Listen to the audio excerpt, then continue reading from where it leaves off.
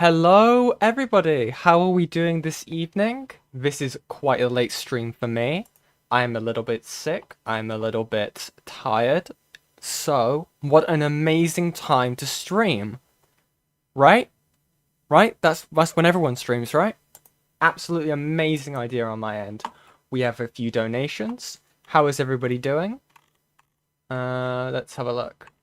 Thank you very much, Mac, with some cheese for the $2. Play the song BYOB, please. It's a banger. I shall have to look that up after the stream.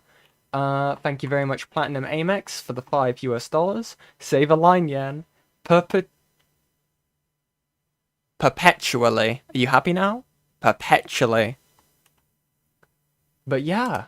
So, if you can tell, the stream setup is a little bit different. Because I managed to scurry through my assorted bag of cables that I haven't looked in since I changed where I lived. And I managed to find a HDMI cable. So, we now have my second monitor set up. I know, it's amazing. We've moved up in the world. Thank you very much, The Ever Searcher, for the $5 Canadian. Heck it. Have an early Canadian Thanksgiving present, yen. Thank you for content, help me pass work. Well, thank you very much. Thank you very much. Canadian Thanksgiving present. Oh, what? Do you guys have like a different time? It's Halloween. How early is Thanksgiving? When's Thanksgiving? I don't even know anymore. Did. But yeah, as you can see, we now have chat on the screen. Very cool. Very, very cool. So, I have a quick TLDR. A quick message for a certain brony YouTuber. As you can probably tell by the description of this stream, I'm going to read this out just for you, KP. Disclaimer. Copyright disclaimer under Section 107 of Copyright Act 1976. Allowance is made for fair use for purposes such as criticism, comment, news reporting, teaching, scholarship, and research. Fair use is a use permitted by copyright statute that might otherwise be infringed, non-profit, educational, or personal use. Tips the balance in favor of fair use. No copyright infringement intended. All rights to the created owner. This video is just for entertainment purposes. Yes, I did just steal this disclaimer from Hidden's video. Where? So, if you're seeing this, KP, fuck off. And, as you probably, a lot of you in the chat, have been keeping aware with the stuff to do with KP, they've been striking other people's videos and streams. From my understanding, they have done it to Hidden Heroine, you know, the girly pop that she is.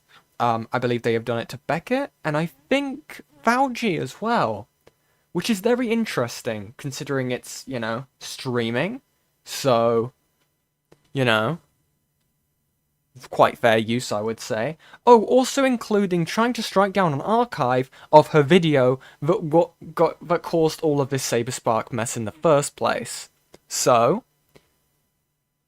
amazing. Beckett twice, that is very true. I believe he got him appealed, if my memory serves, which is very good, very awesome. Where is the KP cosplay? I didn't think about that, Metal Man. I didn't think about that. If anyone wants to make me a KP cosplay, feel free.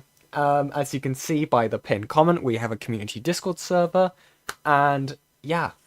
Oh, Internet Adjacent also got hit. Yeah, that doesn't surprise me.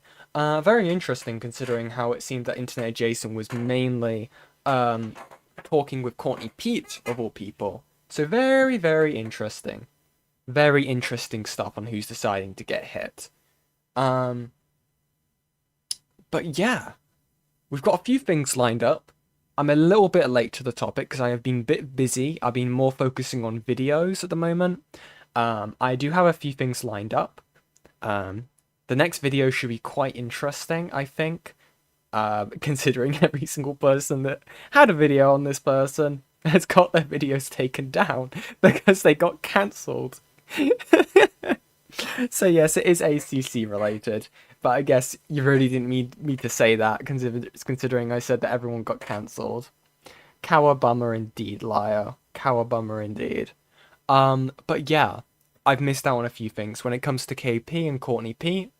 I think we'll probably get this one out of the way. I was going to go over a few Courtney Peet tweets, but unfortunately, as we can see, they have privated. She has privated her Twitter. Oh god.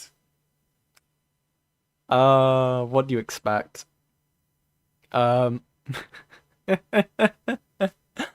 uh. Why have they done this? Well, most likely due to people clowning on them on Twitter, and rightfully so, for saying some absolutely unhinged shit when it came to Beckett and other people talking about the Saber stuff. Courtney is just absolutely deranged, right? They're their own little rabbit hole. And I don't think I particularly have the energy for it, this stream in particular. I mean, we have 3 videos lined up. We maybe on a rainy day.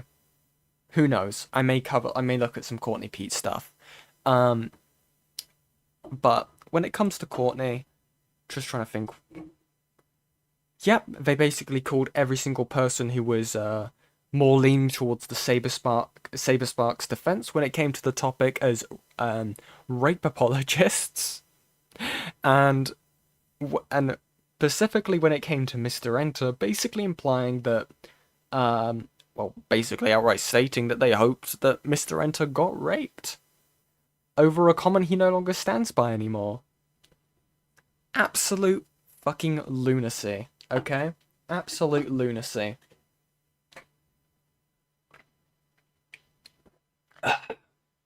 Sorry, just got my monster. But I think I've waffled on for too long. So, I think without further ado, I kind of try to grab these in a timeline order.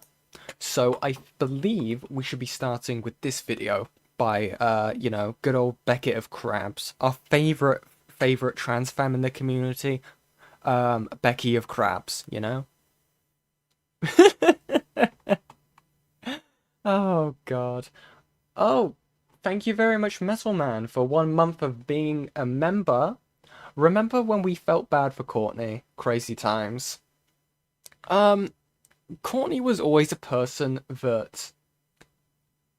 Okay, how do I word this? They were always a person that was difficult to interact with, per se. It's just that not many people did too much digging into them, if that makes sense. I know that even when people would chill with them, when it came to them being in the Catslayer server, Lio's server, a lot of people were quite annoyed with them. I mean, you had people like Beckett, you had people like, not Beckett, sorry. You had Chris Van Ark, poking at them in the Catslayer and stuff like that. And that was only really the beginning when it came to them. And now people have started digging further when it came to, like, the Fennec messages and everything to do with that. It just gets worse. It just gets so much worse. God. But if I say the same thing back to her, I'm the bad guy. So true, Ivy. So true. But yeah. I keep waffling. But I think we'll get started. Let's see. We'll get those closed captions on. What speed have I got? And I think we're going to get started with this. And again, if the audio has any issues, let me know, and I shall adjust things in the settings. Anyway, let's get into it. In my last video on ILoveKimpossible's recent response titled Let's Talk, I highlighted the fact that this probably wasn't what she intended in a response video. I also noted that at least some details from those early drafts had leaked because they were highlighted by people like Toonshi on Twitter. Now, at time of recording, What the hell? See, I don't even know who joined. I haven't even got the thing set up. Well, I guess I'll find out in a minute. Been unable to gain a copy of one of the original audio drafts. However, what I have been handed is nearly as good. A copy of the original draft script for the video. I took a shot in the dark and checked in with a few people who I thought may have heard one of these original drafts. Have I seen the new Vincent Martin video yet? I think I've seen some. I've seen parts. I believe I watched part of Fauci's stream going over it. That may be something that I look at actually, if I have enough time and my voice isn't killing me like last time after that out of the Star Giant stream. But also, thank you very much. Oh gosh, why is your name cut off? No. Oh god, I'm not gonna butcher this. Where is your full name in the chat? I'll find it. God damn it. Thank you very much, the Ever Search something. Here for some syrup and to go on the waffling. Thank you very much for the $2 Canadian. I really appreciate that. Thank you very much. Okay. But yeah, we'll have to see. Don't do it yet, it makes no sense. It's okay. I speak Vincent Martin language, okay? We might be able to decipher it.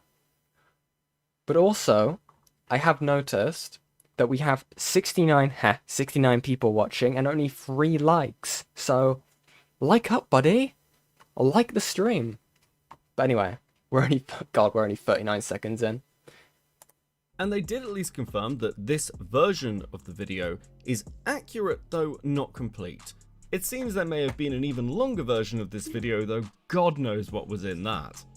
Regardless, I do think it is worth talking about this original draft version, because it is very different from what was actually released, and presumably KP have been working on this version for a significantly longer period of time. That being said, rather than just releasing it onto Twitter or reading it on live, I decided that you deserve a full feeling of what this video could have actually been. With that in mind, I've decided to do a full reconstruction. So, sit down, grab a drink, and let's talk. This video discusses sensitive topics including grooming, power dynamics, and online harassment. Viewer discretion is advised. 18+ content warning. Do not harass anyone discussed in this video. Hi everyone, this is KP. I just wanted to take this opportunity. And there she is, our favourite egg, Becky, in the flesh. God damn it. To clear the air a little bit, because I took some time away from a really messy situation, and now I'm coming back to it. For those who don't know, in early May, I released a video commenting on some behaviour regarding fellow YouTubers, Saberspark and DA Games, and it wasn't really well received for a number of reasons. And first off, I just want to apologise for the tone that came with it. What I didn't realise is by talking about such serious topics and using jokes and memes, it would come off as insulting and immature.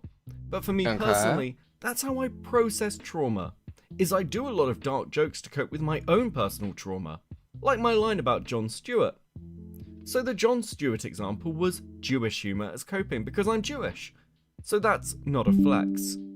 So I didn't realise that it wasn't an internalised viewpoint, and I just want to say that obviously any type of trauma is horrible and bad, and I'm so sorry you had to deal with anything, and everyone copes in their own way. So...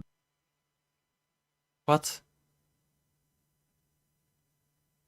Okay, so I was originally going to say something along the lines of, what has that got to do with KP in terms of trauma? So why the hell's, like, what right did they have to make those kind of jokes in a video when it comes to something that's not their trauma? But again, KP is under the understanding that the joke with the whole laundry and the clothes thing is real for some reason. Again, I'm not gonna like sit here and pretend that like, oh no, you can't like be affected by a joke, right? I think that would be quite insane to sit here and say something like that. It can obviously still affect KP, and I think that's a totally justified thing to feel, you know, disgusted by, and felt like that's like quite a horrible rumor to be spread about you or something that would happen. But again, also, it didn't happen. It didn't happen. But we'll get into that when we get into that part. Please look up some healthy coping techniques, or find a professional therapist, or do whatever you need to do to process it in whichever way you want. So, once I realised that tone was a problem, I took the video down within 3 or 4 hours of upload, and we were going to decide what to do next. You have a tone, and a lot of people were criticising my interactions on Twitter leading up to the video coming out. But a lot of it was personal catharsis for me because this was such a hard project and we were working on it for such a hard time, and it was hard for me personally. It was sad hearing about all of these stories, like regardless. And that was interpreted as ego. And just for full disclosure, I was dealing with a PTSD episode in response to everything that happened with the failure of this video. So people... What?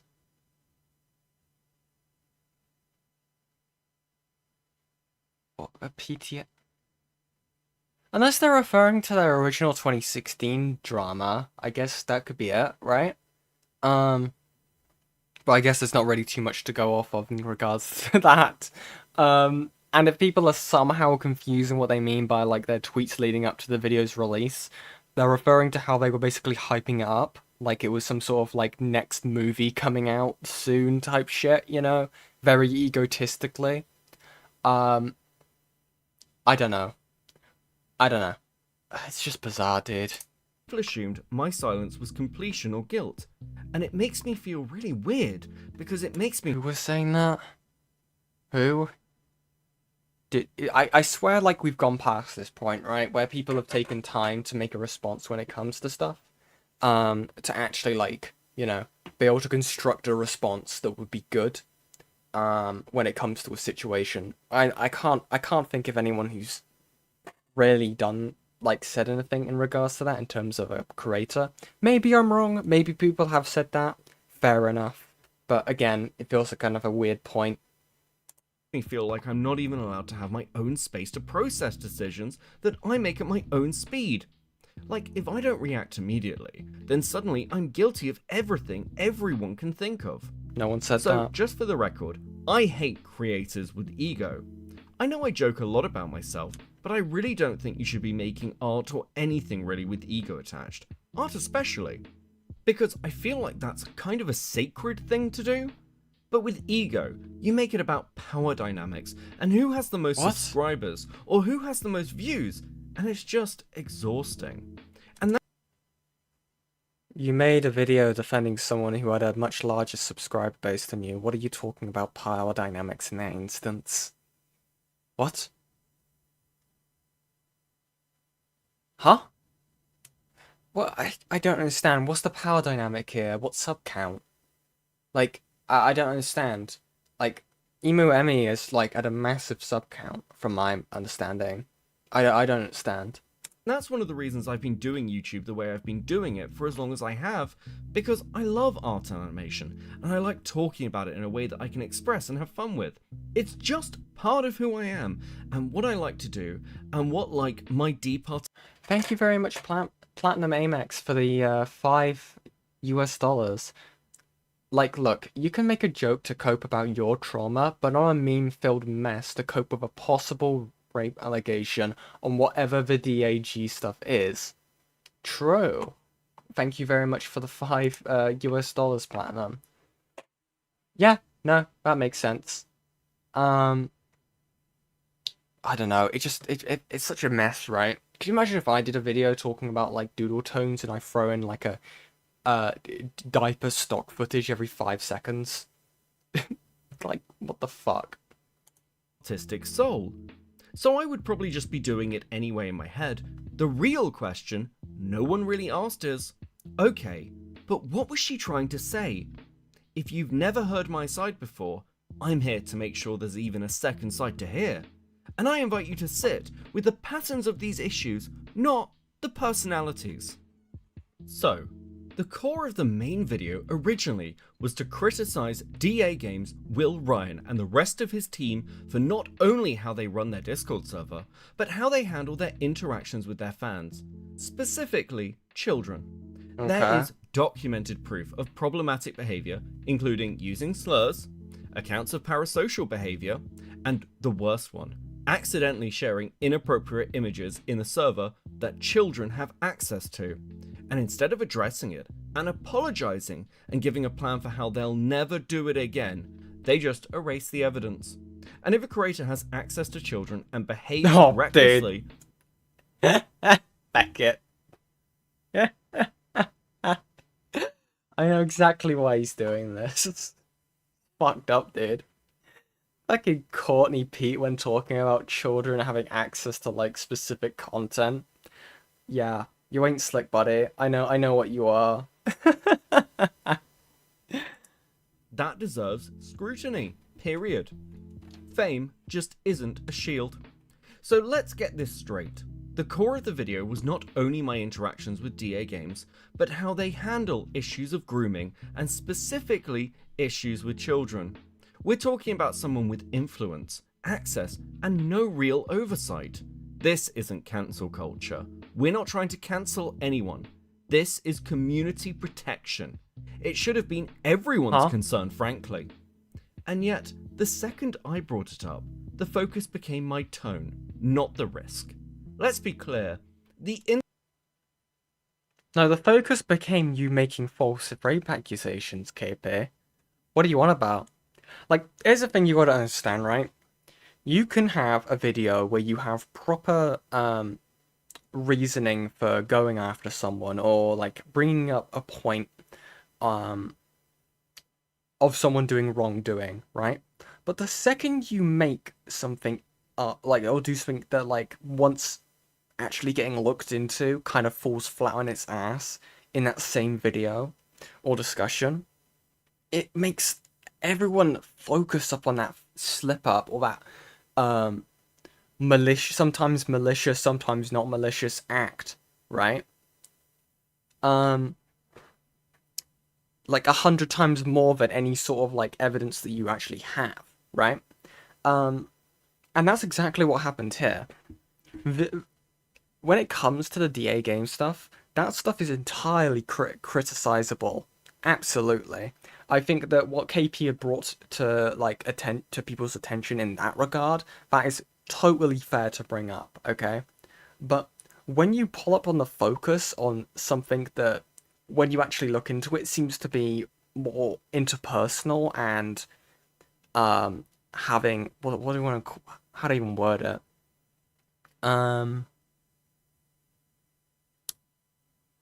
You know, personal stakes in and personal, like, you know, you've already had disagreements with this person in the past, and then everything else that came out with the Saber Spark stuff. It's not good, buddy. I don't know. I'm stumbling over my words here trying to explain this, but I think you get my point. God damn it. Internet will always turn everything into content, but some things aren't content, they're warnings. I didn't come forward because I wanted attention. I came forward because kids were involved. And if the biggest takeaway from that is still, she seems mad, then we need to take a hard look at what kind of fandom culture we're building. What I liked or didn't like doesn't change whether a grown man acted recklessly around minors. So let's talk about the power of the creator. If you're a creator with a young fan base, you don't get to be reckless. Okay, buddy. Okay. Back it. Okay, buddy. You don't get to play. Oh god. What we got here? I'm more like the local street mom than anything. They ain't my kids, but at least they ain't dead kids either. Kind of vibe I go for. Jesus Christ. I mean, I can give you some really nasty lines, but your mom is not gonna be happy about it. Dude, even that sentence that Courtney said that to a child, dude. Like, you must have realized that that was a bad idea to, like, say that to someone, right? Like, as soon as you have to verbally say, yeah, your mom's not gonna like this when talking to a child when giving advice, you know you've done something wrong. Naive. This isn't a hobby, it's a position of power. And when the power's mishandled, then people can get hurt, especially kids who don't know when someone is crossing a line. The question shouldn't have been, why did KP say it like that? It should have been, what was she trying to say? This wasn't about one incident, it was a pattern, a documented, long-standing one. If the roles were reversed, if a small creator ignored this kind of behavior in someone else, they'd be complicit. So why is it controversial to speak up when I did? The risk wasn't the careers. The risk was the kids, who trusted someone they admired and maybe didn't have the tools to know when that trust was being broken. I shouldn't have been the first person to say it. I mean, I wasn't, but I'm glad I did. So during this, I recorded a story for my safety about someone making an explicit story about me. First off, I want to apologise. I thought it was clear that I was recording Chris, but I should have just said it outright. Okay. But the recording was framed as worse than the harm, like worse than making up a gross, illicit, a story about another person. Making up a story. I want you to keep that in mind. Okay? Making up a story. That might affect their career prospects, and don't tell them until the story gets back to them. It makes it seem gross. And if you're more upset about how someone defended themselves than why they had to, that's not accountability. Some people have pointed out that it was unfair that I recorded Chris without his explicit knowledge, which is fair, so I've taken down all the links of the recording. I don't have access to the raw file, but I've taken down where people have access to it. So in hindsight, Okay. I should have just asked Chris to do a public apology explaining the situation, because I was personally afraid that that story would continue to harm business friendships and relationships because no one would ever have the correct version. Wait, what? But this was... Correct me if I'm wrong, right? But wasn't this like 5 years ago? I'd be surprised if this was still affecting things now. Sure, it's fair to like critique, but like, still, I don't understand how this would still be affecting business relationships even now. Again, like I've said when it comes to that story, right? It is entirely fair for KP to call out that that was a disgusting kind of like thing to even make up. Or you know, Chris. Yeah, did I say that right? Yeah, for Chris to make up, right? But I don't know. God, my head. Oh God. Would Chris have done that? I don't know. I don't really know Chris, but that was a little bit of my fear, to be honest. I'm just exhausted of people talking about me without me having a way to respond. And DA Games, they loved me.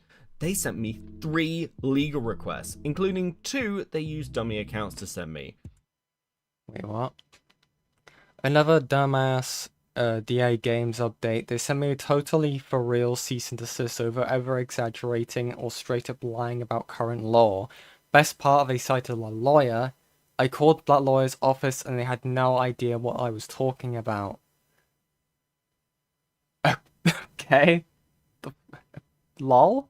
Pause to read if you want to. So they see more focus in silencing the people that actually had criticism than addressing and correcting the actual criticism.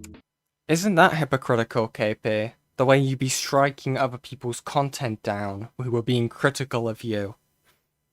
Very interesting how that works out.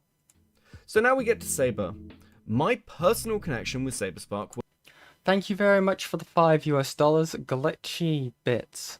The story, as gross as it was a jab about how KP left her clothing everywhere during the con, and yes, the story is a decade old. Thank you very much for the $5. I really appreciate that. Yeah, you know, I thought that was right.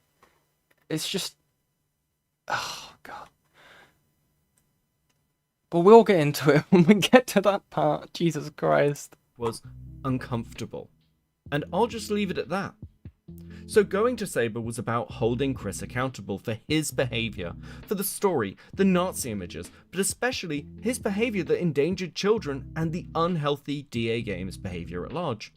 And he framed me as a jealous girl mad about rejection. Oopsie. Shout out to Jenny Nicholson for calling out how he implied a narrative about open communication, but the evidence doesn't support that. She's the GOAT. And I don't want to be mean, but I'm not crushing. Sit down, sir. I'm open for our Skype blogs being made public to prove what happened. I'm tired of stories being shaped in private. Saber can contact me if he wants to do that. We have already tried contacting him, and I have verification from a mutual party that he's seen those emails and chosen not to respond. I wonder why. I wonder why Saber wouldn't want to talk to KP anymore, given everything that's happened. Like, Oh yeah, I would really like to talk to the person who false accused me of raping somebody. Jesus Christ. Also, thank you very much, Kai Rise, for the $2 US. Maybe they thought KP was a crazy lady. I mean, yeah. Thank you. Thank you very much. Shouting out Jenny Nicholson is one of the biggest L's you could have, by the way. I don't even know who that is. Half the people who get referenced in these things are like pop culture and crap. I don't know fuck all. God. Oh gosh. And just to be clear, I don't want to make content like Saber. Dismissing shows as cringe or surface level ruins audience engagement and emotional nuance. Cynical creators create shallow viewers and hurts the creators behind the work. This can harm executive decisions on struggling shows unfairly. We should fight for the future of animation, not mock it in the algorithm. Anyway, going back to Saber, he framed this as tone problems, and one of the things that came from that is that the perfect victim myth got reinforced. More resources in the description if you don't know what that is. Others used to use the video for content without context. What do you mean? Sorry, let me go back. What? Unfairly. We should fight for the future of animation, not mock it in the algorithm. What is this tangent about animation? What? Anyway, going back to Saber, he framed this as tone problems, and one of the things that came from that is that the perfect victim myth got reinforced. More resources in the description if you don't know what that is. Perfect victim myth. Well, like perfect, like, that whole thing, like perfect victim mentality. Like that only applies when it comes to like, the main instances I've seen that being applied to is, you know, someone is a victim of something. They have done some things that are not good themselves, but it does not change the fact that they were a victim of a certain thing happening, right? That would imply that there was, you know, a crime committed in the first place, or like they were a victim of something in that regard. And that's not the case when it came to Saber. It's like, dude. Others used to use the video for content without context. What do you mean turns into how can I monetize this? Cartoon Sheep, person I've never met before this, didn't reach out to me, didn't quote any actual intentions, and didn't seem interested in checking his assumptions. He made... Well, I mean, we've already seen it here, right? Where they were like complaining and they're like, oh, I didn't have time to have my own space to make a reply, right? Or the fact that it was quite difficult to reach out to KP for a good little bit when it came to like creators that were outside of certain circles, right? The exception to that would be obviously Hidden, mainly around Lio's circle, so there's a bit of a difference there in terms of like comfortability, in terms of like who to speak to, if that makes sense. I don't know. I don't think you're expected to reach out to people when you're before doing a video on someone, as long as like the evidence that you then put forward is correct. A spectacle out of a story he wasn't a part of, then acted like his read was the neutral, mature one. But really, it's lazy and passive gaslighting in language of reasonableness. This seems to be a pattern with a lot of people that were commenting on this case. I wonder if they think I'm gaslighting. What's gaslighting? Wake up. And if your attention's really good and not monetizing YouTube drama for your own personal gain, why don't you donate your monetized profits to charity? I'll wait for the receipts. So one of Oh, fuck off. What are you on about? What are you on about? You're telling me that you... Oh, dude, that's such a fucking statement, dude. What, because people monetize certain things in terms of content, that means they don't care about something? You do understand that people need to make a living sometimes, right? If you want people to continue doing videos when it comes to, I don't know, exposing certain people or like doing a specific style of content, like the expectation that the content is unmonetized or like, or even caring about that, why do you care? Like, also, like, charity is meant to be a thing of like, you know, how do I word this? you don't gloat about giving to charity, right? You just do it, right? You don't. You don't need receipts on it. Why would you need receipts? What, like, so people would, like, feel like they've got goody two-shoe brownie points in the eyes of KP? It's ridiculous, right? Like, if you want to donate to charity, donate to charity. It shouldn't be a thing of, like, oh, I feel bad about a certain thing, I'm gonna donate to charity to get, like, my sins resolved, you know? That's between you and yourself. But again, maybe I'm digging too deeply into this. She's virtue signaling, Yan? Yeah, absolutely. Thank you very much, Kai Rise, for the $2. Yan, KP doesn't understand how money works or life. True. Yeah, Kai Rise, people should, like, work for free. Right, KP? You should have miners work for you unpaid, right? I think Nike wants their, their idea back. But again, we'll keep going. One of the things I did was review the video with other trauma survivors, but I didn't realize that experience wasn't universal. And then people benefited from it. Like this one incident where someone shared a DM publicly without context after offering to help me and being a fanboy. And then... Thank you very much, Venkman, for the $5, and you cannot get me this time, I know the word. Perpetually. Thank you very much for the $5. I very much appreciate it. Child labor is in fashion. So true, it has been for the longest time. So true. She's playing into that 10th century paid to get into heaven trick from the Catholic Church. So true. So true. So they can get another, $1 million jet. God, that reminds me. What was his name? It was like that preacher, right? Who was just like, oh, I don't want to, what was it he said? It was something insane to a reporter. He was like, oh, I need a private jet because there's, like, sin and devils on public transport and planes. Like, people need to look at mega churches, dude. You don't need a tank to, like, celebrate Christ. And I'm not even a very religious person. But even then, I can see that's absolutely deranged. Absolute insanity. A spicy comment was about coping, not about dismissal. This wasn't ethics, this was optics. And then there was the situation with Courney Peet. For those who don't know, Courney Peet is another YouTuber, and she got into a fight in the live chat with another trauma survivor, and it wasn't insane. great. And for the record, I disagree with how Courtney acted. I checked on the person she dismissed, discussed things directly, and cut ties. Something else I noticed is a lot of people who talk about me only talk about their side of the story, often framed for clout or trends. And this can incite harassment, unfortunately, so just please be more careful and have more honest conversations. Wait, what? Sorry, Sorry, that sentence didn't make any sense to me. Something else I noticed is a lot of people who talk about me only talk about their side of the story. Only talk about their side of the story? Yeah, what, are they meant to talk on your behalf?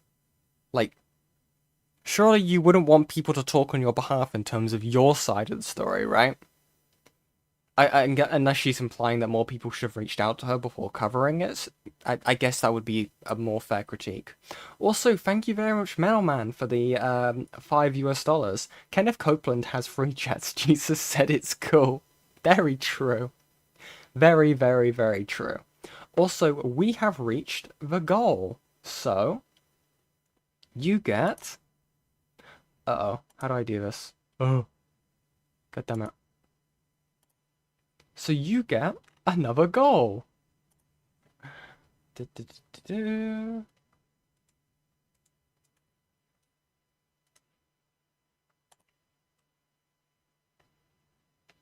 Again?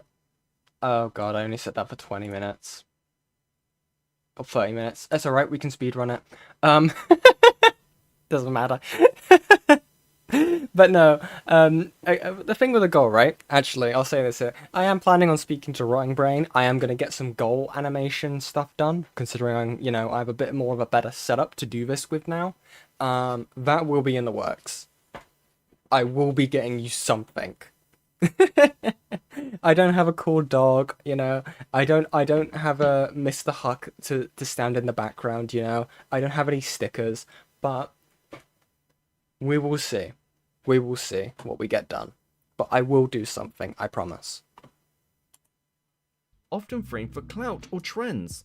And this can incite harassment, unfortunately, so just please be more careful and have more honest conversations. There was how Mr. Enter treated me initially. He used the lettering tone in comments like, "This isn't My Little Pony, Rachel," to dismiss valid emotional testimony. What? Sorry. And have more honest conversations. There was how Mr. Enter treated me initially. He used the lettering tone in comments like, "This isn't My Little Pony, Rachel," to dismiss valid emotional testimony. Yeah, but because it's not My Little Pony, Rachel.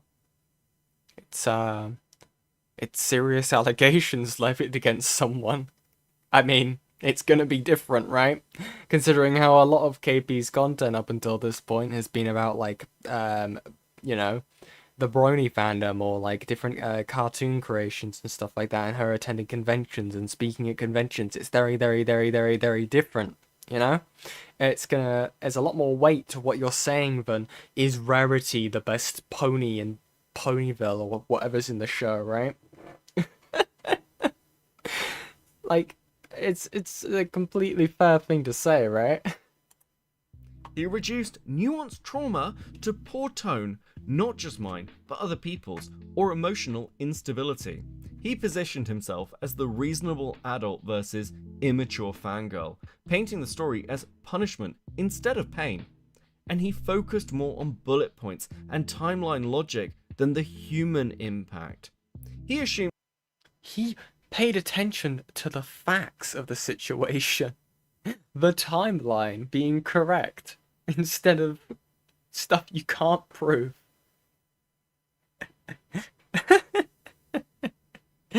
The best iteration of Sparkle shit.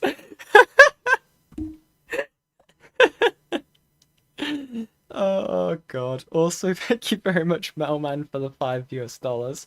What season did the main 6 deal with lovely essay allegations? That's fucking evil, dude. Oh god. Oh. Jesus Christ.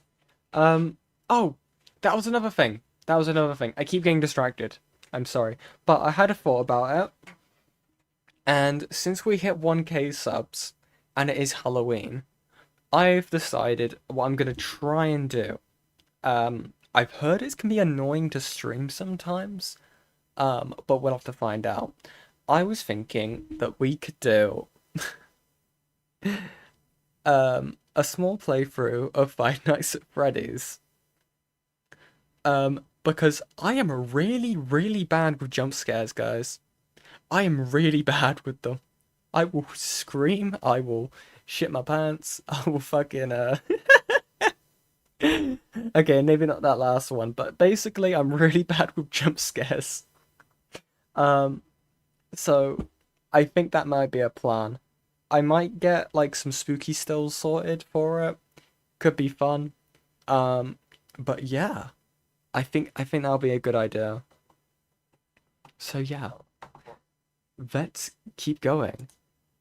I was lying in places without giving me a chance to clarify. He ignored the deeper, emotional truth about what was being said, and he dismissed it as drama. Despite everything, I still appreciate that Mr. Enter gave me the chance to talk, even though I should have waited a little bit. And let me also just be clear about this. Sometimes passion in men is seen as genius, but passion in women is seen as unstable. I know I'm intense. What? How I present myself in my YouTube videos when I'm a horse sometimes is not the same as how I present myself in real life and how my thought process works. I personally You're intense. Are we really going like the sexism argument when it comes to like how people have been handling the KP stuff? Dude. Also, amazing visual aid. Thank you, Beckett. Koalas have a smooth brain. Since you spoke of FNAF, I sent you something special in DMs. I'm scared now. I'm very scared. God, let me have a look. Let me have a look real quick. What has Neville sent me? What is this?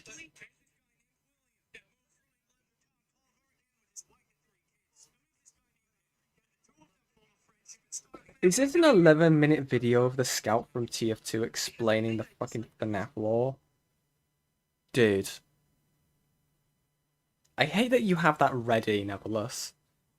God damn it. exaggerate myself for comedy, and that gets read as an oversimplified version of my character, which affects my fandom friendships sometimes. It makes me feel a little unsafe. Something that I'm also seeing is that people's friends or favorite content creators are very special, and there's emotional connection there, and when they're found out doing something bad or perceived to be doing something bad, then some people don't question that loyalty, and like, maybe you should. Maybe you should try and get every possible perspective you can. Maybe your friend's version of the truth might not match the other perspective of the other person. And then it gets into the bigger problem when fanboys catch feelings and don't get reciprocated. Suddenly, What? I'm crazy or too much. I stop being insightful and start being unstable. What? What? Who? Unless they're referring to, oh, what's his name? Chris, you know, the whole, like, come on, god damn it, ejaculating on the clothing thing. But, apart from that, I don't know what the hell they could be referring to here. Gaslighting through facts. Survivors mess up dates or details and get dismissed completely. And trauma isn't a spreadsheet. Pain doesn't happen in bullet points. Like, can't we just admit that Saber might have made mistakes too? I get questions about whether I regret platforming Emily, and the answer is Wait, hold on. pain doesn't happen and get dismissed completely. And trauma Survivors mess up dates and details and get dismissed completely. Yeah, but from my understanding, KP also critiqued Saber for getting the timeline, like, not perfect, right? So, hypocrisy in my KP statement? Gulp? Crazy. trauma isn't a spreadsheet. Pain doesn't happen in bullet points. Like, can't we just admit that Saber might have made mistakes too? I get questions about whether I regret platforming Emily, and the answer is complicated. Emily recently did a video where she opens up about her side of things, and if you want to hear from her perspective, link is in the description. But I also want to say this. The goal was never to make Emily the center of this. It was to hold patterns accountable. And I regret by bringing Emily in, it distracted to what the whole video was supposed to be. What? Sorry? Oh, that's so fucking bad, dude. I'm gonna let this play just to make sure I'm not like clip chimping. I don't think I was wrong to listen to somebody and potentially try and help them, but I think the execution and the advice I gave could have been different in hindsight. Maybe I should have been more firm about her filing a police report first. Even Dude. So, okay, I really hope I'm not misconstruing this when it comes to this. God damn it. So, at least to me, right, this comes off that, like, KP has basically said, the focus was never on the victim. Which is insane. Yeah, victims got in the way of my hit piece. Dude. Also, more firm about her filing a police report first. From my understanding, I don't know if Lai is still in the chat. I don't think... Do we know if they ever actually went forward with actually doing the police report at all? Like, what do you mean more firm about her filing a police report first? If anything, they would mean first. Like again, I'm not like a lore expert, right? I don't claim to be anything, and I'm not Ponder Sprocket, right? Um, but these things take a long time, right? In terms of like investigating, and as soon as it like hits an online space, that can really mess things up. In terms of like public attention getting onto a case like this. So I believe either way, even if they um the realistic thing should have been no video until the police report is filed and the police get back to them, right? At least that's how I would understand that works. I've never had to like fill out police reports or do anything in that regard, thank God, right? I feel like that'll be an entire like um process, you know. If I had to do it, I have to do it, right? But Jesus Christ. During editing, someone crossed boundaries who knew what the video was about. This isn't rare, this is a pattern. And when people volunteer for me, sometimes their expectations are fun times with KP, and they're being worked, and me putting up my own boundaries seems dismissive of their expectations. I'm not interested in building a brand on trauma. I'm not letting this get reframed as a scandal when it was a warning. Some things to take away from this is have honest conversations with your friends. What do you mean it was framed as a warning? The warning was, you know, what do you mean warning? It was levied at accusations. There wasn't anything about a warning in it. What the fuck are you on about? Bro, I misheard that as a lore expert. Like, yes, the ancient lore of the US laws. Yeah. And today on Game Theory, we're going to be looking at the KP drama. God, can you imagine if Matt Pat did like drama, like ACC or like mainline commentary stuff? What a dark timeline. Actually, to be fair, he was looking into going into politics, so we're not far off. Or your work environment. It can save a lot of stress. Trust me. I know you don't have to agree with it, but I hope you sit with it, especially the child endangerment behavior. How can we use this experience to better share online communities for kids and adults? Should we have more strict age restrictions or more universal moderation guidelines for creators? And just a reminder that harassment is never okay. Criticism of the video and situation is fine. Wait, how do you even enforce that for like online video creators? Surely that's just a Discord thing, right? Because the main thing that was happening, it's not just a Discord thing, right? But obviously in this instance it was like happening over Discord where stuff was being shared. I really don't think like minors should be allowed on Discord. I really don't think that should be the case. I think once you open yourself up to having like minors in your space, the risk is just so much higher and not worth it. Like, I'm not saying that everyone who has like a minor, a Discord server that allow like people under the age of 18 in it are like creating a grooming ring, right? What I'm saying is you open up for that activity to possibly occur in your space, and then you will hold the responsibility to correct that, if that makes sense. As the person with some level of authority, even if it's just, you're an online presence, right? You still hold a level of authority. So then that falls on you. Just get rid of kids off Discord, dude. Like, I I used to get so annoyed by it as a kid, right? About like, oh, you shouldn't spend so much time on your DS and stuff like that, or all that stuff, right? I really do appreciate it at the end of the day. It's really weird, right? I'm a 2000s kid, and yet I still grew up with what did I have? I had a Nokia. I had a Nokia until like halfway through high school, dude. It was awesome, I actually missed half of these weird fandom spaces. But yeah. It is insane that the UK stuff said that Discord is exempt. It's because they check for IDs in NSFW servers. My guy, the grooming doesn't happen in NSFW servers. God. Oh, don't even get me started on the UK thing with Discord. Do you know that they had a data leak recently with all the people who put their IDs in? Thank God I never did that shit. it was it was gonna happen, right?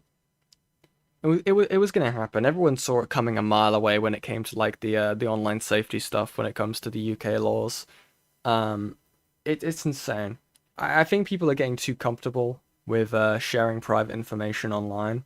I mean, recently we had a whole thing on Twitch, right? Of people giving birth on Twitch. Like, can you imagine that? Could you imagine that? Like, you're as a little fetus, like the second you spawn in, right? You've got a camera on you for the whole world to see. Like that stream was arranged. Like you had people in the chat going like W push. And somehow Twitch allows that. Like that's the most extreme example I think I can think of recently that's ever happened. Um but yeah, it's ridiculous. It's absolutely ridiculous. And I know with the whole like ID thing, I know Australia is also clamping down on that. Um so more places are probably going to follow. Um I think what Australia is okay. I believe they're restricting YouTube access. I don't know how I feel on that entirely, given that some of the YouTube content can be informative, and it also kind of reduces the ability to what was it? Um, for third party news information. I think that does kind of like it can restrict that, which is bad. There's a lot of there's pros and there's cons. Yeah, Dan, the CEO, was in the fucking chat. Check this man's hard drive now. I'm joking, but still, it's ridiculous that was allowed to happen. It's both the chat was spamming L baby. Oh, I shouldn't laugh at that. Fuck. Oh, that's so fucked, man. I mean, like, I don't understand how people have, like, we've looped back around. I know this is a tangent, right?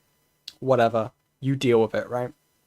I know this is a tangent, right? Do you guys remember back in like I'm talking like peak T drama like era, like drama getting type of stuff. You had like Family 05, you had the Ace family, not that Ace, different one.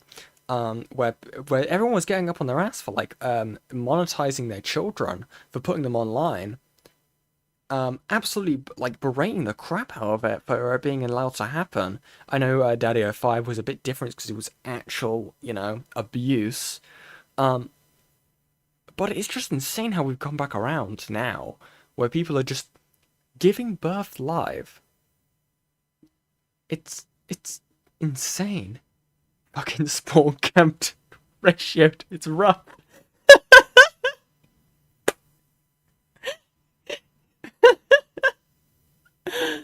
Oh god. Australia is on my shit list because the feminist group who caused the debanking of NSFW creators. I don't know about that. I know there's a lot of issues with Australia. There's a lot of the stuff with the indigenous people when it comes to Australia and how they're getting treated, how they're having to fight for their rights. Um, Absolutely fucked up what's happening in Australia. Like, dude, England as well. The whole world's going to shit. But also at the same time, I refuse to be a, a politics streamer. So I think we're going to go right back out of that tangent and right back into KP. But people use this opportunity to tell me to unalive myself. And me taking space from the situation was seen as a dismissal of the concerns. I feel like I'm not allowed to have boundaries sometimes. And consider why you have to tell a person you never met that they shouldn't be alive anymore. That's not okay. Yeah, just some bonus fucked. things to take away from this. I also didn't realise how weird Brody Fandome was. Like, the level, but it seems to me that he's very mentally ill, and I hope he gets the help he needs. Sorry. Okay, back here. Fuck me. And maybe takes a break from the internet. Yeah? So regardless of Claire, the Black Griffin tweets are still kind of weird. But what about Destiny? What about the kids that Gabe was DMing for those?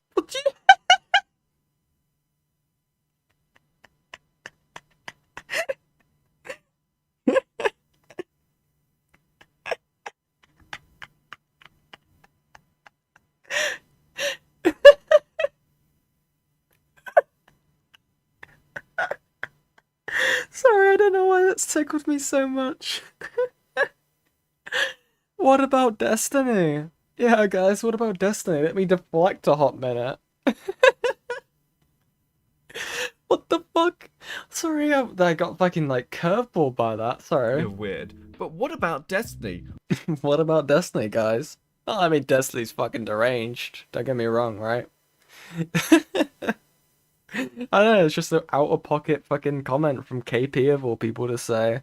What about the kids that Gabe was DMing? For those who don't remember, Destiny was Black Griffin's original accuser. What about the deviant art note where he's trying to hang out with a 14- Wait, is this a different Destiny? Is this... please tell me this is a different Destiny.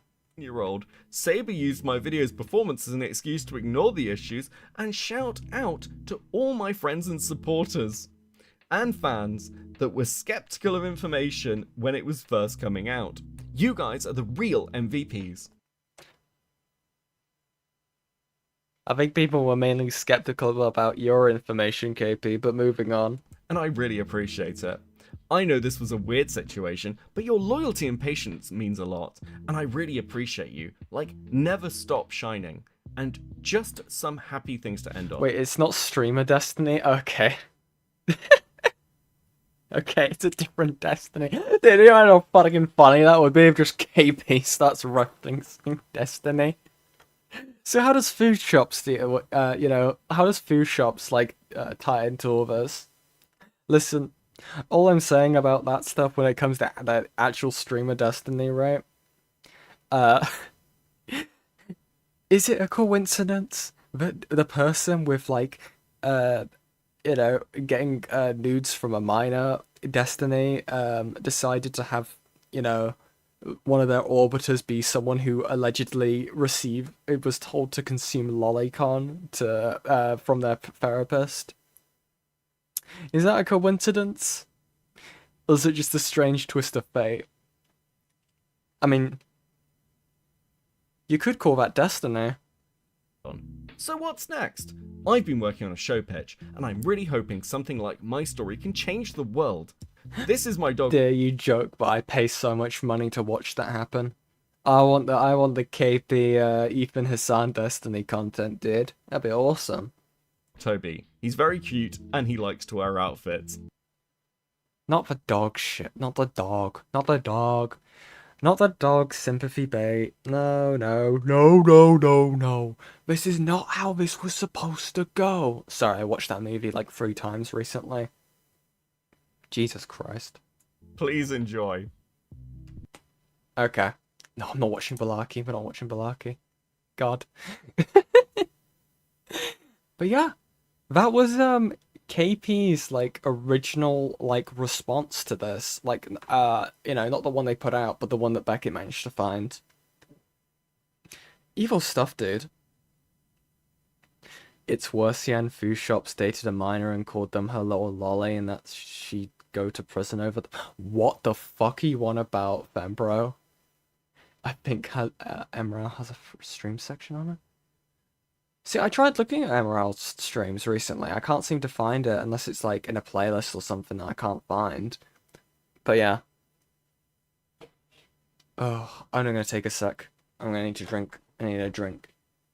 Just gonna read chat for a little bit. Oh god. What do we think, guys? KP vindicated? I think they got this.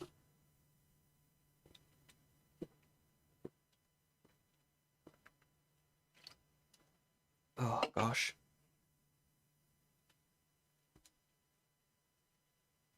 Now, like an edited segment from his live channel. Okay. Gotcha. I'm not sure I'll have a look at that at some point. I did see the food shops hutch debate. That was really funny to see. That was really funny to see, actually. I did enjoy that. But yeah. Yeah, one more video and she wins. It's actually just Jar. Jar 2.0, buddy. Jar 2.0. Right. Moving right along.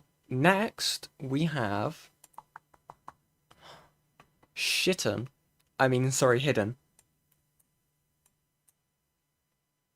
Thank you very much again, Kai Rise, for the $2 US. KP is one more video away from bringing it back. So true, Kai Rise. So true. Oh my god. So true.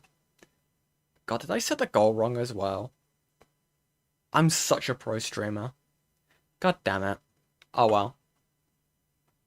But anyway, we have Hidden's video, which is a call with KP. I'm not sure. Not Heaton. Not Heaton. Hidden. You fucking goober. Shitting on Hidden, fake ass. No, we love Hidden in this household. Hidden's third show. I'm not sure what's in this call. I haven't actually seen it myself, so it will definitely be interesting. Heaton interviewed KP. Shut up, guys. Shut up. Jesus. But, God, this isn't... I'm gonna have to speed this up. Right. Anyway. Let's get right into Hidden's call with KP.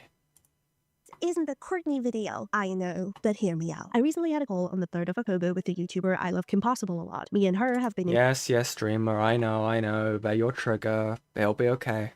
It's okay. It's okay. We can make it through this together, okay, buddy? It'll be okay. Contact since a controversy started, and I was on her staff to help, though I was never quite present due to my real life, and we never quite managed to connect for a call. I was, to an extent, fully unaware of how malicious KP can be, and how willingly she obscures things, such as her lying about being no longer in contact with Courtney, despite posting this screenshot into her server. Oh? Mad is DMing Courtney about suicide, so... If you're gonna kill yourself, make sure to do it live. What the fuck? Mad, because you can't teach kids on to masturbate? Look, Mad, I don't really care what you wrote on your fanfiction about me. I also don't care about your hurt feelings that KP wanted a rich Jew instead of you. Keep crying. What the fuck are you on about? What? Thank you very much. Oh god, it's Crash. Hi, Crash. Thank you very much for the $5 US. I Love Kim Possible has almost ruined Kim Possible for me. Can barely look at my Chic Out Rule 34 shortcut tab anymore. That's the real tragedy here. Thank you very much, Crash. I feel so sorry for you. It's truly a loss. Christ. A message she clearly got from Courtney. So when I got into this call, it was originally under the premise of genuinely wanting to help KP improve her second response and explaining to her why her first... Check my DMs. God, what have you done now? I'm scared. Ready is... not ready. Redis drummer is evil. Remember how she got the voice drafts of KP's original response. I got this line. What's this?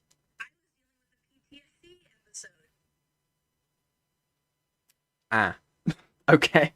Thank you very much. I'm sure I might pick that one up. Thank you, Fishy.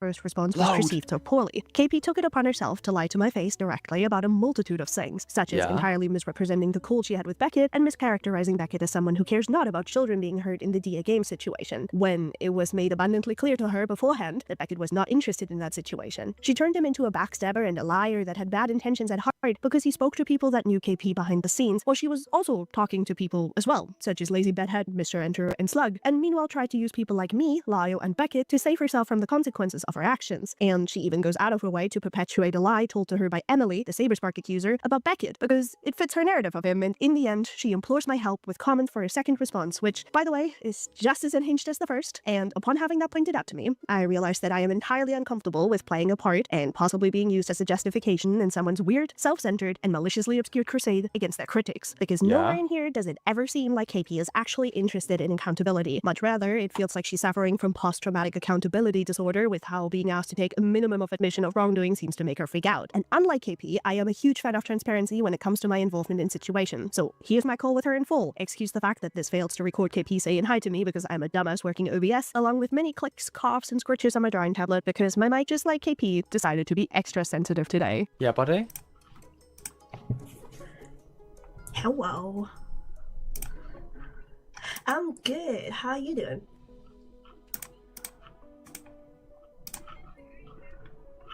The imaginings. Yeah. So Yeah. yeah.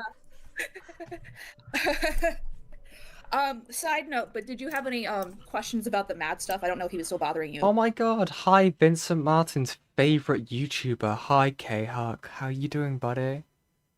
Hope you're doing well. But he's kind of Like he's his own rabbit hole. Like it's all good. Like originally I only reached out because I was like, maybe he also like put the allegations he put towards Courtney into KP server. But then I saw he didn't, so I was like, whatever. I tried reaching out to him on my own. He rejected me because I'm associated with Lio, and then I had a friend reach out, also got rejected because associated with Lio. So I'm just like, okay, so you're just talking shit to talk shit. Good to know. right, yeah. He like this is something I'm trying to not be more mindful of, but just kind of like notice about things as far as people close to me. I get a lot of guys, not a lot, but like every once in a while it happens where someone is doing stuff for me and then they develop the feels, and not that I'm like so amazingly attractive or anything like that, but Matt specifically has always kind of had how do I put this in a nice way?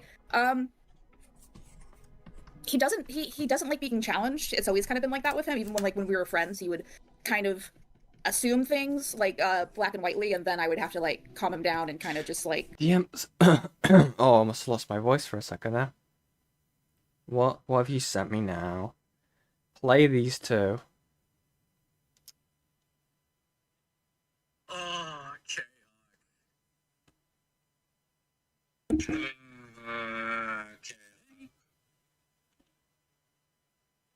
Are you happy now? Are you happy, Fishy? Are you happy now? Are you happy? You made me do this. it's not your fault, man, kind of thing. So basically he has this or he got into his head that I sided with Courtney with the Bonnabelle thing essentially, and to hurt him, I think, or something like that, because I wanted to use Courtney for drama views. So that's what he's like, that was his MO. And Courtney and I have talked about it, like this happened a while ago, but we were like, we're not even that close. So yeah. I don't really understand why. So I don't know. He's very much emotional thinker kind of dude, and he's, I don't know if the You didn't hear it? Do you wanna hear it? Because I think I have the soundboard. I added it to your server. We'll have to find it. I added it to your server, K-Huck. Oh, K-Huck. Oh, K-Huck. My little Nintendo mail. Just for you, K-Huck. Just for you. God damn it, what was Ivy sent me? What is this? No, I review rapes. Oh. God damn it. Oh, God. Fucked up. the Twitter is still up, but he would just like, I think he called Courtney anti-Semitic because she said the word Jew, for example. So everyone's an enemy except him, I guess. I don't know. So I think he needs probably help, but that's out of my wheelhouse a little bit. You know, all these people on the internet are a little bit broken, so. Yeah, he's like, I originally only cared about him because he was putting out like grooming allegations, so I was like, oh, okay, weird, let me just look into that. And then when I reached out to get like anything from him, he suddenly went like, oh no, I'm not going to talk to you. So I'm like, okay, how real can your grooming allegations be? You know, like. Whatever you do, don't play the soundboard in Ace's server called Ready Be Like. I feel like I know what it is, so I'm not going to play it.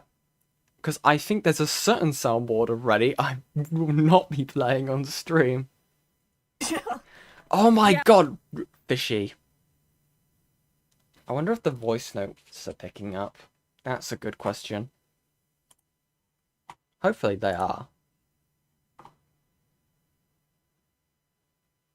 What is this? Thank you, A-Space.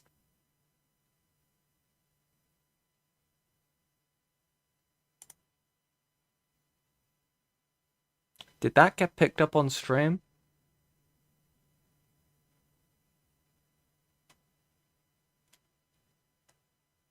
Did it? Did that go through? Did that go through? I'm waiting for chat to catch back up. I'm not moving on until I find out.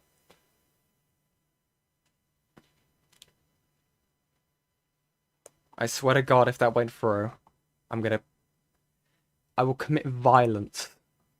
It did. I hate you. I'm locking you in the fucking cage. Okay, can you get like your fish please and like lock them in the cage? I beg. It's only funny when you mock other people, Fishy. We have a deal, okay? It's only fair. Yeah, a miner in Courtney's server called them mom, and then Matt's like, oh, see, grooming, and I'm just like, it's kind of like, is it though? If you know, so it's anyway. I do think Courtney kind of makes messes for herself that she doesn't really care to clean up, but you know, this is like that. Anyway, little sidetrack. So I know Lio's server hates me. I know the majority of people hate me, and I was kind of I guess to catch you up. So the most not obnoxious, but one of the most vocal people is this Beck. Like, well, how much do you know about stuff before I just talk for like 5 million years? So I know pretty much like everything. Like I've watched the video when it came out. I saw the fallout. I've seen Beckett cover it. I've seen I think Saber's response as well, and I've seen Mr. Enter's like coverage of it as well to an extent. So I'm pretty much in the know. And then also obviously Lio filled me in on a few blanks as well. So okay. So yeah, basically I was kind of frustrated because Lio and I already talked about this, but maybe he hasn't told you about this. But like Lio was the one who originally suggested or recommended that I talk to Beckett, and he was like, "I trust Beckett." And I'm like, "Okay, Lio." And I feel I know my read is off, but I feel like the most recent response was my intention was kind of just to tell people to do their own homework. Yeah. And I think there's a lot of emotional responses to a lot of this, and my Q&A is going to be focused a lot on like citing laws and stuff like that, and like how everything would kind of turn into like legal, like not like a legal sense, but just like, you know, this is like regardless of who you think who did what or whatever, like not bringing up like how this would play, like not citing any examples or doing any research, and just saying, you know, this is false because Emily lied is, I don't think, incredibly productive. And I know Beckett in his like recent stream like called me names. I think he I remember this. She wanted me to be mad at Mads over them leaving the server once over Courtney, but from what I remember, KP actively made the server space more uncomfortable than it already was. Are you someone from KP's community, Ginger Snaps? I'm not familiar with you. I haven't seen you about before. But interesting stuff. used the R slur a couple of times. So yeah, I'm trying to just have a level response. Thank you very much, Just a Girl, for the $5. Even the bronies don't like KP. That should be a wake-up call for her. So true, Just a Girl.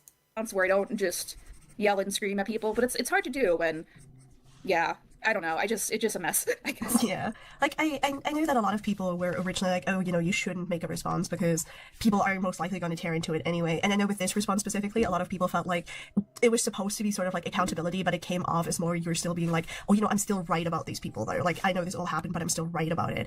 And I think people were like, well, that's not really accountability. It's like you still trying to push your agenda. Now, I'm going to be for real. I was in the camp of like, just don't make a response because I was in a similar boat to you, like last year, because when the whole thing with Lio happened, I was one of the people who was in it. Like, I was one of the people who hurt Lio really badly. And because Hopeless Peaches no longer was around, and because, you know, Lumi was no longer around, people honed in on me instead, which led to, like... And you take the moon, and you take the moon, and you take the moon. A lot of things of myself being, like, basically leaked, to put it simply, where people were very happy to talk about me really, really negatively, calling me, like, anti-Semitic and all that. And I just ignored it. I didn't make a response at any point in time. I kind of just vanished for a little while and then came back. And then people were like, well, actually, now that we think about it, you're kind of not as bad as we thought you were. And I was like, I know. You guys just sucked. Like, you guys were just assholes. Yeah, like, I was basically like, you guys were just assholes because you wanted to be assholes because that was popular at the time to be, like, an asshole to me. Because, like, obviously it was. Because when these people perceive an opportunity to hate somebody... This is the last one, Fishy, I swear to God. I need to start extorting Fishy. I'm not putting that up on screen. You guys don't need to see that. That's kind of fucked up, Fishy. That's kind of fucked. I'm not going to show that on stream. No one needs to see that. They'll take that opportunity because it's what entertains them. So it doesn't matter whether or not they're necessarily right or wrong, they just want to be hateful. And that's why I didn't engage, because I felt like regardless of how good my reply was going to be, and regardless of like how great of a reply I would make, they would not care. They would just be like, oh, well, you still suck because I say so. And it's like, okay. Yeah, I guess my reasoning is like, I'm getting really frustrated with the DA games child predation basically going unchecked because people are just mad about Saber or whatever stuff, and I'm just like Beckett, I think, admitted at the beginning of the second video, someone's transcribed it for me because I couldn't watch it, I'd be a mess, but like they were just like, oh my god, don't tell me we're doing this again. What is it with people unable to watch videos when it comes to this, and they're responding to criticism on them from said videos, and they can't watch the fucking videos? Like, Heaton, is that you? Is that you, buddy? Just a bit of Heaton peeking out around the corner. I think he starts off with saying like, hey, I'm still not gonna look into the DA game stuff, and I'm just like, okay, like, I guess hate on me forever, sure, but like, you know, kids are kind of like, there's been groomers in there's been like people that have been arrested in there, and I don't know, like, so my whole... God, it's almost as if the DA games video should have been its own separate video and should not have been lumped in with the Saberspark video. God, it's interesting how that works, KP. Also, what do you mean though people are talking about the DA game stuff? You deleted your video talking about it. You thought you had good critiques in it. What's up, buddy? Like I understand what they expected, right? From a general audience consumer, if people were not paying attention to the KP drama, right? And they were looking at the DA game stuff, KP's video doesn't exist anymore, and they don't want archives of it up. If they think the stuff from the DA game standpoint is fair critique, then they should have done it as its own separate video. And it should not be lumped in with the Saber stuff. It would have been probably a much different story. Probably not much different. They would still get hate on the Saber aspect, but still, it would have been a lot more different. Like, what did they expect was going to happen? Like, from a again, I'll reiterate, because I think I worded that a bit weirdly. From a general audience's perspective, it's not like they're going to be able to find, you know, KP talking about DA games anymore. They now know them as the person who false accused Saberspark. So if they try and make a video or like relitigate the stuff when it comes to DA games, they're fucked. No one's gonna want to touch it because it came from KP, someone who's untrustworthy. That's just a general thing. That's not like necessarily how it should be seen, right? I'm not saying that that's why Beckett's not talking about DA games. Beckett's just made it clear that he has not got an interest in the topic or covering the topic specifically. That shouldn't be held over his head. Like, not everyone has to cover every single topic under the sun. Like, you're not going to make me sit down and read like a 10,000 page AMC document, right? It's deranged. I found out KP made the first video from a potential employer because I had her on my resume and I forgot. Unsurprisingly, my prospects have been better since removing her from the CV. Well, I'm glad things are going better for you, Ginger Snaps. I don't know I don't know if you work. Oh, no. Sorry. It's like 2 AM my time, so okay, you work for KP. Well, I'm very sorry to hear that. If you're thinking of working for her, I'd strongly suggest volunteering for your state or country arts coalition. Better prospects that way. Well, there you go. My whole frustration is kind of the lack of education going on here and the lack of just like Saber's innocent because I want him to be innocent because I don't want to like I don't know. I think it's a mix, like, honestly, of I think Emily should have been more vocal, but I also think Saber might have misread what she wanted as well. So I don't know, like I guess that's kind of my angle right now. It's just like, okay, like regardless of who you believe, like these, like here's some facts that, you know, about like these kind of cases and like how trauma works and that kind of thing. Yeah. Yeah. I mean, I guess that's like the hard part. The hard part is like coming back from this in a way that, you know, people recognize you for being a human who will make mistakes. Like, I think I said this myself about you in the server where it was like, hey, you know, obviously KP is new to this stuff. Obviously, this is like the first time this ever has been handled by her. So, you know, it's not unlikely that she botched it. Like, we can stop pretending that other people wouldn't have botched it as well for like you know, if they tried. So being overly cruel about it is kind of unnecessary. But I also see a lot of the criticisms people are making was like, yeah, this probably could have been done a little differently. And then obviously the whole thing about like Courtney and you altering the victim statement to an extent came out, and that was obviously a huge issue. Because like a victim's testimony is like the greatest added like evidence that you have in order to go with things. So when people heard about it being altered and changed to be more damaging, it obviously like pulled away credibility from the accusations being made, because now it felt like Thank you very much, K-Huck, for the $20. Thank you, that's very generous of you. Mad at you, but take my money, lol. Oh, thank you very much, K-Huck. Thank you, thank you, thank you. Very much appreciate it. framing more than it felt like coverage. And I think that's like a huge part that people have problems with, which a lot of people like in that regard like direct their energy more at Courtney than anything, because Courtney's the one who's like, oh, you know, I didn't have any part in this, I totally didn't have any influence, when she very clearly had. So I guess you're spared in that regard at least a little bit. Okay, I mean, that's fair. I don't think I can address that in a way that's not going to make people mad, though. But I guess, like, my intent with that was just more clarity than manipulation. You know, like, I think we changed, like, a sentence or two. Like, it wasn't as... It's not like we wrote the thing for her. But no, I understand that criticism. That's fair. I guess, like, I don't want to, like, I've already talked a little bit about Lio, about my just general frustration. Like, I should have never talked to Beckett because I didn't realize how emotionally invested he already was in Saber's innocence or lack of... What? What do you mean emotionally invested? Thereof or whatever, to the point where he's just like, I'm like, psychologically, this might be happening. He's like, I don't care about psychology. And I'm just like, this whole thing is... What? There was also a situation... Wait, you're an expert in psychology all of a sudden? What are you on about? I mean, Beckett I know Beckett like has gotten like emotionally invested in topics before, but like he has no like pre-existing relationship when it comes to Saberspark. I don't know what the fuck you're on about.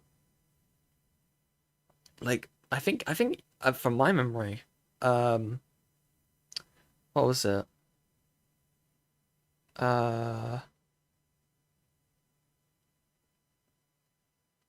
Yeah, no, I believe that, like, Beckett had made some, like, snarky remarks towards Saberspark at one point, but again, my memory could be a bit off, so don't, like, quote me off that. Like, I want about, like, before this situation happened, right? So I don't know what the hell he's on about. Oh, sorry, I don't know what the hell she's on about. It's ridiculous. Saber and Saber and Beckett were actually husbands, clearly a conflict of interest. So true, Placebolder. Very true. Situation where he got on a call with Emily and he tried to convince her that her childhood trauma wasn't valid because she didn't advocate for herself as a child. So I got a statement from Emily about that, and again, like, not trying to paint Beckett in any light, but I'm just kind of really frustrated that I gave someone my time for the sake of, like, clarifying things, but I thought he'd focus a little bit more on the DA game stuff, because that's a pretty, like, there's tons of documentation for that that's pretty cut and dry, and he kind of more grilled me and essentially embarrassed me because he wanted to hurt my credibility. What the fuck are you on about? Me. Oh, I'm gonna crash out here for a sec. What do you mean? What are you fucking on about? Your credibility? What credibility did you have in the first place? You made My Little Pony ranting videos. You made videos talking about how you're cutting off Lily Orchard, how you're doing like media reviews, media critiques, right? What the fuck do you mean credibility? You having a bad take when it comes to a situation as serious as this does not affect your credibility when it comes to power scaling different things in terms of fiction. What are you on about? Absolutely deranged fucking... did. Absolutely deranged. Absolutely fucking deranged. Me. Where. I don't want to hear it. Like, fuck me, let me play this again. For the sake of, like, clarifying things, but I thought he'd focus a little bit more on the DA game stuff. Also, the DA game stuff, right? There's clear documentation, so there's less to critique in terms of that, right? Oh, wait, what do you mean? I have, like, I have a part of my video which is factually proven and documented in terms of stuff happening when it comes to the DA game stuff. But I also have my other section of my video where I am leveling like faulty accusations against someone, thus making that person a victim of false accusations. Of course, wait, and what do you mean you're going to be critiquing me more on that compared to the actual like proven stuff? What the hell are you on about? What is logical sense when it comes to this woman? I swear to God. Like, that's not how the world works, KP. It's not how it works. Maybe Mr. Enter was right. This isn't just your average pony situation or whatever the fuck, right? This is some serious shit, dude. What are you on about? What the fuck are you on about? Stuff, because that's a pretty, like, there's tons of documentation for that. That's pretty cut and dry. And he kind of more grilled me and essentially embarrassed me because he wanted to hurt my credibility regarding Saber. And so I talked to Lyon and was like, hey, like, I really regret. And talking to Beckett, he's pretty, like, the thing that really frustrated me, now that I've had some time to sit with it, is he, even before the text logs of the Skype chats or whatever came out, he was convinced it was a false rape allegation without any real evidence one way or the other. It was because Saber talked to him and Emily had some baggage in her past. That was like his all he needed for him to call it a false rape allegation. And what?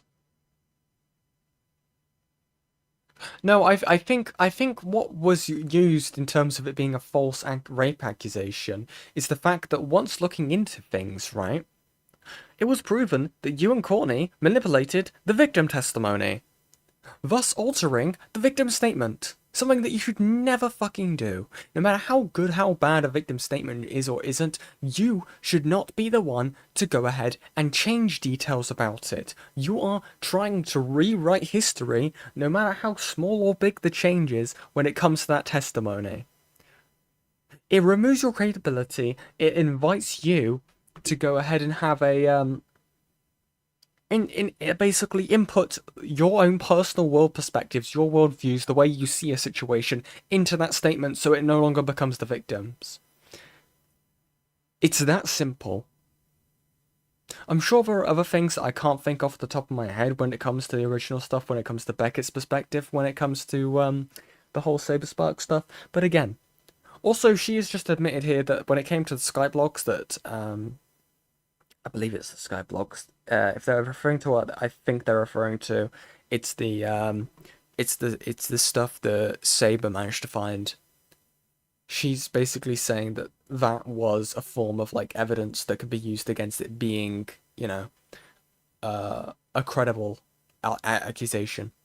You know, yeah. Today, Junior. Thank you very much, Just the Girl, for the $2. There's also the fact that he dug up the text logs. Yeah, exactly. Exactly. I may be conflating the Skype logs with the text logs as something two different things. If so, that's my bad. But still, the art she's doing on screen looks like Ponders or Avatar. No, Crash. Boo. No, I really like this art, to be honest. It's Hidden's like take on like a Warhammer 40k character, or like if they were in that world. I think that's really cool. I sweep for the art. That's misleading at the very. I feel like that's misleading at the very best because it's not fact, and it's also not it's not accounting for any of the trauma responses that either one of them would have had. And what trauma responses? What are you referring to? I don't know. I just. And then like he interviews me. He interviews like friends I used to be friends with as a way to like paint this picture of me just being an arrogant little spoiled child or whatever. So yeah, I guess I'm just trying to. He spoke to other people around you to get a better idea about who you are without your biased self-interpretation of yourself to build the full picture. What are you talking about? That's quite normal to do. Beckett did more than what a normal person a normal person covering this kind of thing would do. Like, I'm gonna crash out.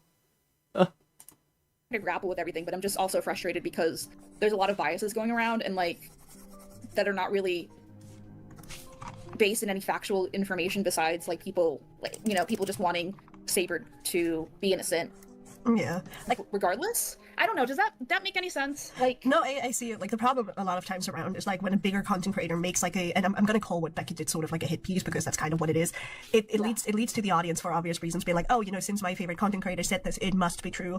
And they stop doing their own research because it's easier to rely on somebody else's opinion than on your own.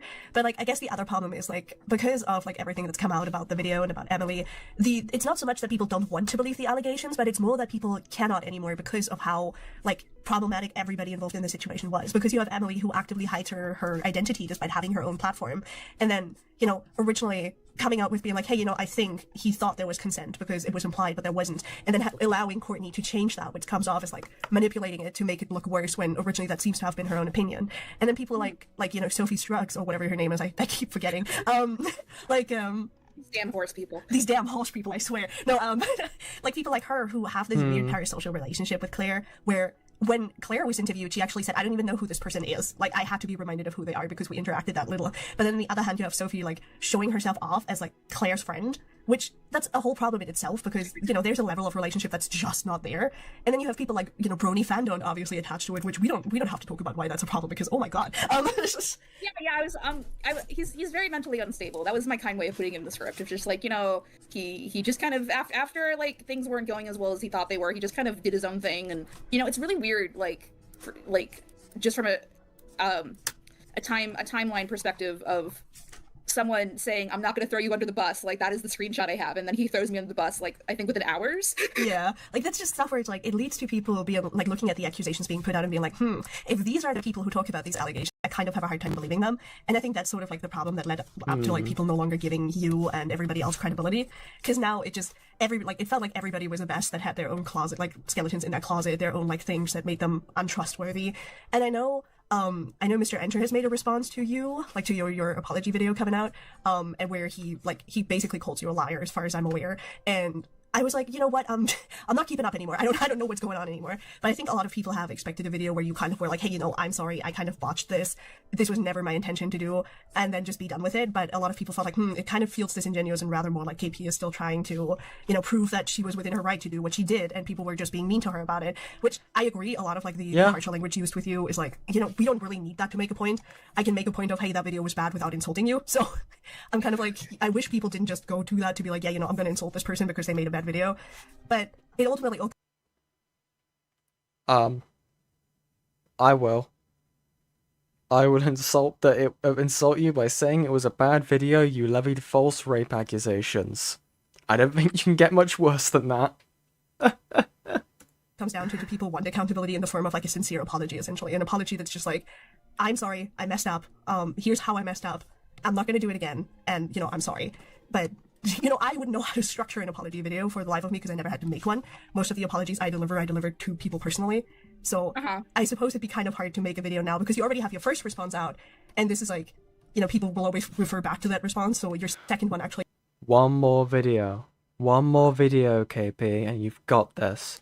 Also, thank you very much, Just a Girl, for the $2. Gotta go to bed, great stream, we'll catch the VOD. Well, thank you very much for stopping by, Just a Girl. Have a good sleep. It has to be a proper banger for people to even remotely take it seriously. Yeah, and it's not even supposed to be, it's just supposed to, like, I mentioned it in the beginning, it's just a Q&A, so, like, it's just more, I mean, I can show you what I have. No, I get what you're saying. It's just that I think what people were really looking for were like, do you think there was an expectation that I was going to discredit Emily? Like, is that what people were really looking for, do you think? I mean, in parts, possibly. I think people were like, looking for you to be like, well, these allegations purported to me were based on a victim's testimony, and I was trying to, get that out to people, but while doing so, I may have taken things, a step too far, or I've presented things as a fact when they were in fact not. So I think a lot of people are mostly looking to see you admitting to whether or not your like understanding of the fact that these allegations should have been presented by Emily herself, and now that they've been presented through like, I'm going to use another person's platform and I'm going to hide who I am, it all feels very sketchy. So I think it's not necessarily like discrediting, but rather looking at like, this is not a hard yes or no thing, because that's how most people see it. Most people are like, this is not a yes it happened or a no it didn't happen situation, but rather a he said she said situation where you have to come to your own conclusions. And a lot of people, I think, looked at your video and weren't too happy that everything was presented as if it was proven fact, when it kind of wasn't.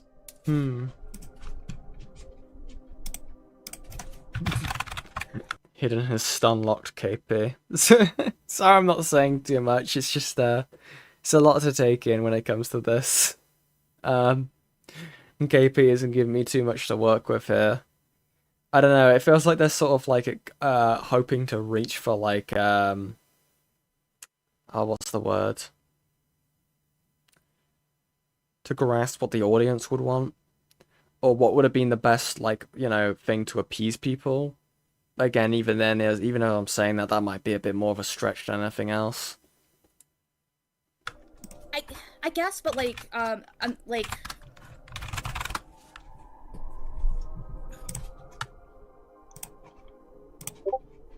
I'm trying to think. Like, I mean, I haven't seen the main video in a bit. Like, so maybe correct me if you've seen it before. But like, did I not use like the word allegations enough, or like, how specifically do you think I misled people, if that was the conclusion? I mean, I guess it came mostly down to, like, the whole presentation. I think you used, like you said, allegations, but, like, with the tone and everything, especially with the Courtney bit and everything, where you were, like, trying to disprove, well, not you, but Courtney was trying to disprove the whole implied consent bit, it felt like, even if Emily was giving him the grace of, like, there might have been a misunderstanding on whether or not I was okay with it, you shut it down immediately in favor of making the allegation more severe by saying that implied consent doesn't exist. Like, this would be one example I could think of, because, like, True. Keep in mind, right? In KP's original video, they had the whole segment with Courney Peet in it, basically being like, implied consent isn't real. Also, to the added level of Courney Peet, you know, altering the victim testimony to remove the possibility of there being implied consent within that testimony. Very interesting how they escalate the allegations brought forth against Saber. And yes, there is a woodpecker attacking a keyboard in the background. And it's not me. Emily, if the victim, it's like themselves, the victim herself, wants to give Saber that kind of credibility and be like, hey, you know, maybe, just maybe there was a misunderstanding, I think people would have looked kinder upon the situation if it was framed like that. Because the way it was originally shown to the world was, this was rape. And then it was changed very briefly into, actually, it might have been a misunderstanding, and then it switched back to, oh, it's rape. And these are all allegations, and obviously an allegation of rape can be really, really awful for people's, like, careers and stuff. So I guess a lot of people felt like at that point, you were trying, like, as a whole, like, your whole group, like, Courtney, you, and even Emily to an extent, were trying to present these allegations as fact, like, as if they were objectively true, even though allegations were said, because you were trying to disprove the little grace that he could have gotten out of this. And then there's obviously a lot of people who look at you and Saberspark's interactions where people feel like, oh, you're just mad at Saberspark over something and that's why you picked this up, which is not the motivation you should have when doing this, which, like, I can't prove or disprove that, and I don't want to. Like, I don't think that is not my thing to do, but that I know that that's how some people see it, where they're like, oh, KP was mad at Saberspark. That means that the only reason this allegations is even being platformed is because she doesn't like him. And that's, you know. No, I've had my frustrations with Saber in the past, but I try, like, my general frustration was how he was handling the Chris stuff. Yeah. And how it was more of, he checked with Chris, but didn't check with me. He didn't really understand the bigger picture of it being told within, like within DA Games space, and with Will specifically and stuff like that. And then when I just said, like, oh, I tried to get a hold of Saber, didn't hear anything back, he just spits at me, and I'm just like, dude, like, you know, you didn't seem like you were interested in talking about this before. And then for clarity, I tried to email, just so you know, I'm sure you've seen stuff, but, like, I tried to email, didn't get anything back, and then I got frustrated at that point, because he is complaining publicly that I never emailed him directly, and when I tried to, he just ignores it. So, and, you know, there's other things that aren't as damning that I hear. That was a lot of the stuff that was blocked out. It's just, like, I don't think it was, like, I didn't have enough that I felt comfortable presenting it publicly, but, like, you know, I'm friends with not Henry, but someone else on staff, and, like, I don't know how true the stories are, but, you know, they were upsetting from what I could tell, and it just, you know, it's hard to see,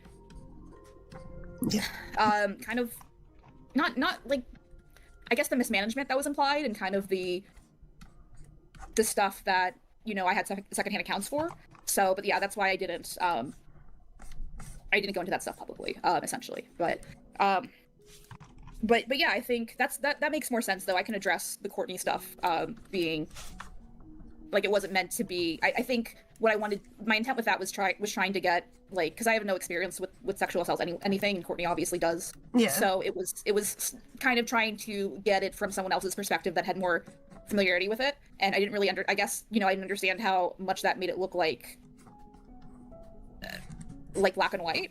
Or I should have just, like, if I was going to do that, I should have said, like, here's Courtney's perspective, but, you know, here are the legal definitions too, and make up your own mind kind of thing. No, because you intentionally, like... Dude. Again, for like the 100th time, Courtney was brought onto the video to go ahead and basically say implied consent isn't real. To basically try and, like, shut down any sort of, like, chance that, like, it was basically shutting down the thoughts and feelings of the victim, right? When it came to the whole Saber thing. Also, since when is Courney Peet the expert on rape? Like, I can understand being a victim of something. That is horrible. Again, I would never sit here and, like, discredit the awful shit that happened to you, Courtney. Absolutely fucking disgusting, right? No one should ever have to go with that. I know. Brave take. I fucking know. Right? But again, it doesn't make you the expert on the topic, right? If KP was really, really going to do this, right, they should have, you know... Yeah, exactly. Mahi's just stolen the words right out of my mouth. She couldn't have gone someone with a degree and not Courtney Peet, who isn't certified in anything. Yeah, exactly. Exactly. Or, here's the other option. Don't make the video at all, and go to the police, as Lio advised you to do. Fill out the police report, goddammit. I remember there was a whole thing that, Imu Emi not wanting to do a police report because they were scared of, like, them becoming known publicly by Saber. But what the fuck are you on about, right? It's not gonna... If the video talking about Saber Spark went to Saber, he's gonna know exactly who they're referring to. When it comes to, like, the timing and everything happened, about, like, where everyone was, about where certain events happened, you know, time and place, that type of stuff. He would know who it was. Like, anonymity is not going to be a thing that's known. Also, you know, she's a public figure. It didn't take long for people to figure it out. I can't even remember how I was told about it, but it was basically figured out quite easily. I can't remember, because I remember knowing before it even became public who the alleged victim was. But God, their logic is so flawed every step of the way. Yeah. Yeah, so that's kind of what I'm leading with this video, is just kind of re-solidify, or my goal, which I can let you look over stuff, but, like, re-solidifying that this is like, when I said go watch Emily's video, it was more about trying to get people to do their own research, and here are some things that are problematic that when discussing these stories anyway. Yeah. And, you know, at the end of the day, like, believe who you want, but, you know, you can't just say, oh, psychology doesn't matter when talking about this stuff, or, like, Beckett, you know, saying things are fact when they're not objectively fact, you know, which is kind of misleading. Like, I don't know if Laya told you, but, like, Beckett confronted me, and, like, I was convinced at the time that, like, he was telling the truth, and he made me cry, because I was just like, oh man, if I thought Emily, he was convinced that Emily did this out of volition. Yeah. Yeah, and that I was just, like, a stupid idiot for even trying to believe her. And then when I got some space, What? Like, this is what I'm gonna articulate in the video, but, like, once I got some space from it, I'm just like, wait a minute, like, this isn't factually correct. This is just, like, someone, like, and I don't know anything about Beckett, but maybe he got, like, a big sense of responsibility since he was getting interviews with these people. But I don't know. He's hard to read. Like, I don't want to overstep as, like, someone actively insulting me and, you know, calling me slurs and stuff like that. I'm trying to give grace, but at the same time, he seems really emotionally invested in like. What do you want about?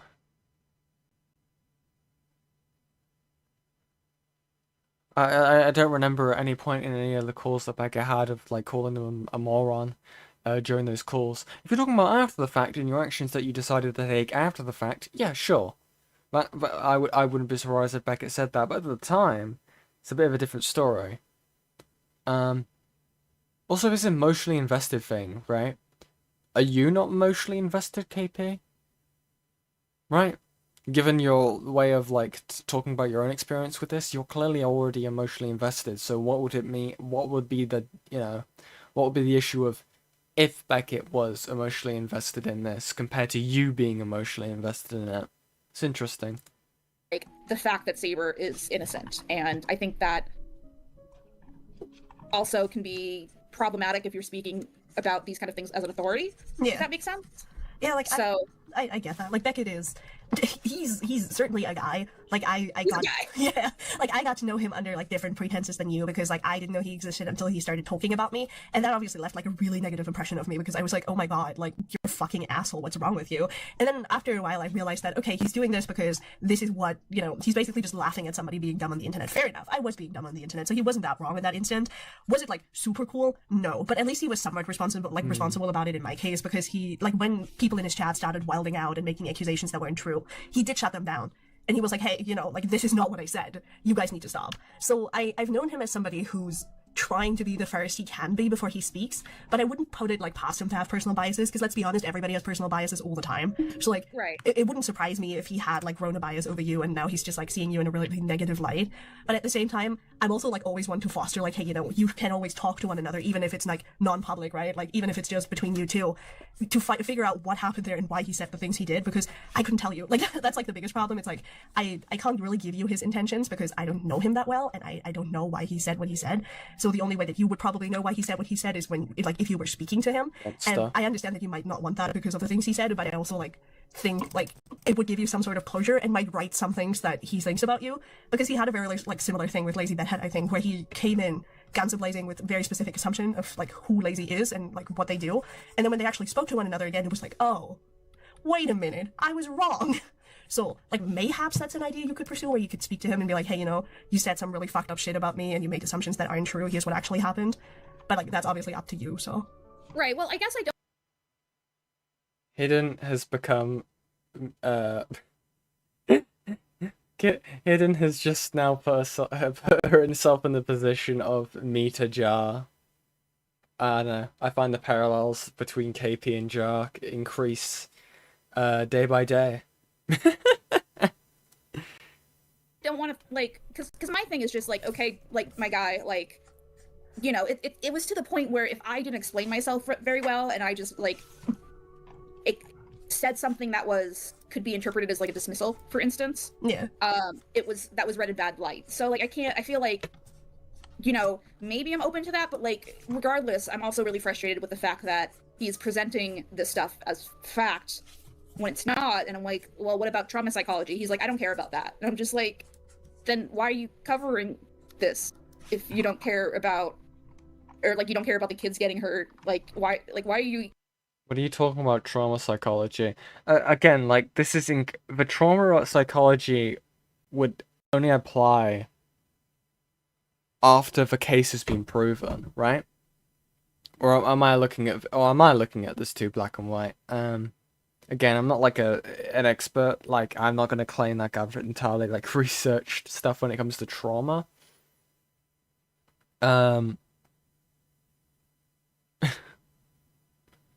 But, like, surely that would only apply after the accusation had been proven, right? In terms of, like, using it as a point of evidence. Like, what? Sorry, my brain is getting confuzzled right now. I haven't heard my guy since 9th grade. Yeah, buddy? Why are you here? So I guess I'm just kind of confused in that way. Like, I don't want to, I don't want to embarrass him too much. I don't want to, like, be a Trust me, you won't.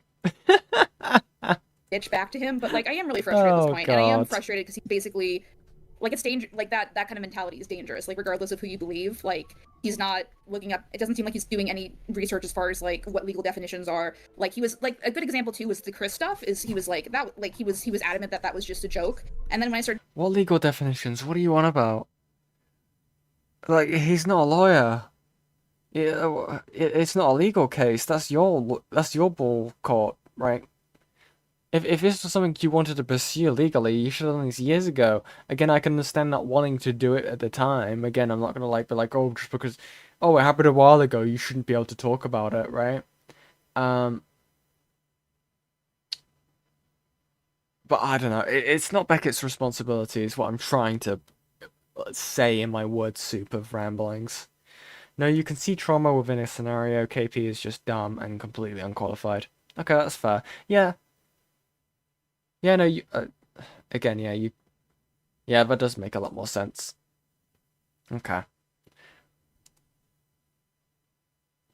doing, like, research about it, I'm just like, no, this is considered a Oh, crime. boy. My stuff is lagging. Hold on. She's a lawyer, psychologist, doctor, and judge, and a Disney showrunner. Oh god. Dude, my stuff is breaking. Oh my days. I think it's because the stream's been going on for so long. Oh, slow to a crawl. Uh-oh. Give me one sec, guys.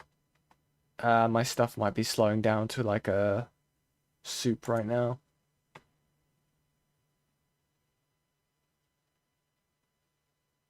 Two.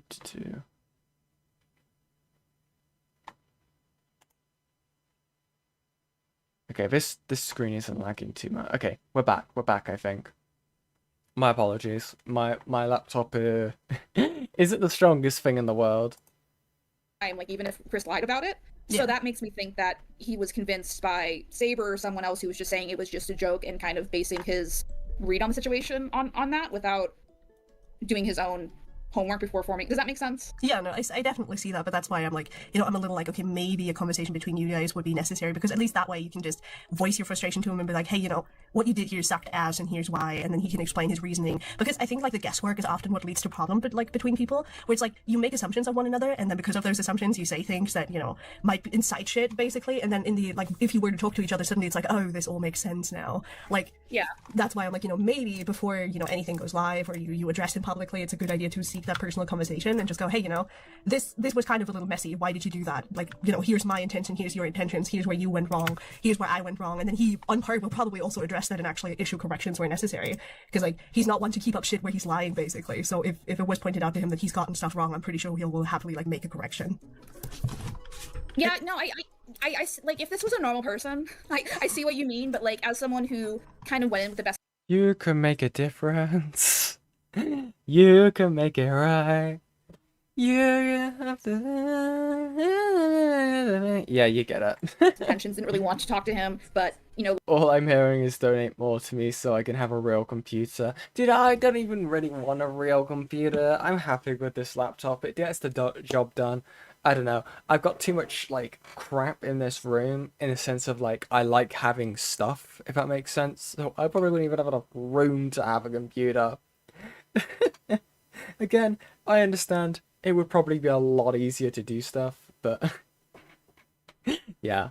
Lio vouch for his character, and I'm like, okay, I could explain the video bad, and I can redirect people to, like, the actual documentation for the BA game stuff, and I can, like, do X, Y, and Z. But, like, once I sat down and saw the coverage and just saw, like, or the original coverage, and just his interpretations, it just doesn't seem like there's a lot of common ground unless he's willing to admit that he also presented some stuff factually when it wasn't that, and I don't know if he has that kind of humility, I guess, based on how he's acting now. And, like, then he got in a fight with Courtney on Twitter, and then did like a 4-hour live stream about Courtney, which you mentioned before. So, like, not that I really care about Courtney versus Beckett, but it just doesn't read as someone who's incredibly stable when they're getting to, when they're engaging with that kind of stuff anyway and getting mad and then having to live stream rant about it, What the fuck are you on about? Courtney was saying that he was a rape apologist. What the fuck are you on about, dude? Like... I don't think that's unreasonable to get fucking pissed off about that, right? That's pretty fucking reasonable crash out if you ask me. Of all things to get annoyed by, I think that's pretty fucking valid. Oh, lovely voice crack. Yeah, I mean, to be fair, I think the whole live stream thing came from the fact that Courtney called him a rapist and a rape defender. So, I'm gonna be for real. If somebody said that to me, yeah, I would probably also stream about them, because, like, what the fuck is wrong with you, essentially, at that point. So, yeah. I know that that's probably the, like, cause of why exactly he went to stream, because he's been, and as are many people, or as many people have been, they were incredibly quiet about Courtney up until now, because a lot of people see Courtney as, like, this poor victim who can't be criticized, because the only reason she's lashing out is because she had such terrible experiences. Which, sure, on one hand, you can give her grace for that and be like, I understand that, you probably aren't in the best mental space, so you'll lash out at people. But on the other hand, like, going on your public platform and calling somebody disagreeing with you a rapist, or going as far as to wish death on them, or tell them to kill themselves, which is what she did to Mr. Enter. Yeah.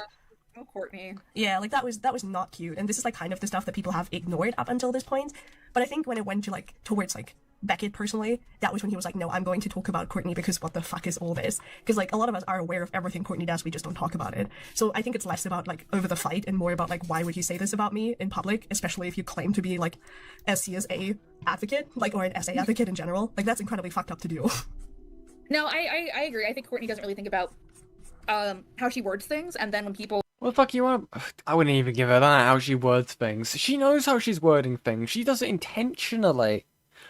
Like, it's not a case of wording things. She is flat out calling people rape apologists flat the fuck out, right? And then try to act all coy and cute by going like, well, if you think I'm talking about you, then that tells me more about you than it does about me, haha. Even then, flat out saying that they hoped, like, they wished rape against Mr. Enter, like, that's pretty cut and dry. I don't remember this one specifically, but like with the CSA victim and the stuff in the comments, she was more mad that the girl was positioning herself as like, or she felt like the girl was positioning herself as like the only expert in trauma. Yeah. And I get that, but that wasn't articulated well. And then she didn't, she kind of lashed out at that person, which I also don't think was probably the answer to that. So I think if she calmly explained like, hey, this is why I got upset. This is what it sounded like to me. Like, but she's just not that. Not that I'm making excuses for her, that's just kind of her personality. Yeah, So. she has a habit of like not being able to say the word sorry. That's just kind of ingrained in her. And like, Yeah. Something that KP and Courtney has in common. I do think that Beckett definitely would give you a chance when you spoke to him, because ultimately You he's can also make a interested in getting the truth out. So difference. if he learns that he did something wrong, then he would absolutely be willing to correct that publicly too and stand on business and be like, hey, I fucked this up, my apologies. Which, he's one of the rare commentary bros who will do that, because most commentary bros will be like, actually, you're the one who's wrong, because I said so screw you. So I think, and the good thing about this would also be that it would show some growth on your end, because it would be like, oh, Courtney learned now. KP learned, and KP's like, I would rather have a conversation before I make a public video, and, I would rather see if I can get all the facts and, straighten things out before I go anywhere. So Warp, warp. Well, that wouldn't happen. that's kind of why I'm like, hey, maybe you should talk to him and see, like, where frustrations lie on both sides. And then eventually, make a response based on that way. It's like, hey, I've spoken to Beckett, we aired our shit out. We either arrived at, like, the conclusion of common ground, or we made the decision to not interact anymore, or anything of the sorts. Because what that communicates to your audience is like, oh, this is less about bullying or, like, putting somebody down publicly and more about actually looking for a solution. So that's kind of what I think people are also looking for, where it's like, I know a big criticism of your Saberspark, like your response when you made it, was that you were still pushing stuff about Saberspark and stuff that Saberspark did wrong, and then you went onto people mistreating you, and that felt like you were pushing the blame away from you. Like you were being like, oh, I'm still right, and all these people are wrong, and all these people suck, and you shouldn't be mean to me. Which I'm sure is not what you wanted it to come off as like, but that's how people read it, because, people spoke about it. So, Why can't people stop being mean to me? No, I mean, Oh my god.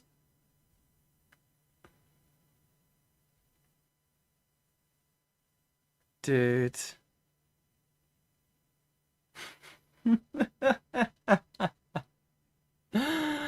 Oh, why can't people stop being mean to you? I don't know. I can't think of a reason. Of course, like obviously there's a limit to that, right? Don't go misconstruing me. When it comes to like the death threats and stuff like that she's been apparently getting, that's fucked, right? No shit. But dude, people being mean to you on the internet, I mean, oh god, I don't even need to explain it. no, I get what you're saying, but I just don't know, based on how he's acted before and based on how he's kind of he's where he's putting his priorities. yeah. That's my concern. And like kind of when I sent him that DM, it was more just like, hey, everything I ever said to you was kind of distorted in a negative view, like, and I'm kind of disappointed that there is also lack of research done here.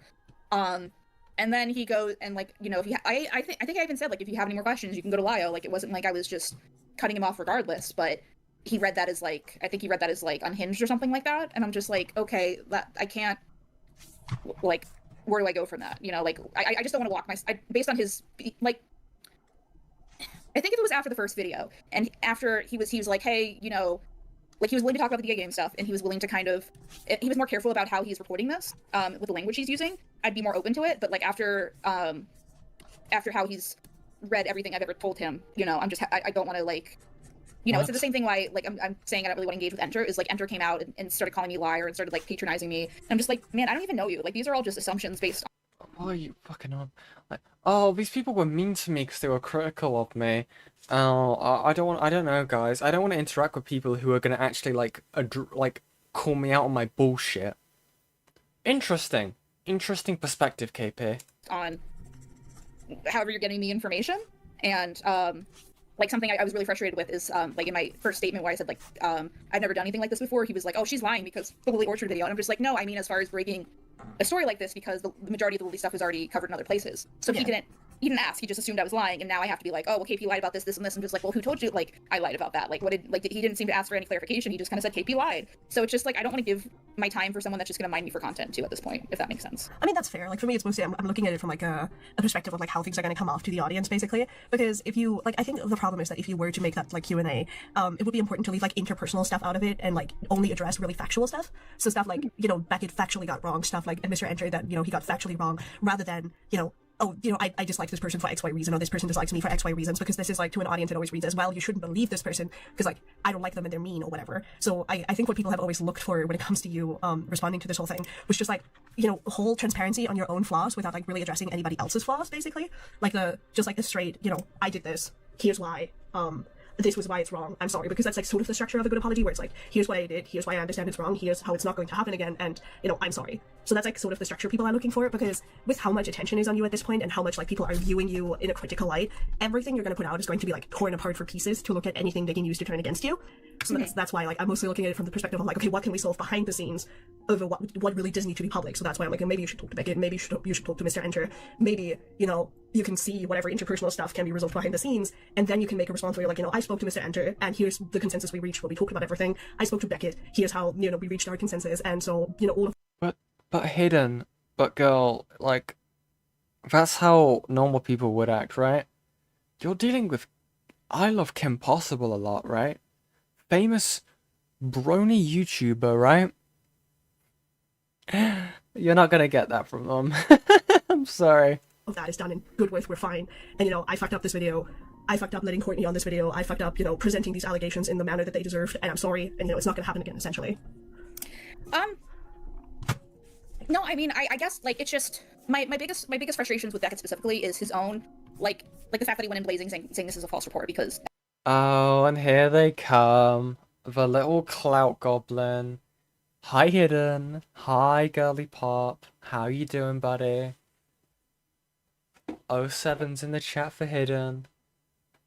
Emily's shaky at best kind of thing. And I think that's, like... I don't know, I guess I just feel like that's, like, I understand what you're saying, and I don't mind clarifying that, that's fine. But I guess, like, to say with your full chest that this is a false rape allegation without, like, with circumstantial evidence at best is incredibly, like, there's a lot of discussion about, like, other YouTubers saying, like, well, this was just my opinion. And I'm just like, that's great that it was just your opinion, but do you understand the reach that you had? Like, for, like, Cartoon Cheese specifically, like, that was one of the things he said. And I'm just like, yeah, but, like, when the video's down and I haven't had a chance to respond, and the only... You're, like, interacting with your husband? Ugh. Ugh. Can you, like chop it over his ankles, please? The guy's too tall. Please. Like, fucking tree. Access people are having about the information is from your video where you're saying things that are opinions that could be misinterpreted as fact. Like, that's objectively harmful. So, you know, I don't like the fact, like, just based on how, like, I guess suffice to say, I'm open, but, like, I'm not, like, I would like mutual, like, understanding that, like, hey, you know, I did X, Y, and Z wrong too. Like, I don't want to be the fucking scapegoat when I think there's mutual things that have been going wrong behind the scenes. Like, I don't want to just go in there to be yelled at because I believe someone, and it's false because I say so because I like this content creator. Does that make sense too? Yeah, like... What? Sorry. Mutual things that have been going wrong behind the scenes. Like, I don't want to just go in there to be yelled at because I believe someone, and it's false because I say so. I believe someone, and it's false because I said so. But either way, like, both things will be circumstantial, right? If you're going over... Like, I don't know. KP is acting like there isn't evidence to say that this was false accusations, right? I don't understand, like, the mentality with this. Like, dude, I could go up to, like... I don't know, someone in the stream, but like, I believe that you are a good person, and then then it turns out they got like crimes under their belt, and then after learning that, I choose to like still believe they're a good person. Like, what? What? I don't know. That was probably a really bad analogy, but still, Jesus Christ. Because I like this content creator. Does that make sense too? Yeah, like I get that. Like a good way to circumvent that is always by getting in a mediator. So by having a neutral party that, you know, doesn't care for either of you, to put it like, I know this sounds really mean, but it's basically like the easiest way to like describe a perfect mediator. It needs to be somebody that doesn't give a shit about either of you, who's just there to keep the conversation on track and to make sure that if things are getting heated, people calm down and reassess before they start going again. So, you know, that would probably be a good idea rather than having it be just him and you, where things can escalate rather quickly, because obviously, and have like, you know, somebody in there who's like, okay, we're here to talk about XYZ, you know, here's how we're going to do it, here's what, you know, this could mean, and so on and so forth, just to make sure that there's like even ground. And to have somebody step in case something goes like, you know, because like these conversations are never easy, right? They're never going to be easy because it's always, you know, emotional to an extent. So having somebody there who can be like, hey, you know, shut the fuck up and take a breather before you keep going is a good idea in those instances. And it would also make you feel less like you're being put on the spot where somebody's like, hey, you did something wrong. This really is Chart of Balgier. Sorry, I can't stop thinking of the parallel, dude. Oh, it's uncanny at this point. Oh, my voice. Oh, God. Justify yourself immediately, right? So... No, I get it. I guess it's just based on how Beckett has already framed the story before I even talked to him. There's already definitely some biases going on, and he already basically, like, I think, like, Lio was the mediator, but I'm kind of frustrated in hindsight that Lio, when like Beckett was like telling me that everything was false, Beckett didn't, like, Lio didn't say like, hey now, just, you know, like, Emily might be shaky, but that doesn't necessarily mean she's lying about this too. So maybe Lio didn't want to like interrupt me. Oh, what are you on about, dude? They're a mediator. It doesn't mean that like they're gonna make their sorry, what? A mediator is meant to mediate both sides. They're not meant to like fight your corner. What are you on about? You're entirely like misconstruing like what Lio's purpose would be in that call if he was a mediator, right? He would be mediating for both of you so they don't claw each other's eyes out. It's ridiculous. It's like, Lio, you need to stand behind me, okay? Even though like Lio still clearly had disagreements with the way that KP went about this whole thing. Like, you're just expecting Lio to stand in front of you and get torched? What are you talking about? Maybe there was not enough like information to make that call, but like. And yes, you know, that's what I'm saying. Like, I've tried a mediator, and unless there's a different mediator, it doesn't seem like. It seems like it's just gonna be KP's wrong and I'm right, and that's like I felt like I was, because like when I watched the his video that he did, like. Or maybe it's just possible that you're wrong, KP. I felt like I was trapped essentially because everything I said was KP's just stupid, KP's just dumb, KP just doesn't know any better, she's just so fucking dumb. Like there was no nuance that, like he wasn't. It didn't seem to me like he was willing to change anything about his narrative based on talking to me at all, or be open to what I had to say because he already had made a decision and he already characterized me as someone who just was too stupid to, he was just too stupid and did stupid things. Bruh. Yeah, I guess we're talking in circles, but like I get it, but it just, I guess like at this point it just seems like his biases are so clear that I don't think like I'm gonna get through to him about what I'm frustrated with. I think he's just gonna be like, you know, to the point where it's like name calling now and calling me slurs and whatever else he said, the trust fund baby. So now I got people saying, oh, you could have paid your editors because you were a trust fund baby, you just chose not to, and I'm just like, where are you getting this stuff, man?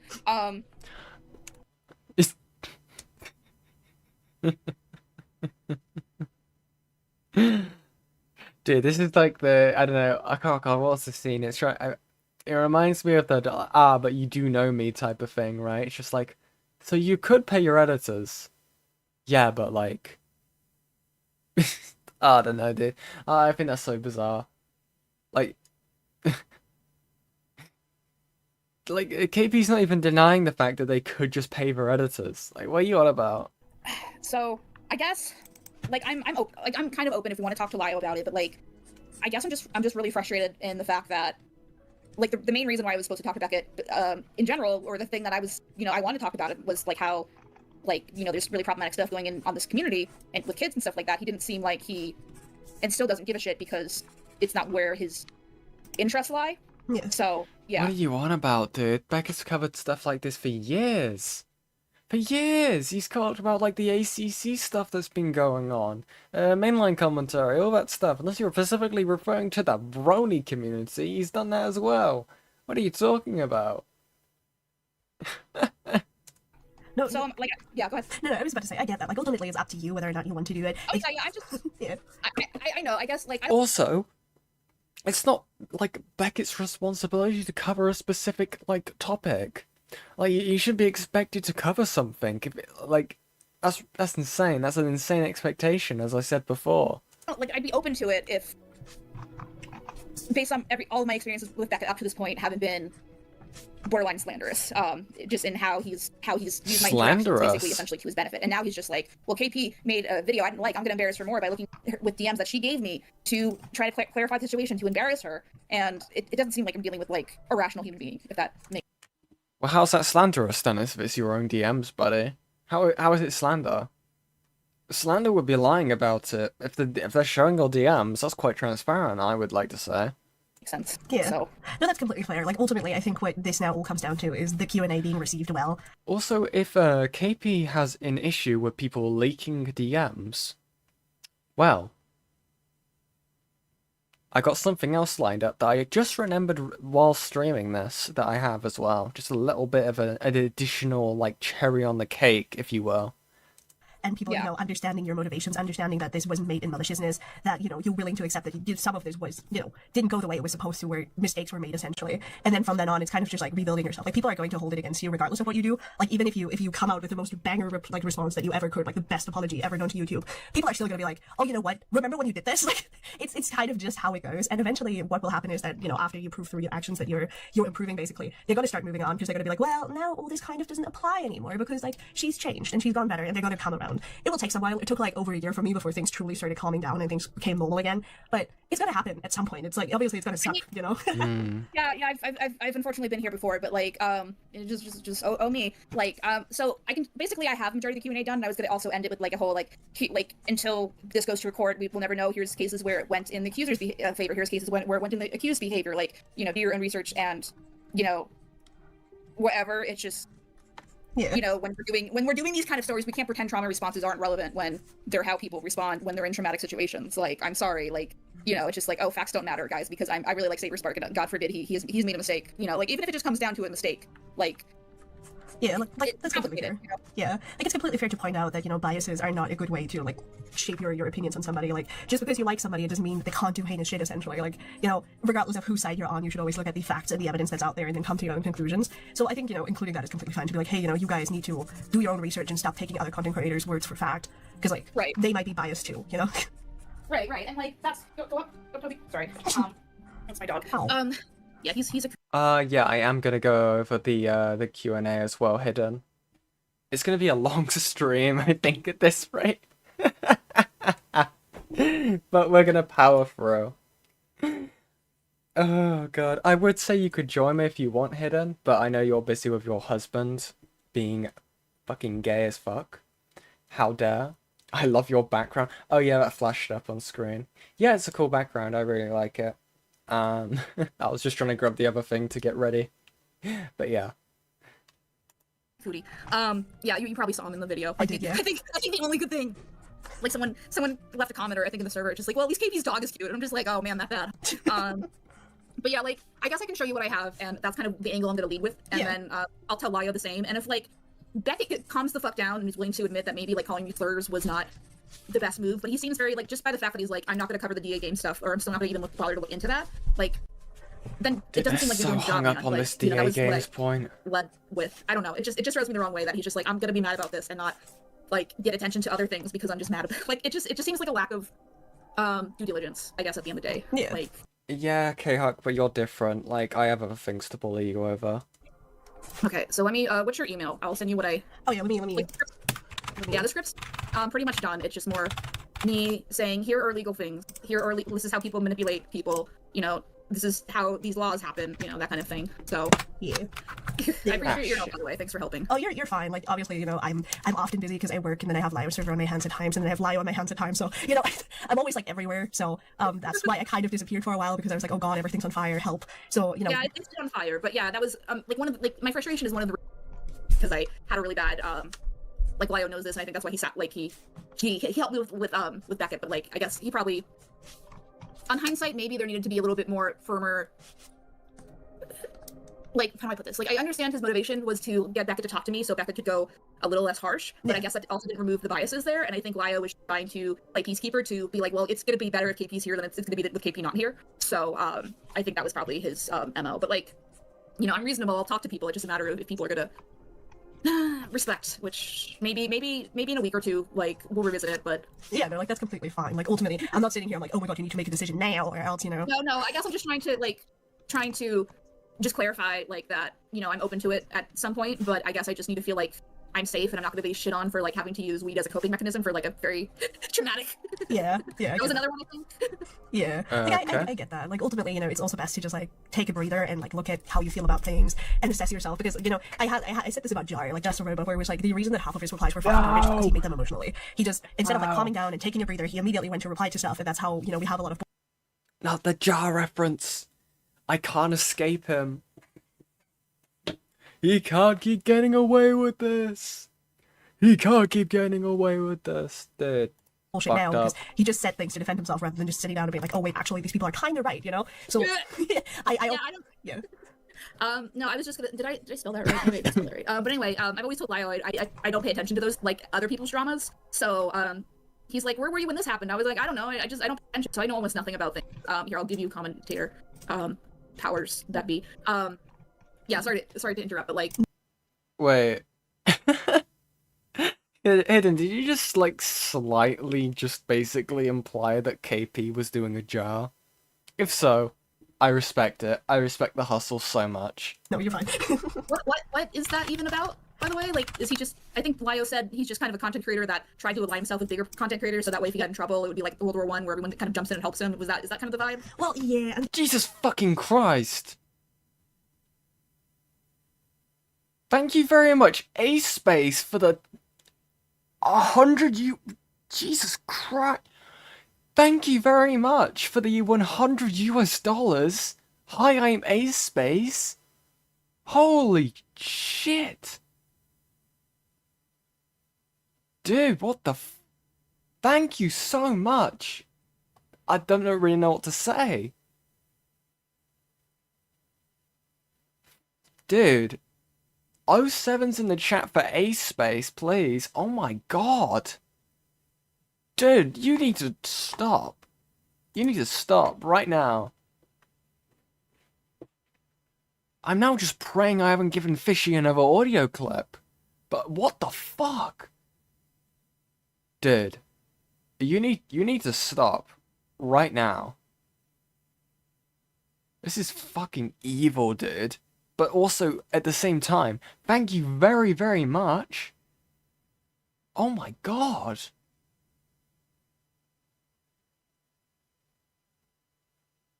Oh my god, dude.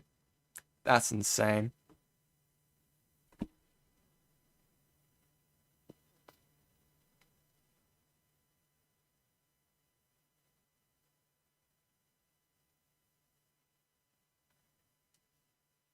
So that's just sort of taken me aback.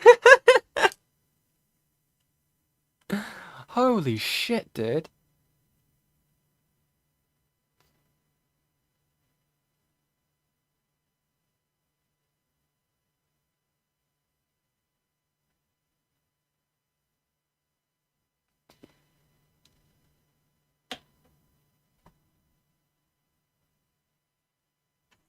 Fucking hell.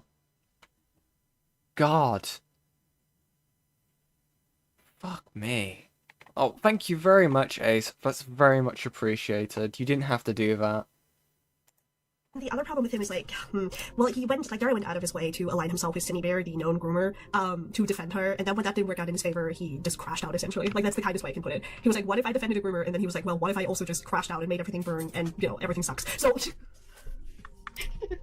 So yeah, like that's like why I'm like, you know, he was a prime example of why you shouldn't make a response when you're emotional. Because the first thing he did after he had a video leaked is he uploaded the same video instead of just saying, oh, this was the first draft and I'm gonna make a better draft, you know, now. So haha, jokes on the person who leaked this video. And then he just went on any and all live streams. Do we really? Do we want to listen to the jar rant? Ah, fuck it. Why not? Well, we've already watched an hour of this. We're gonna sit through to the end, baby. We're gonna have a nice long stream. Dumb shit. I'm So kind that's, of revitalized now. Jesus Christ. you know, bad, because you should sit down with yourself and be like, you know, I need to make sure I'm doing okay, you know, I'm taken care of, I've taken a breather, I'm completely ready to talk about this in, you know, whatever way is necessary. But Joe was like, nah, what if I made it worse? This like, Yeah, quite literally him. No, I saw that.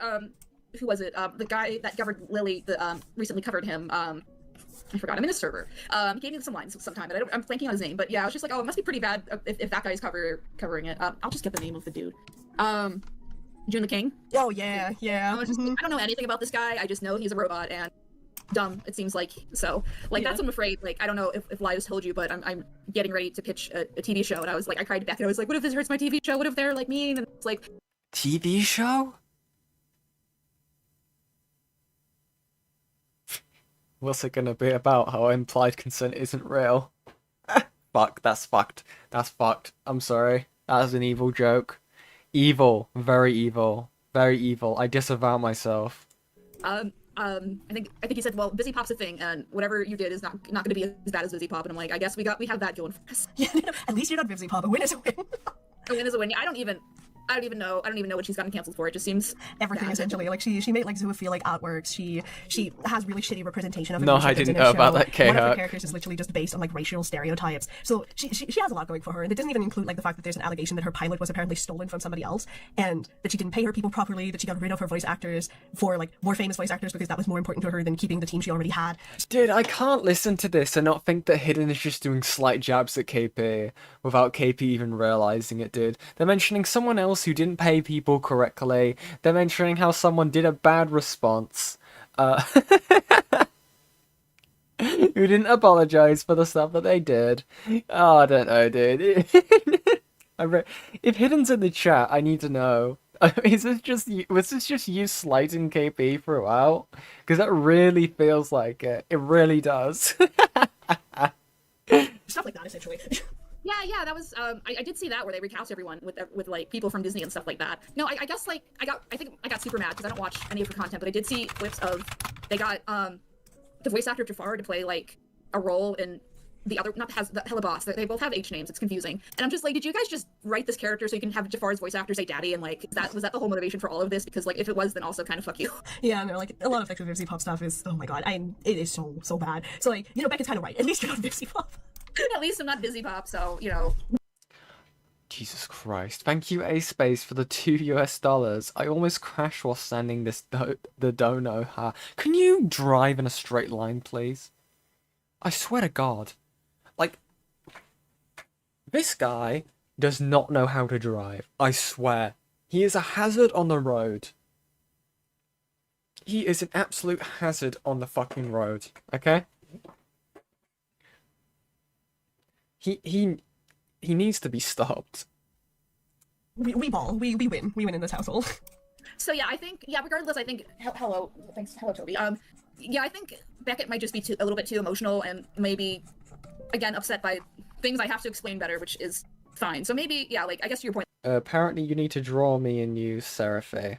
I have reminded you now. There is your reminder. Like in the future, we can watch out for that, but I don't know if he's gonna be reasonable. Like right the fuck now. Then stop texting, Ace.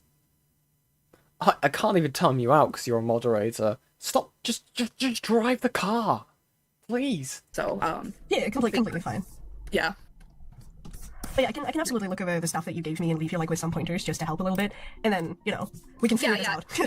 Yeah, I appreciate it, and you can let Lyle, I don't know how much you talk to Lyle, I assume more than I do, but like, yeah, you can let him know we talked, and like, you know, if Beckett wants to play nice, I'm open to it, but like, I don't even, like, that, like, I guess put it this way, like, Beckett, like, despite everything I'm least considering, because he's, like, at the end of the day, he might seem to tweak things based on feedback he gets, like, Enter, I feel like there's no point even, based on just how he's acting, how he's, like, Yeah, like I understand that. Like, you know, ultimately it's probably best for you to like, you know, take a breather, take care of yourself first, and then make like decisions once you're ready to make them. Because like, there's no point in you feeling unsafe or not doing well, and then coming into a cold and everything blows up and it gets worse, right? So like, obviously, like the important part is taking care of yourself first and foremost, and then I'm gonna look over the stuff that you've given me access to and see how I can help you and give you some pointers and leave some comments and stuff.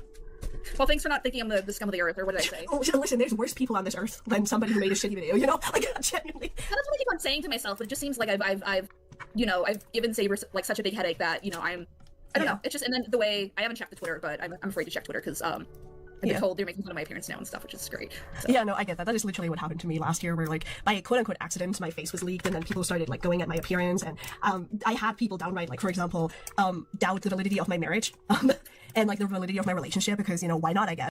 Wait, I can time out mods. Wait, okay.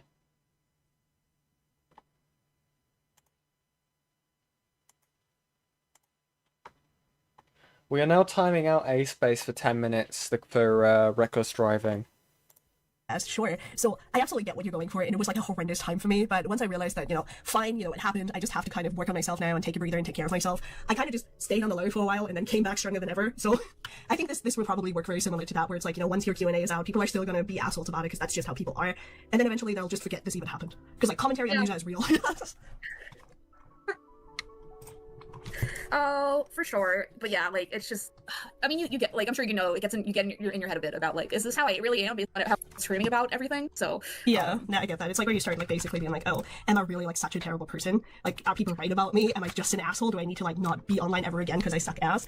Americans can't drive. Also, hi, Cloudy. And then at some point you're like, well, I made a mistake, and that happens, right? Like we all fuck up at some point in life, and I just need to like move forward and prove to people that their assumptions of me are incorrect.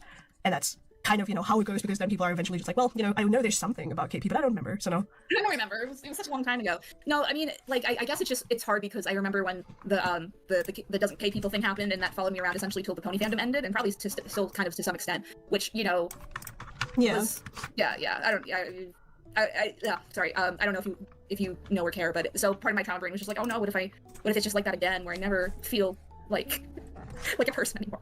Yeah, no, I get that. Like for me, that was because Beckett on a live stream of his brought up a fanfiction I've wrote, and it led people to claim that I was like anti-Semitic, and that followed me around for a good long while. Like it was every time I repeated somebody, it was like, oh, weren't you the girl who wrote the X-Men Holocaust fanfiction? I'm like, shut the fuck up. Perhaps under circumstances, keep your mouth shut. Do me a favor. And now I've arrived at a point where I was recently streaming, and somebody brought it up, and I was like, you know what? We're just gonna address this because this is funny. And so I explained it, and I was like, well, first of all, you can't read, and second of all, you're silly. And then everybody on the stream was like, oh yeah, no, this is stupid, and we just laughed about it. So you'll get to that point too. I promise.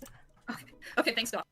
I told Beckett last night my sister's fiance works with Disney Animation sometimes. He's currently working on Rick and Morty, and he told me the studio pay attention to people who are publicly. Oh, interesting. Yeah, well, I mean, you kind of reap what you sow, unfortunately, so...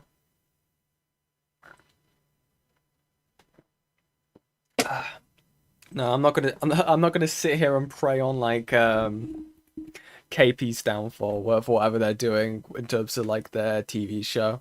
If it does well, it does well. Yeah, that's up to them to decide how that goes, right?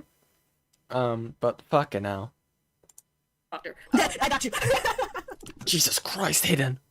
You scared the shit out of me. Oh my god. Yeah, no, Wait, can you tell me about the fanfiction now? Now I'm kind of curious because I don't know anything about X-Men, but I know Magneto was like in the Holocaust, right? So did you just write a perspective so from that? it was basically I wrote a story in which a girl, like my character. I'm gonna work for XYZ Studio, and Disney is very aware of KP, and I don't think she's gonna get a job with Disney, lol. Interesting if that's, true. I'm not like doubting you, Seraphy, but obviously I gotta go off of like your word of mouth. God. Yeah, I made you a KP fusion. Where should I drop it? There should be an art thread in my Discord server. If you click the pinned comment, there'll be a link to it. But yeah. in OC was really young, a medical prodigy, and she was in Germany in 1945, and so the Nazis went to her and were like, "You're working for us now," and she was like, "I fucking hate that, and I hate you guys, so I'm gonna work against you from like inside the concentration camp," as was customary back then. There's like loads of doctors who did that, and she was caught and she was horrifically experimented on and tortured and eventually escaped, and that is like sort of part of Magneto's backstory because I had somebody who shipped Magneto with my character, and that's why I wrote like that part of the backstory. Now the person I was shipping with ironically was my groomer. That didn't help, but people found a part of that fanfiction where very clearly the Nazis are the bad guys, like very clearly. I don't know how much clearer I could have written that. And also, it was like 10 years ago when I was like 16, or younger even. And people, like even Beckett on the stream said, you know, fucking Hidden's not a Nazi, you guys are dumb. But his audience, because they, like if you add the IQ of his audience together, you'll get like room temperature basically. Decided, decided, Ooh. A little bit better. decided, you know what? The Beckett audience firing shots. To be fair, y'all are a bunch of little goobers, to be fair. Little goobers, you know. Just messing about. I'm just gonna call Hidden a Nazi over this. And it was like, bro, okay, like, thank you, I am sure. And the other part of that was when he reviewed a video I made on somebody who was deeply problematic.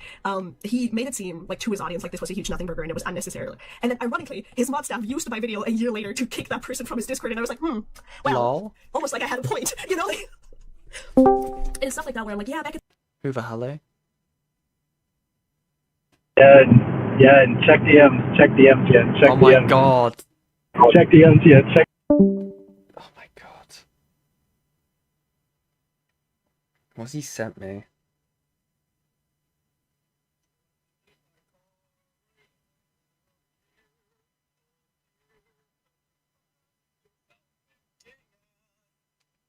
I'm gonna play this, Ace. I swear to god, the rest of the stream are gonna hear this now. God damn it. Where is it? Driving in my car right after a beer. Oh, my bump looks like a deer. DUI, oh, how about you die? I'll go 100 miles per hour. Little did you know I filled up on gas. I will kill your fountain making ass. Na, na, na. Ace Space, everybody. Ace of Space. There you go, Fishy. Another another audio clip for you. And now we have something perfect in case anyone wants to make. If anyone wants to make an Ace animation, amazing stuff. Incredible. his audience will always be kind of assholes. They're always going to be a little bit like of garbage, but they also forget really quickly. Yeah, no, like So was it even a fanfiction if Magneto wasn't in it? Was it just like I mean, a story? I guess he was technically mentioned in parts where, you know, it was sort of like, oh, you know, I've met this young kid named, I think his name is Eric, like when it is Magneto. I met this young kid called Eric, blah, blah, blah. So sort of yes, but sort of no. But like, man, it was so silly because it was blown so out of proportion. It was just like a work of fiction I wrote when I was a kid. Jesus Christ. Hi. Wait, was that my Discord fucking up? Or was that Ace? Sorry, I got jump scared. Dude, what the fuck? Dude, I got fucking jump scared by Discord messing up. Discord DC'd me from my voice call and then rejoined me, so it played my joining noise.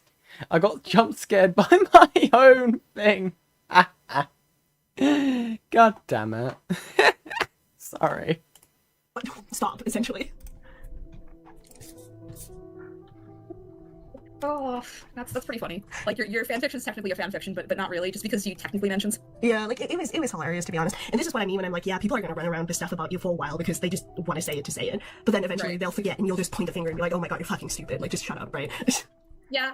Like I'm trying not to get too comfy about that in this video, but I'm just like now that I've done the research, I'm just like, guys, this isn't like this. Here's where it says it's a crime, like X, Y, and Z thing, and this is why like DA Games should have handled it differently based on like UK laws. So what's going on? So I don't know. I'm just surprised no one, like, I'm surprised Beckett like didn't even look into cases like US cases that were similar to Saber and Emily's and been like, well, this is where, like, even just to say like I'm right because this one case went the way that, you know, this is going. So I'm kind of, so that's sorry, just observations, I suppose. Yeah, no, like, I get that. It's mostly just like a lot of people, I think, you know, the thing always has been with content creators that if they're big enough, their audience would kind of just take whatever they say as fact and refuse to do their own diligence and come to their own opinions, which is something that we had to curb in Cat Slayer a lot, where it's like, when Lyle says something, people would just take it as fact, which, like, no, do your own research. You're allowed to have an opinion. You should try having an opinion. It's good for you. So I guess, like, part of the reason why it often feels so overwhelming is because you don't just have the content creator that's, like, currently going against you, you also have their audience because they would rather listen to their favorite content creator over doing research. So, like, it feels like a lot, and ultimately it will continue to feel like a lot. Like, I'm not going to lie to you and be like, oh, it's magically gonna go away in like 2 days, you're fine. But eventually it'll calm down because people will have, like, basically chew through you until you've no longer got any taste. They're just, that's the best way I can describe it, where they'll chew you again and again like a piece of bubblegum until, like, oh, you know, this tastes like nothing anymore, I'm gonna drop it. And that's, like, how's it probably going to go for you as well, where it's like, yeah, we're gonna talk about you again and again and again, and oh wow, now it's boring, never mind, we're moving on. Yeah. Yeah.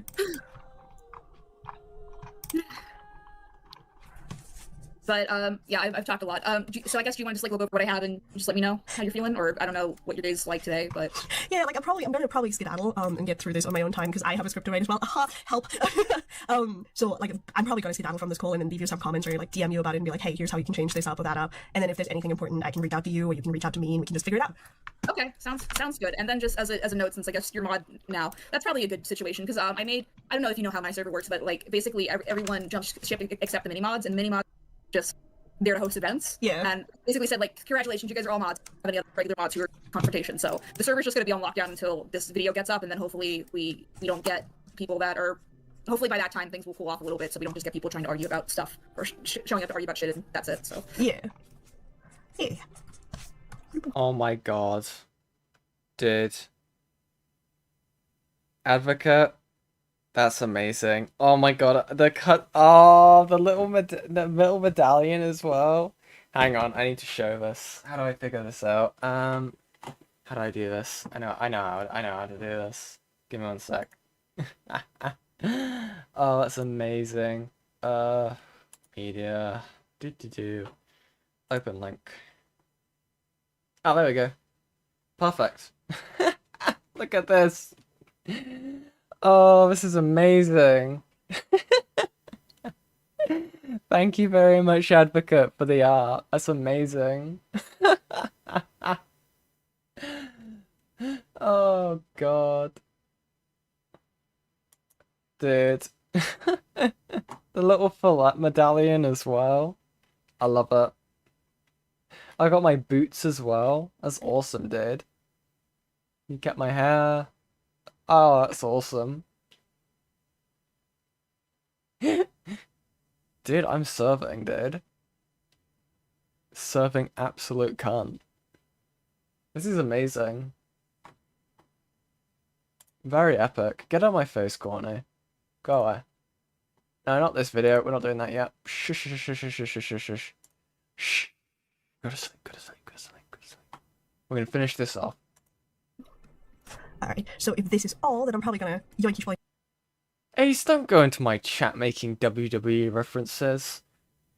That's not gonna. You may you may have donated $100, but that does not validate you driving recklessly, buddy. I know what you are. I can't skedaddle and bother my husband. okay, you go do that. Alright, enjoy your day, take care of yourself, yeah? Yeah, you too, thanks. Alright, bye!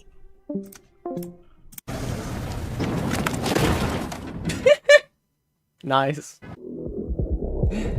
And there we have it. Oh, what a mess. What a mess. Only scuffed streams here, okay? Only scuffed. Only scuffed. Only scuffed streams here, okay?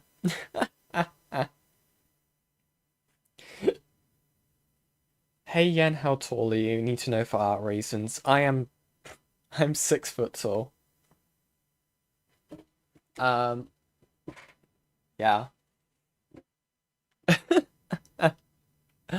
Oh god.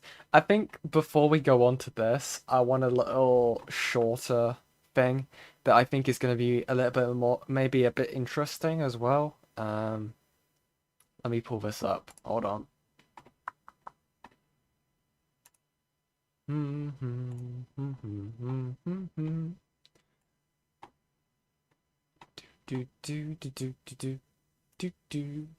So, this came into my For You page recently. Yeah, I'm 6 foot tall. Lol. No, genuinely. Like I messaged myself not too long ago. Yeah. I'm 6 foot. Like basically bang on the dot. Yeah. Oh god. So this video came up on my my recommended like literally when it came out. And I have watched this, but I think it's very interesting to to show this given seeing as KP has an absolute issue with Ace, shut up. No, I'm kidding. I can speak. I think it's interesting to highlight this, given the fact that like KP has an issue with people like showing like DMs and calls without like her permission. So I feel like it would be interesting to show this. But we're gonna get into it.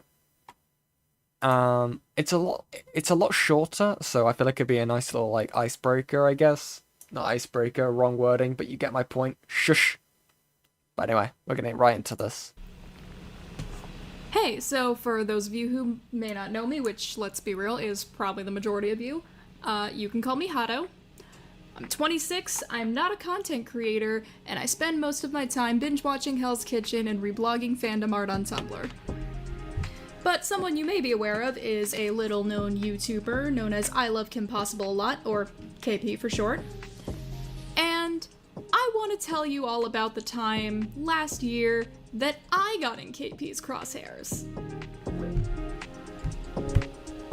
Now, what I went through with her, in the grand scheme of things, really wasn't that big of a deal. I didn't have my life ruined or anything. I didn't have to do much to really prove myself. But I think this is just a good example of KP's tendency to over-dramatize, make herself the victim in every scenario, and go after every little perceived slight.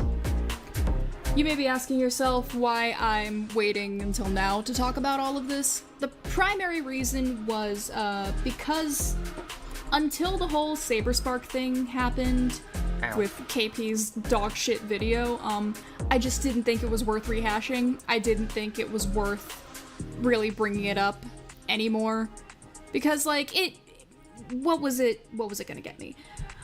But you know, now that KP is the laughingstock of the internet, and I am a massive coward who hates drama and confrontation, I decided to do this at a time when I know that virtually nobody's gonna be on her side. Enough yapping, let's get into it. Lol. At least they're honest about it. So this all started in June of 2024. At the time, I was a Lily Orchard fan, and I must stress that I am no longer a Lily Orchard fan. At this point, I have not been for over a year. I think Lily is horrible, and I have seen the light, so you do not need to worry about me. But at the time this happened, Lol. I made a Tumblr post that I've since deleted in June of 2024, where I asked people for, like, actual evidence against Lily. I said I was open to it, and to be fair, a lot of people came to me in good faith, and they gave me things that really were, like, some fuck shit. But when you're in Lily's grasp the way that I was, you are pretty much conditioned to only accept her version of events and not think for yourself. So I was just hand-waving away everything I was given with the excuses that I'd heard Lily give. Anyway, this is just all for context. My experience with Lily could be a whole video on its own, and that's not the focus, but I'm out of her grasp, and if she sees this video, fuck you, Lily. Based. Anyway, after I ignored all of this evidence that I was given, I made another post that I have since come to regret and have since deleted because it was really fucking cringe. It was me trying to gotcha KP after she made her video about that sexy Princess Jasmine game, and of course me being the little Lily defender that I was at the time was like, oh, you can play a game about grooming Princess Jasmine, but imagine if Lily played this game. She would be shit on by the internet forever. No one would ever let her get away with that. Which, yeah, whataboutism, yeah, logical fallacy, yeah, me being fucking cringe.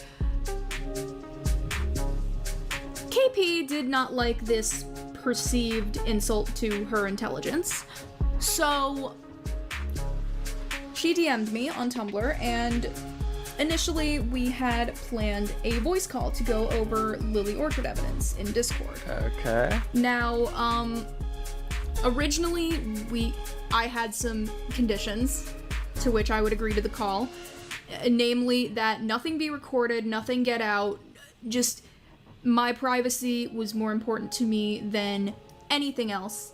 And KP said she would have, like, one of her moderators there to be kind of a neutral third party, and I was like, okay, that's fine. Couple days before we're supposed to do it, I get cold feet. As I said before, I'm a coward, I'm very non-comfortable. Let's see. Alright, so I've looked at the doc, I'm still uncomfortable doing a VC, and I'm still done talking about Lily, you, Brit, anyone else tangentially related publicly. But I will admit that there is some telling shit in there. This is my first time seeing most, if not all, of these screenshots. This is the kind of thing I was asking for when I requested evidence, so thank you. I will look into this and other claims more closely in my own time, but as I said, I'm done talking about this publicly. The stress it's been causing me is not worth it, especially as an outsider with no real stake in any of this. Wait, with Brett?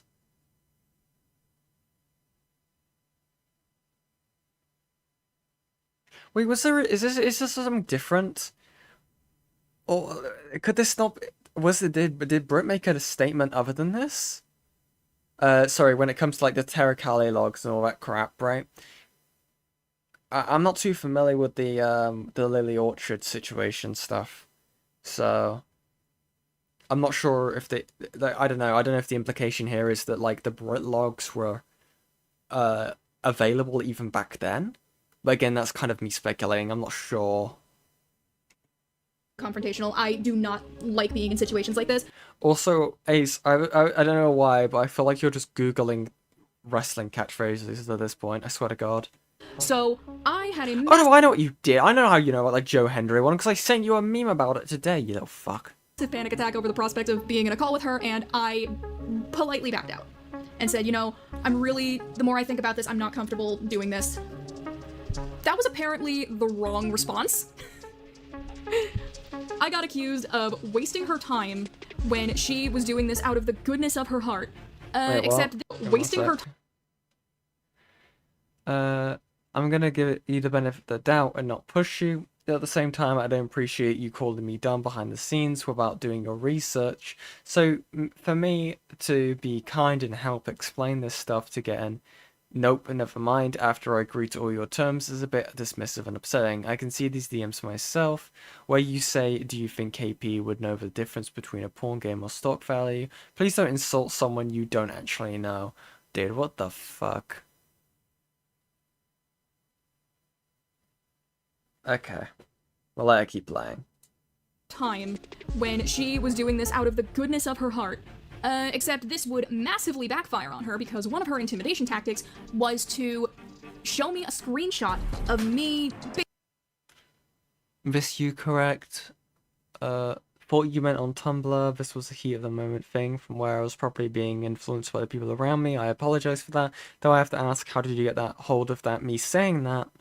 I mean, that's the whole point that I'm trying to make. That's not okay. And it's none of your business. I think it's very much my business, considering it's me saying it. You said it publicly, that's the point I'm trying to make. I'm happy to explain more via call, but you turn that down. So I have nothing really left to say. If you change your mind and want to talk or have questions, feel free to reach out. Alright, neither do I, really. Was ready to listen, but honestly, seeing that you have that screenshot, it's very concerning for me. Like I said, happy to do a call. Yeah, I was warming up to the idea of a voice until I saw that, but no thanks, voice call. It didn't seem like it to me. Oh, thank you, A-Space, for the $5 US. Me making WWE references so Yen lets me stay in chat while I text and drive. You little fucker. You little fucker. No. No. No, you know what? You know what? Fuck you. Get the fuck out. Thank you for the donation, buddy. You little shit. Stop texting and driving. I swear to Christ. basically shit-talking her in Lily's patron server. And this was not the reaction she wanted because I freaked the fuck out and said, how did you get this? Where did you get this from? How do you have this? And of course she tried to deflect, you know, it's a public server. It was not. It cost at least $1 to get into Lily's patron server, so it was not public. Which meant that she most likely had a mole in there or someone on the inside that was relaying info back to her. Now, to me, the reason that this was what cemented me backing out was because this was her implicitly telling me that the stipulations I had regarding a call, she was not going to adhere to. Wait, let's see. I'm not mad about it, I just don't appreciate the insults. I'm still willing to be civil. As am I, but you having that screenshot kind of destroyed any trust I was willing to put in you. It's a screenshot from a public place. This isn't via DMs or anything. I can tell what you want to do. Hello? Who joined?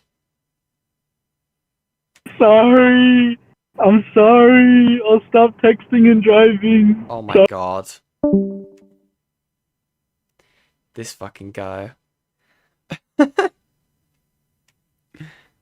my god. This YouTube, stop it. A public place that you do not have access to, so you have someone on the inside, that's my concern. I don't know what you want me to say. I have told you several times how I'm comfortable continuing this. I don't want to argue in circles all day via text, it will take too long. And I'm starting to get frustrated at this point. For what it's worth, those documents are telling, absolutely not denying that in the slightest. However, I cannot believe you are doing this in good faith after showing me that screenshot. So while I was willing to call after I'd read the evidence, I won't be doing that anymore. Sorry, but if you manage to get your hands on a screenshot from a server you're on in, how can I know for sure you won't record the conversation and use it against me, even if you're saying you won't? I'm not taking that risk. And then they reply saying their chats are leaking, and I saw that and it made me understandably upset. I can prove that I'll have OBS closed via the call, if that will make you feel better. Interesting. She was most likely not going to respect my wishes to not be recorded. The fact that she was willing to pull a tactic like this on me shattered any trust I may have been willing to give her. And I told her that. I told her as much. I said, hey, the fact that you did this tells me that you are not somebody I can trust, so I am absolutely not getting in a call with you now. Eventually, we do part ways, we stop talking, and Let's see. Sorry, but I'd rather not, thanks. If I was acting in bad faith, I would have shared this publicly. I haven't and don't plan to. Can you understand why I would be mad about this? And they reply saying absolutely. And then KP goes on to say, but I can't force you to do anything. No, nor should I expect you to. If you change your mind or want to talk to some of the other victims, feel free to reach out. I don't know what else there is to say, but all of the bad things that are being said isn't cool, and I really think speaking out about people you don't know to fit in is a horrible look, but I appreciate the apology. Please don't do it again. Bro. What the fuck? I can understand where KP is coming from to a certain extent, but also I can understand Hato's perspective and why that could seem like a reason why not to get into a call with them. Our DM thread goes silent for the next couple months. Thing is, in those couple of months, I made the grave mistake of following one of her former Discord mods on Twitter. Never interacted with the posts, never retweeted anything, never replied, never did anything except follow. Okay. And this was apparently the most grave crime against KP that I could have possibly committed. Because on August 22nd, 2024, KP comes blazing back into my Tumblr DMs. Did I even look at any of the evidence that she gave me? Did I listen to a thing she said? I did not respond, and I just fucking blocked her. Whoa, sorry. Did I listen to a thing? Hi, can you please explain to me why you are following a slander account that is slandering and harassing the shit out of me while I was in the hospital? I understand you don't want to worry about Lily. Sorry, I misread that. I understand you don't want to wrong... Okay, I was right. Worry about Lily, but I already shared proof and even offered my own time to go into call over it with you. Did you even read what I sent? What the fuck? Bitch, who the fuck are you? This is just some random fucker. What are you on about? Thing she said. I did not respond, and I just fucking blocked her. On Twitter and Tumblr, because I was like, alright, I am not dealing with a rational person here, I'm just going to do what I can to protect myself. And once again, that was evidently the wrong answer, because the next morning, I wake up, there was an entire ass call-out post about me. Dude. Where KP claims that I am stalking her. What? Bitch, what? So I wake up that morning to a post in which KP links my Twitter and Tumblr accounts, and also has cherry-picked screenshots of our DM conversations, but only the parts where I look like the unreasonable party. Interesting, everyone. Interesting that KP has no issue with leaking private messages with people. Very, very interesting. Even though they said that if they were being malicious, they would have done that. Very, very interesting. Given the fact that there's literally no proof that they provided that Hatto was actually harassing them, they literally just followed a fucking Twitter account. And apparently that counts as harassment in KP's eyes. And that makes a whole ass thread, right, linking to this person's socials. What do you think was going to happen, KP? Like, this absolute fuck-ass nobody, no offense to Hatto, because I'm sure, like, I don't think they'll disagree when I say that they're just, like, a random person in the grand scheme, right? Very, very interesting that they would do this. So what's the problem with, like, people, like, Hidden, with people like Beckett releasing certain, like, calls and things that you have handed them in private to the public when you've done it yourself, KP? Very, very interesting.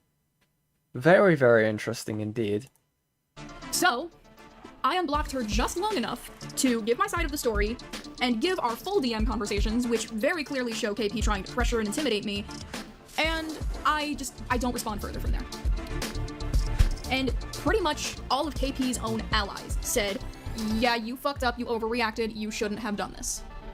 Lol. But of course, as we've all seen with the recent Saberspark debacle, KP has a— Hidden, I need to know.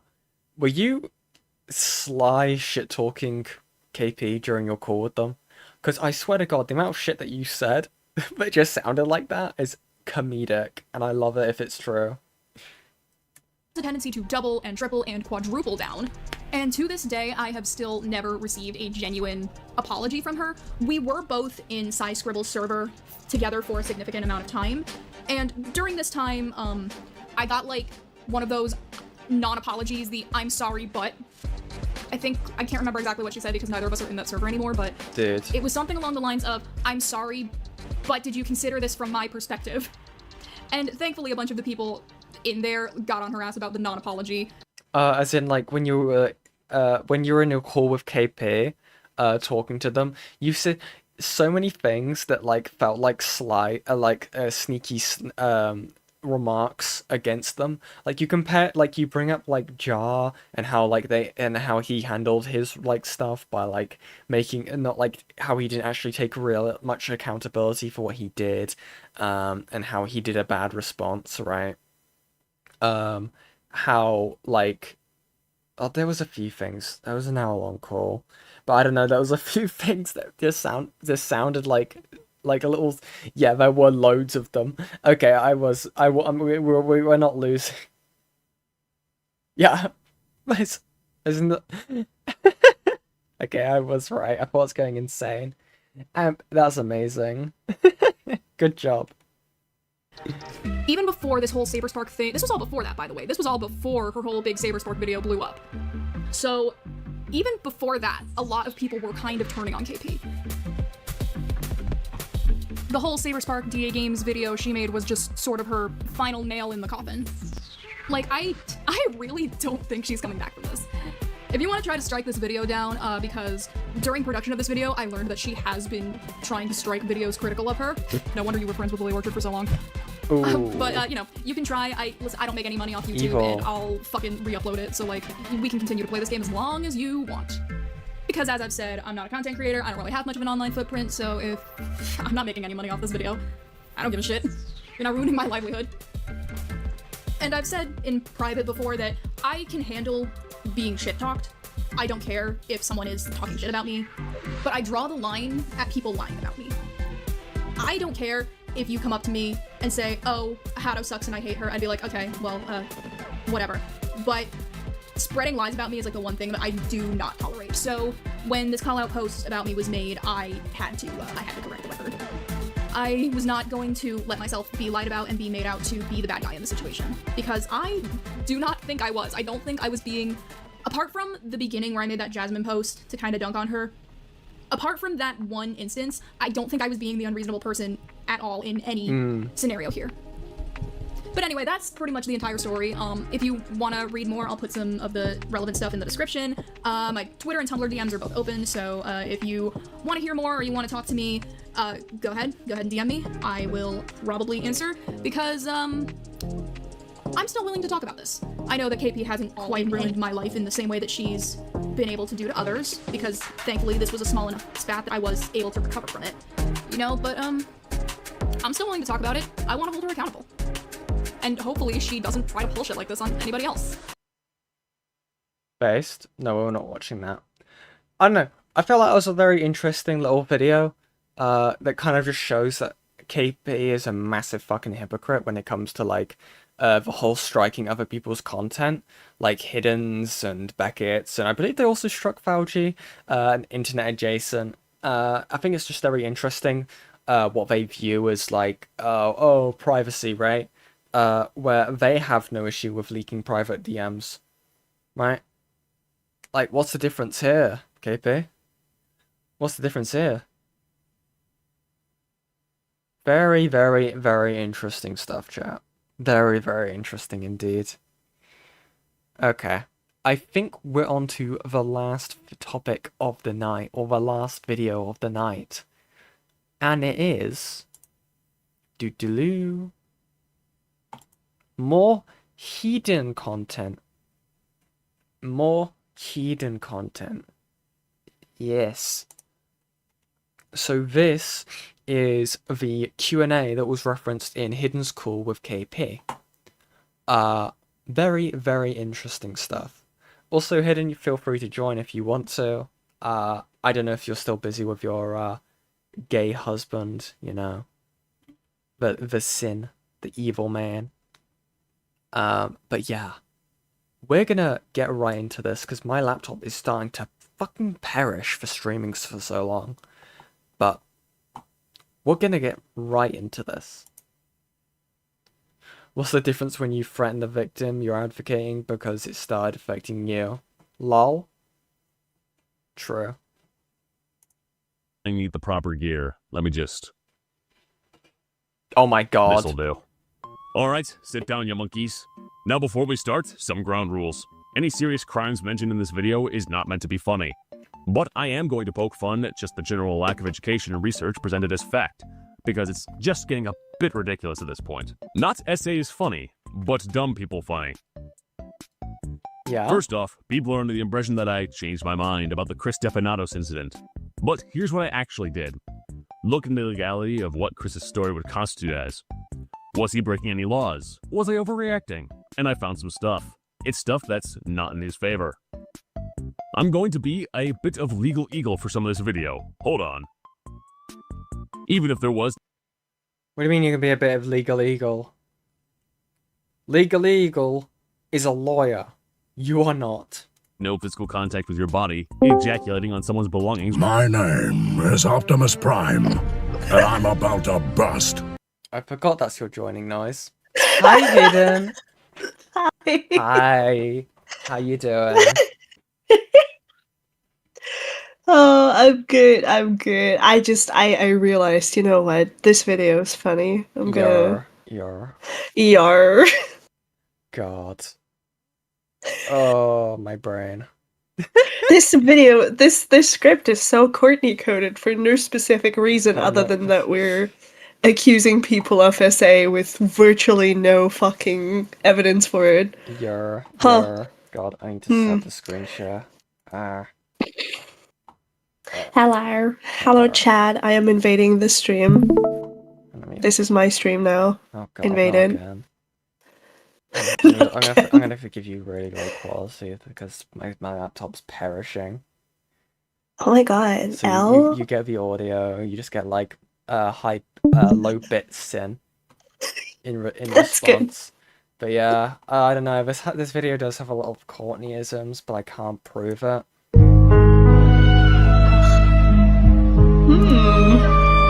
Interesting stuff. Interesting stuff. Yeah. Oh god. I like the silly energy we've created in the studio tonight. Amazing. I'm very comfortable with the energy in the studio tonight. Amazing. So we're gonna get right into this. You've gone away from playing Minecraft with your husband to watch your husband. This is amazing. Yeah. Without consent can fall under several possible criminal categories depending on the state and circumstances.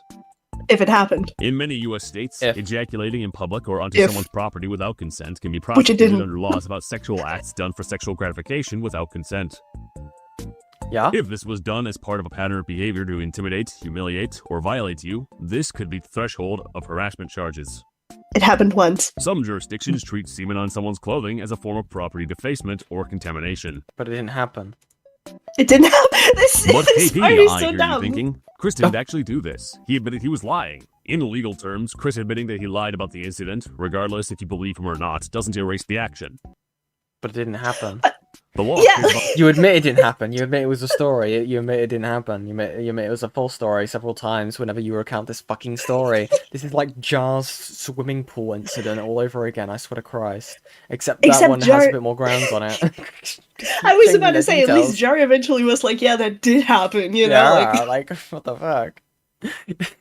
God. God, can you imagine KP in an interrogation room? They crack within 5 seconds. about behavior No. itself, Never. No, never. Yeah.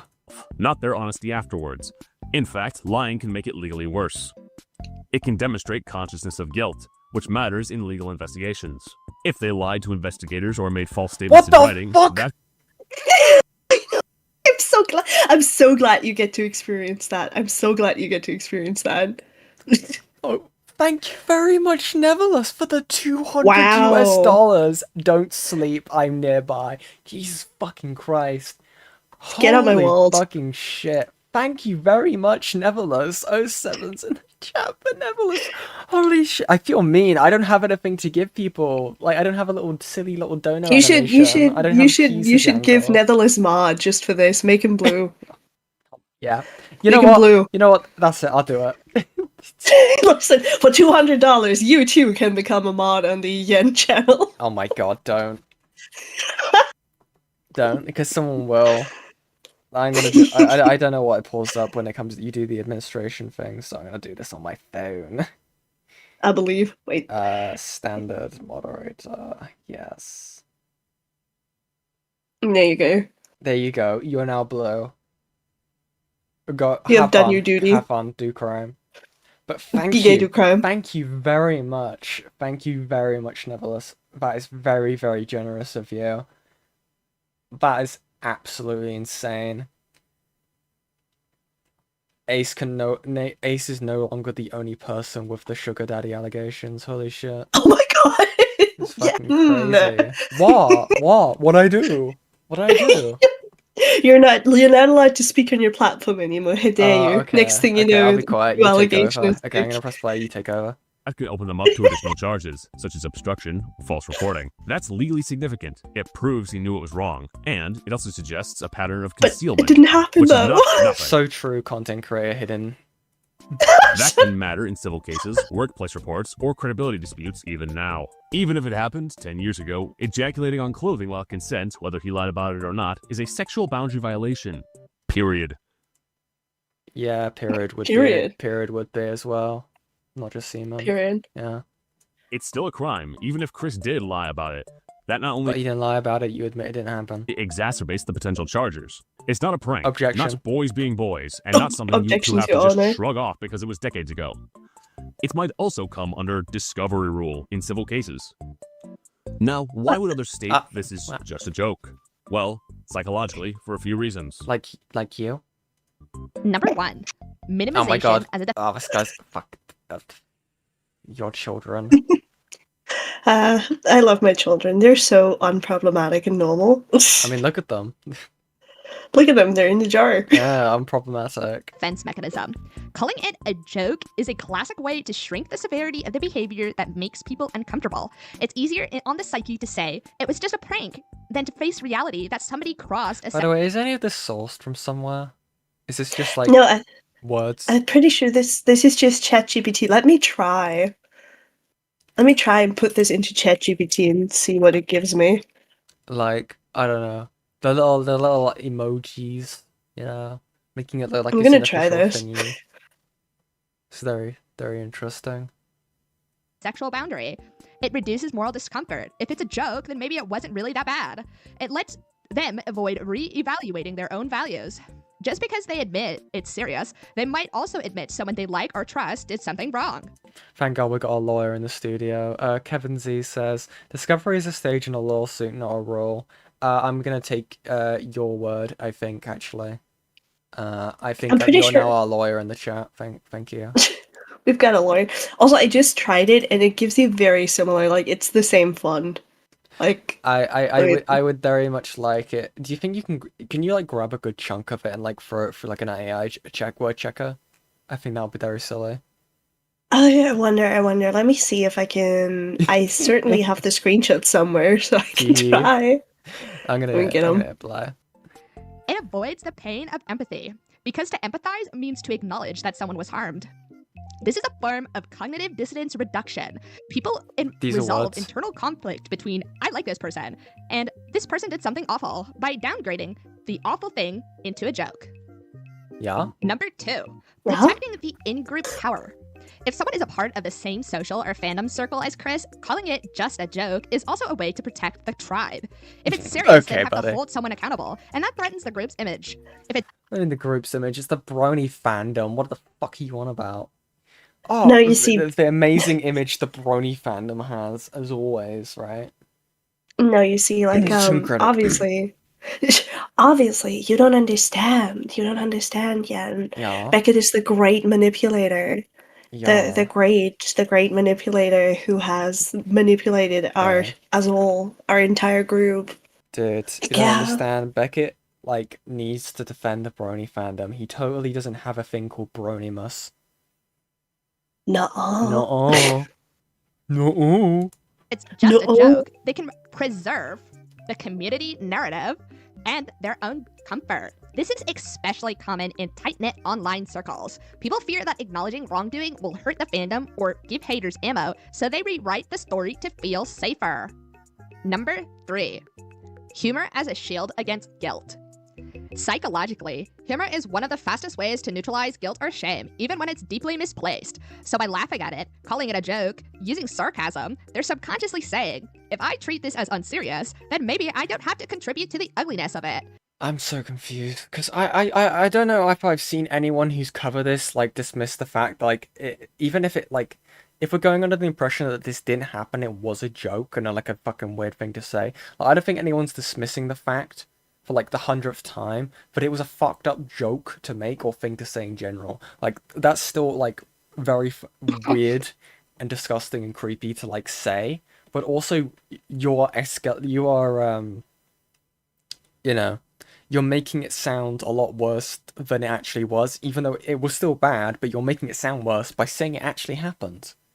It's like, dude, what the fuck? It's so silly. It's so silly because, like, again, like, why is this also her main focus? Like, Yeah. this Q&A was supposed, like, from her own recountings, right? It was supposed to be the better version of her original response. So why is so much of this Q&A still focused on fucking Chris and what happened between her and Chris? I don't care. You levied like false rape allegations against Saber. Sit down. All you had to do was say sorry. Fuck off. Maybe it's because it's something more like directly tied to her that if she like she'd probably get less heat for it, given like she's not like outstretching out to other people's like situations. But again, I could be reading a bit too deep into it. It's just silly because like she went from accusing Saber of a sex crime to like accusing Chris of a sex crime. Yeah. So like switching targets. We're switching Gonna targets. start accusing Beckett of sex crime. Christ. Beckett's next. He's next. He's next. It's a The KP shield, not curse. for you or the truth, but their own discomfort. Number 4. Cultural conditioning. Boys will be boys. There's also the bigger picture. For decades, society has normalized sexual misconduct when it's done by men and played for laughs. From frat Actually, movie- I want your thoughts on it. What was your thoughts on the Hatto video, Hidden? It's interesting stuff, right? Given the stuff that's been happening with your content. Yeah, I mean, I saw something today that, fun stuff. Yeah, I think I saw the same thing. Yeah, I think you know what I'm talking about. Yeah. Where I'm like, I would love for her to try, because if she wants to give me a reason to be worse, then I will be worse. Like, I think it's very silly that her response to people, like, talking about her or releasing cults with her is like, oh, I'm gonna privacy strike you because, like, this is bad. It's like, yeah, bad for your image. Yeah. Makes it look Like, more... because... Like, an archive as well is also... I think... I don't know. I feel like they got the striking the archive of the original video is probably even a worse look. It's like, why do you care so much? Like, people are always gonna have a copy of your video. Yeah. Would you It's the not? Would you internet. like not rather have an archive where people can actually see it over making assumptions? Like, I think I even downloaded it. I'm not sure. I can't remember. I think I might have asked someone I else have to it too. download it. Yeah. We all have it. I have it framed on the wall. I think everybody has it, and it's like you struck it down because you're bitter over people like reacting to it. Like, first of all, there's so many reacting streams to this. It's always going to be out there. So yeah. Number 1, and number 2 is like, you look really pathetic copyright striking people. So Yeah, exactly. Because it always looked good in the end. Also, thank you very much, Metal Man, for the $5 US. I think all this exposure to KP has made us all slightly dumber.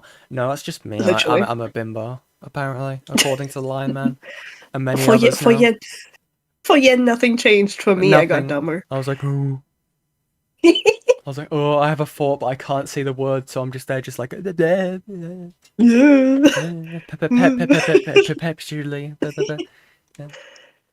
Frank to sitcom plots, the idea that ejaculating on someone's clothes is just gross humor is baked into pop culture. That conditioning leads people to default the minimization instead of asking, wait, was this an actual violation? Number 5, strategic manipulation. I don't know, KP. You worked with someone who thought that what was the example they used precisely? Oh, that was it. People being flashed at a concert, like by band groupies or whatever. That was implied consent. So No, implied consent doesn't exist. Anybody who says implied consent exists is a rapist. It's so true. Cancel will remember this. Yeah. Crazy. Evil stuff. The cynical one. Some people know exactly what they're doing. They call it a joke strategically because they know it undermines the seriousness of your argument. It reframes the narrative from sexual misconduct to overreaction, shifting scrutiny away from the perpetrator and onto the person calling it out. That's not ignorance. That's calculated, and it's a classic PR tactic in crisis comms, diminishing the language so the public follows suit. Him lying about it isn't just a side note, it shows consciousness of guilt. Now, to be clear, I should have asked you lie Chris if I could about record it? the confrontation with him. And in hindsight, No, should have last had I him make a remember, brief voice the story was that he told it coworkers once. Like, he told the story to coworkers once, which means if he recounted this as something that happened, then yes, he would be lying about it because according to him, it didn't happen. So either she's talking about that, or but it's the fact that she's claiming that it did happen, and he was lying about it being a story. But even this is so fucking silly. I'm gonna say, if she wants to remain mad at Chris over this, that's fine. It's a fucked up story to tell whether or not it happened. Yeah, but exactly. given the allegations against her, I can't really imagine that it happened. But potatoes. Yeah. But we don't want to drown an ecosystem or something. But it's so silly how focused she is on this 10 years later. 10 years. if this happened like last year, okay, maybe I could give her the benefit of the doubt of like still being super fucking angry, but it's been a decade. Yeah. Girl, move on. Crazy. Also, psychotic. This, and I'm not saying that about KP for once. It's just someone's username in chat. The video is so Hidden was given this Q&A that KP was going to release, and it's just being read out to us by their little goobers that they've hired to work in the mines. Yeah, I love my free labor. So does KP. Ending the issue. I don't think someone should be defined by something they did that long ago.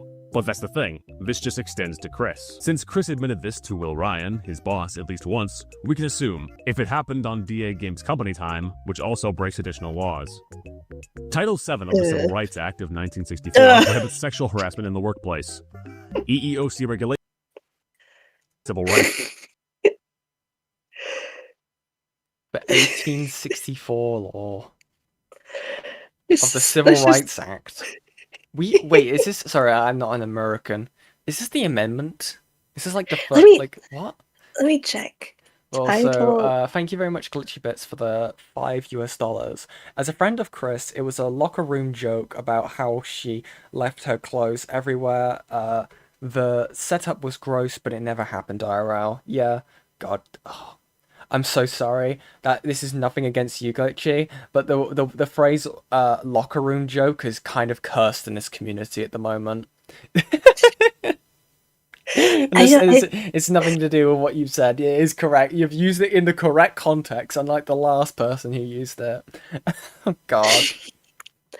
So it doesn't really say. It just says that it's the part of the Civil Rights Act, and apparently she also got the or like Sin got it wrong. That depends.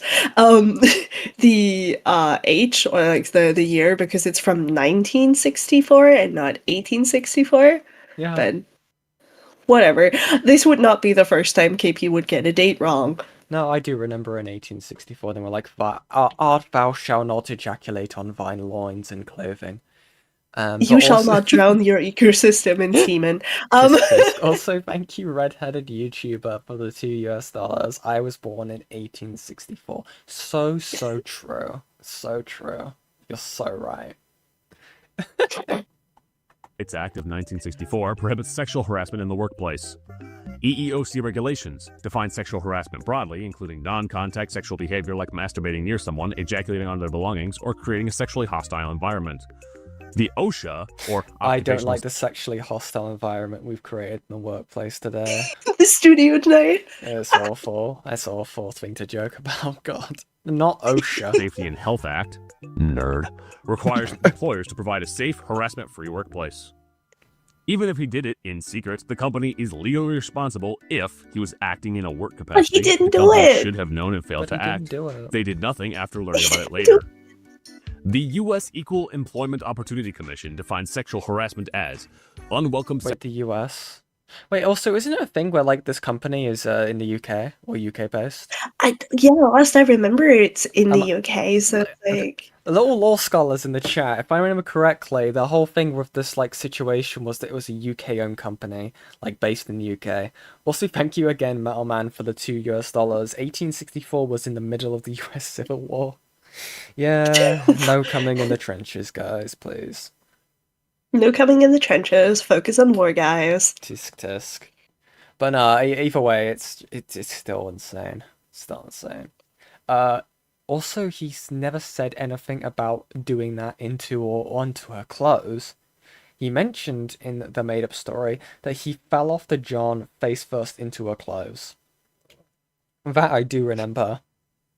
I don't know if there was like different recountings of the story, but I do remember that part being mentioned. Yeah, I believe you are right, Glitchy Bets.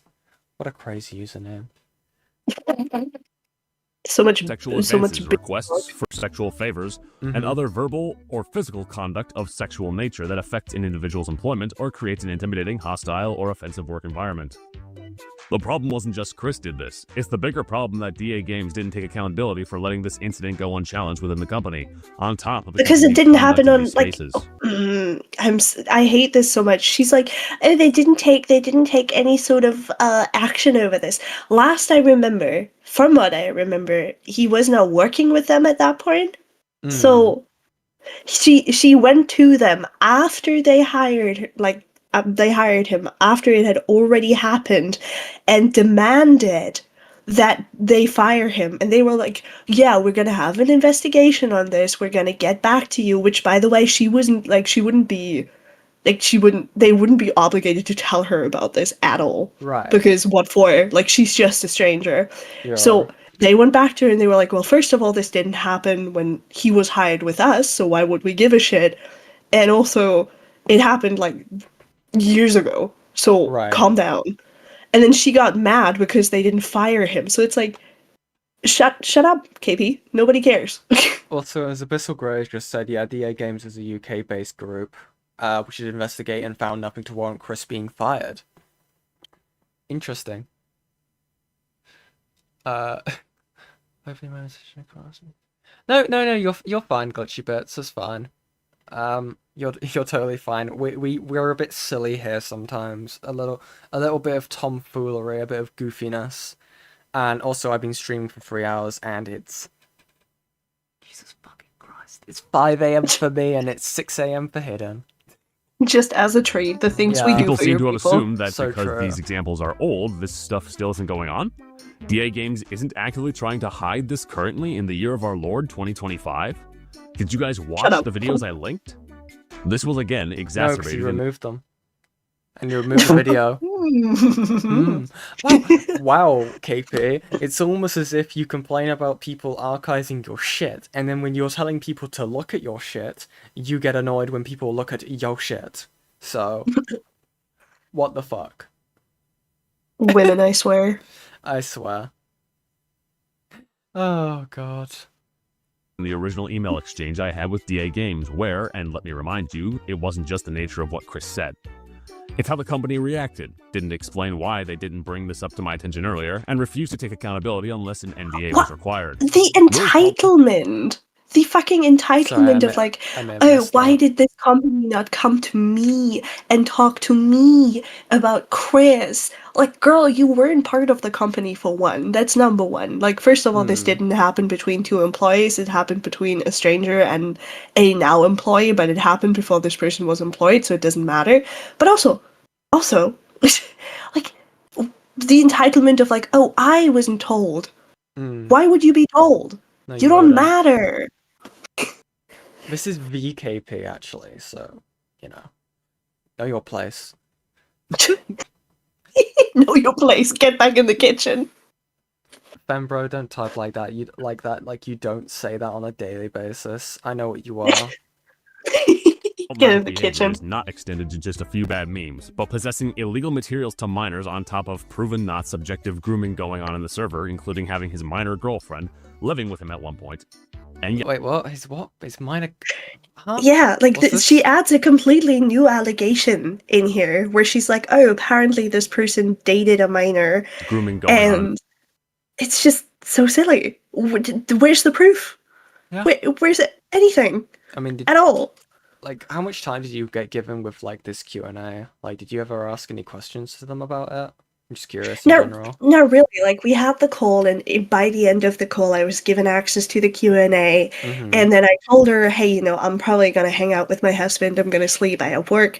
And then the next day, she was already pestering me about how long I was going to take to like, look through it. And I told her, well, I'm probably gonna look through it on Saturday, and just leave you little notes. And then I was told, hey, first of all, this girl lied to you entirely.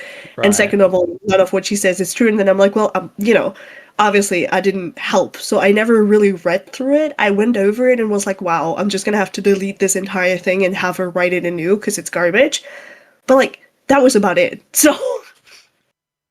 Right. Interesting. I don't know. Oh, God.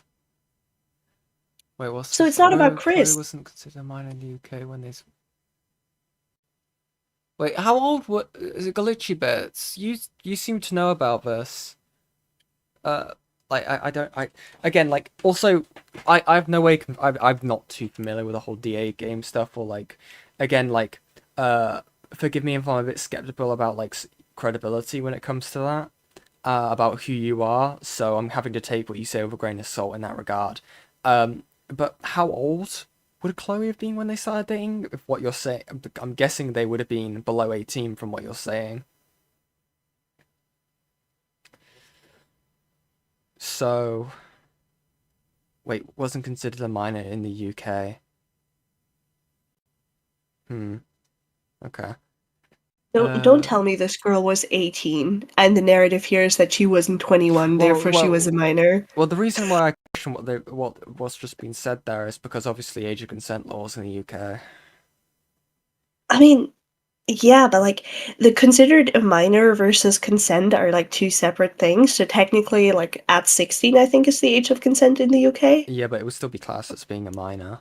Exactly. So I'm like, well, if they aren't considered a minor in the UK, they would be 18, right? No, well, you'd still be like, I don't know. I always assumed that like if you're like a minor, you'd be you know, below 18 across the world, but it's just a difference in age of consent. But I guess I may have misconstruing it.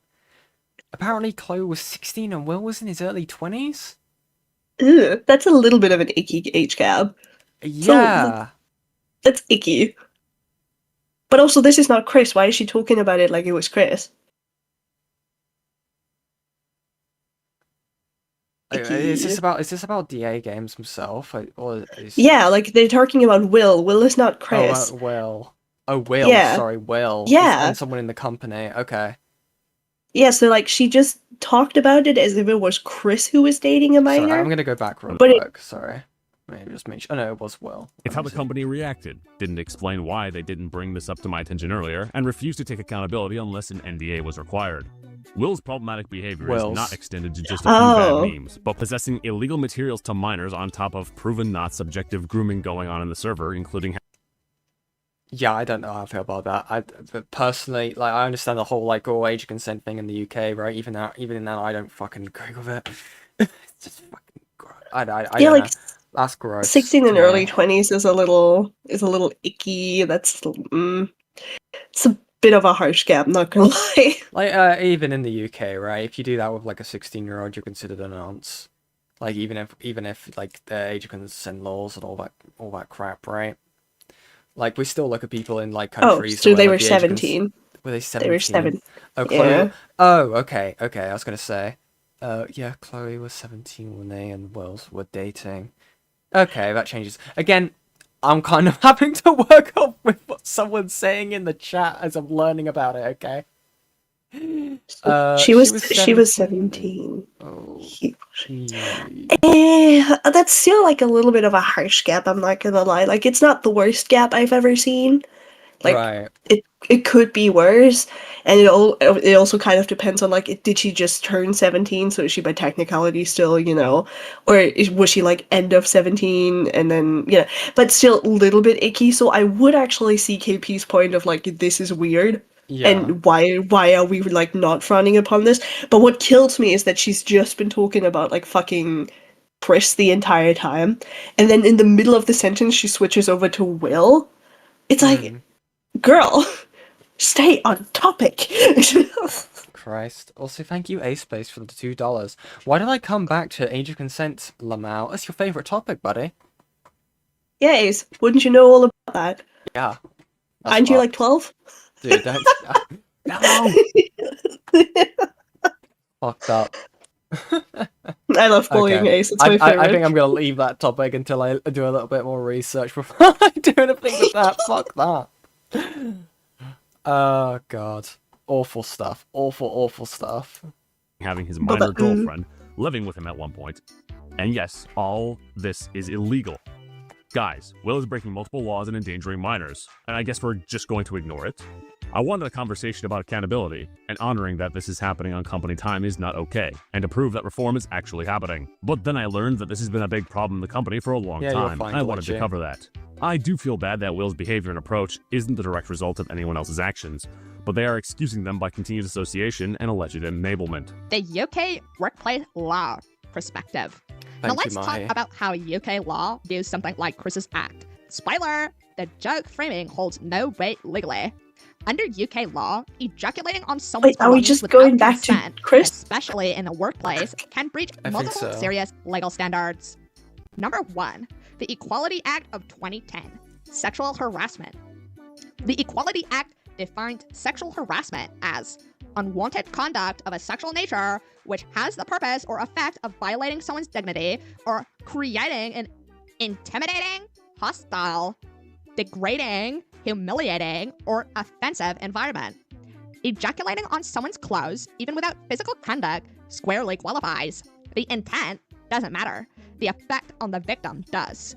Joking or claiming it was a prank is irrelevant under the law. But it's... You'd have to prove it. You have to prove it, buddy. But it didn't happen. But And it never happened, exactly. this is like the number one point where it's like it's so pointless to like talk about all this because she's treating it as if it happened, but we have no proof that it did other than, oh, he made a joke about this. Mm-hmm. Like, girl, women, derogatory. No, demise have the legal duty to prevent and address the behaviour of failure to act as can make them so liable. Yeah, but like, again, it didn't fucking happen. I don't know why I'm trying to like think of like of anything else. Fuck me. Employers have a legal duty to prevent and address this behavior. Failure to act can make them vicariously liable. Number 2. Health and Safety at Work Act 1974. Employers must provide a workspace safe from risks and health. Sexual harassment, not even physical, creates a physiologically unsafe workplace. Failing to prevent or investigate it can breach this act. Number 3. Criminal Law Sexual Offense Act 2003. While prosecution would depend on circumstances, acts involving sexual activity without consent, even directed at property, can fall under sections covering indecent exposure, outraging public decency, sexual assault if contact occurred, harassment or stalking if part of a pattern. There have been UK cases where ejaculating on property or living bodily fluids was prosecuted as sexual misconduct or harassment. If it happened. Number 4. If it happened. Employment tribunal precedents. UK employment tribunals have repeatedly ruled that non-contact sexual acts, like exposing oneself, sending explicit materials, or masturbating near someone, constitute sexual harassment if they create a hostile environment. Doing this on company time or property dramatically increases liability. I hate this so But much. KG, I hear your thoughts. It's this whole thing is really silly because like she's citing workplace flaws for a workplace she did not work at. Like, sure, at most I could give her, yeah, the joke was really disgusting, and if people want to say it was sexual harassment, fine, so be it. But she's citing workplace laws as if she was like a colleague. She wasn't though. Yeah. And like it happened long before Chris was at DA Games, as far as I remember. So her pulling this entire shit where it's like, oh, you know, according to workplace laws, according to this law, according to that law, none of this applies.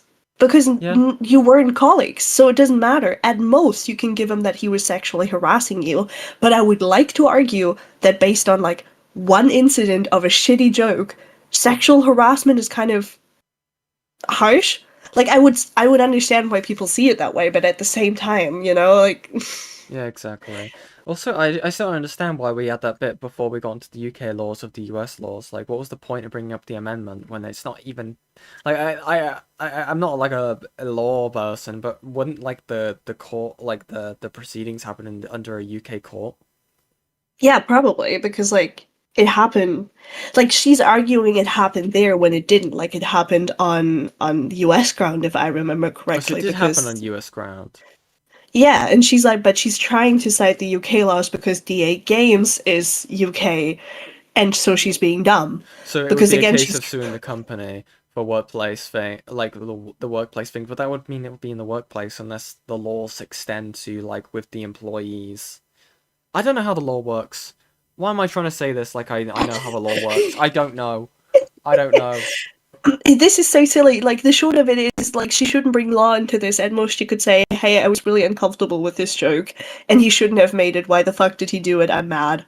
Yeah. So, and then boom, you're done. Who cares? It happened 10 years ago. If you're still upset over it, there you go. But, like, don't try to make it into a sex crime. That's weird. Yeah, we're not trying to ponder sprocket our laws at the moment, so... Oh. You lied about the statement. Oh. That part wasn't a... Oh. What did I do? What did I say? What did I say that was wrong? No fun for us. We don't get to lawyer this. Goddamn, I come into the ACC and I don't get to LARP as a lawyer. Okay, fine. We can have a little bit of lawyer LARP, okay?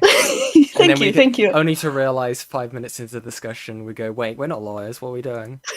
Assumption. In my original statement about this incident, I said I've never made a video like this, which Mr. Enter a lie, even though I never had a chance to clarify, nor did he reach out to clarify. He kind of just ran with it. What I was referring to is that I had never broken a case like the DA games or the Saber allegations. The video I did covering Lily Orchard was done with statements with victims that were already publicly logged. The only new information was my own experiences. This was totally different. But the voice actor incident... What do you mean new information with stuff you personally experienced? What do you mean? What about the MMA? That's new. I don't think that was publicly known until now. Also, like, I'm pretty sure that, like, one of the big reasons why nobody was reaching out to her anymore is because the last time Mr. Enter and Lazy Bed had tried reaching out to her, she tried to force Lio into the call despite both of them asking her not to do that. So, like... She's really dead set on Lio defending Yeah, her. like, that's... It's really jar-coded. It's really jar-coded. She even admitted to it in her conversation with you. It was just like, she was basically like, well, Lyle was there to be a mediator, and I was really surprised when he didn't, like, jump in to defend me, is basically what she was saying. It's like, girl, he's meant to be a mediator. He's not meant to side with either one of you. What, do you just want him to, like, sweep? What, like, huh? That's not how that works. It's you so talking silly. to Beckett, not you and Beckett. You and Lio talking to Beckett. This is so silly. It is so dumb, and the whole thing about, like, her demanding that people protect her, because, like, it was brought up to me that the only reason she came to me is because I didn't know who she was, and so I was likely to possibly defend her, and she could always pull back and be like, oh, you know, I had help from this person with this, and, like, she's doing this thing as Lio, too, where she was like, well, I showed the video to Lio, which, first of all, isn't true, but also, second of all, like, Lio's not your fucking shield. Yeah. You made the choice to make this video, and now you're dealing with the backlash. The fact that you're trying to get him to, like, lawyer LARP for you is insane. Yeah. Sit down. I don't know. You're an adult. To use KP's own logic, I think it's kind of a power imbalance between her and Lio. She's like the bigger platform, you know, kind of like trying to little guy. Also, nevertheless, you are stupid, but that's unrelated. No, I'm joking. This isn't a recital of KP's deleted video. So what this is a Q&A that KP was going to release, like, now, like, after everything that's happened, but Hidden here managed to yoink it and was like, no, this is seeing the light of day. Oh, I was literally like, this is mine. This is mine now. I will release this now. Also, is it really privacy infringement if it was seemingly all made by AI? Yeah, no, but it's silly because she only privacy struck my call with her, but she left the Q&A alone, and I was like, huh, strange. Huh. Her. What's astonishing is that she's trying to do this when the statute of limitations and what she's claiming would have been past the US's statute of limitations. Let me look it up real quick. Thank you, chat, for lawyering me. Thank you. I love this. Thank you. Free lawyer service. Yeah, I know, it's amazing, right? I still find it funny when she starts this video, or like, you know, this Schrodinger's video of basically being, I'm gonna legal eagle. It's like, a legal eagle is an actual lawyer. You do understand this, right? You're not. It's so stupid. So stupid. Hidden is educating the masses. Yeah, whether they're willing to or not be educated, she's going to do it. Yeah, no. Also, like Mr. Crunch says, did KP not know that you always look into stuff with other parties? So, she wasn't even aware of who I was. She thought I was Lio's head mod. She was, and also she thought I was Peaches apparently. But it's Wait, fine. Yeah, so this is like I'm not gonna divulge the whole thing, but Uh-huh. apparently she recounted a thing that happened that Lio actually said about Peaches and not about me, which but also and then Lio was just like, that's Peaches, not hidden. And I was like, man, we live in a society. So true. Oh my god, that's evil. So yeah, so she has no clue who I am. She had no clue what I work like, who I work with, or what I do, or how I operate. She literally just like what happened, and I don't think people know this, but what happened is she was talking to somebody else, Junkfish mainly, and Junkfish was like, "Hey, if you want to talk to somebody who has like a level head on their shoulders and might be able to help you, you should talk to Hidden." And then we never managed to like connect for a call because I was busy and I have a job unlike her, and so like it never worked out. And then in September I reached out again and we finally managed to like connect for a call. And that's when the call that I released happened. So yeah, evil stuff. Absolutely evil stuff. Just giggling maliciously. Yeah. You could talk Yeah. to me. Haha. You can talk to me, twirled hair. Yeah.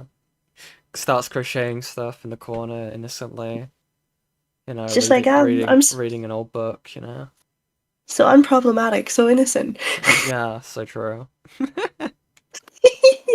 No one brought up this directly in the comments, but some commented on the fact that I asked people to work on a volunteer basis. I understand that volunteering is a very personal choice for many, but something that was left out in the exchange he showed is that he offered to do this in the past. The spicy comment was just a critique on it being non-traditional to my usual content, which is why something like this posted without context or consent shouldn't have happened. This same person then complained the use of the same image in Saber's video was a violation. I mean, we've already proven that KP has no issue with sharing stuff without consent, so of their whatever. Consent, which I found both ironic and hypocritical. But Cartoon She.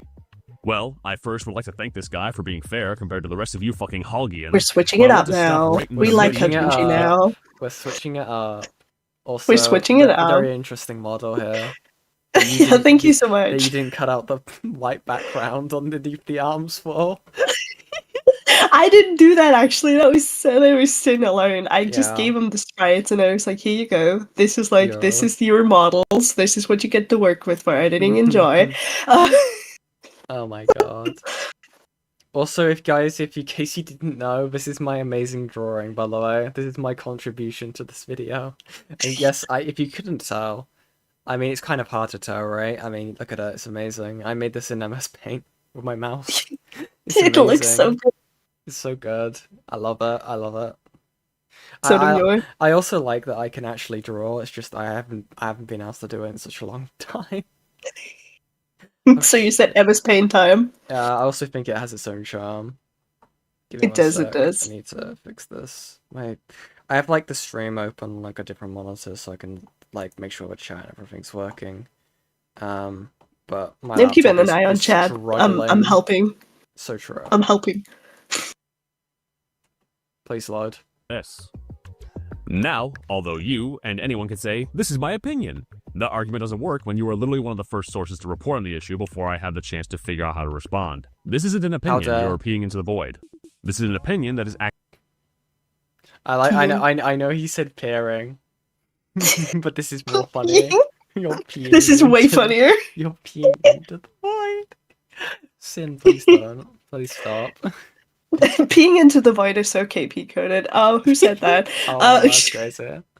Actively shaping how people are responding to the story, and listening to an opinion about a video that was taken down. If you would have waited on me before posting, the main part of your video could have been the DA Games highlights, which was originally the goal. Go away. I don't know. I don't think you thought about DA it. DA Games. You should make a video on DA Games. I don't know. Maybe if you, like I keep saying, had the KP... If KP had the DA Games video and the Saberspark videos, two separate things, maybe it wouldn't have been so much of a scorched topic. Perhaps. But coverage like that also has consequences of harassment if not addressed carefully. That's why I took my own video down. Those factors can be drastically irresponsible if you are leading with interpretations and facts that aren't backed up. Plus, it seems like your goal was clear from the start. For example, here's a clip from the original video that Cartoon She interpreted as an ego reflection. Maybe I said that because Jon Stewart and I are also Jewish, and I relate to his representation. There it is No matter again. how you characterize it, this had an influence. You are responsible for how the public reacts, just like everyone else. But what about Brony Fandon't? For those of you who don't remember, Brony Fandon't is a user who originally broke the original allegation on another YouTuber named Black Griffin.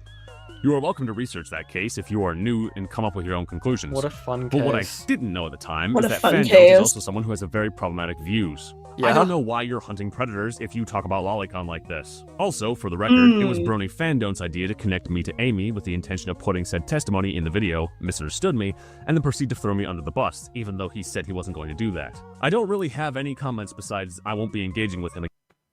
Listen, if I had a tally for the similarities between Jar and KP's behavior, that'd be quite a few.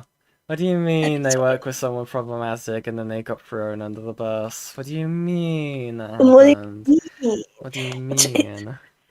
I just think it's so silly that she's placing like the onus on everybody else. She's like, oh, you know, it was Brony Fandon who connected me with somebody and then, you know, made me put that testimony in. Girl, it's your video. Yeah, it's like, It's I your don't know. video. I don't know. KP seems like there's someone who just does have some semblance of connections in the community where they can go like, oh, can you tell me about Brony Fando? And someone go like, yeah, sure, this guy likes Lolicon. It's like, okay, there you go. Like, oh Society. my god, society tests me every single day. The main problem I had with the DA games talk was the fact that they didn't even blur a child's face when bringing them up. What the fuck? The people who That's put that fucked job up. together were unhinged.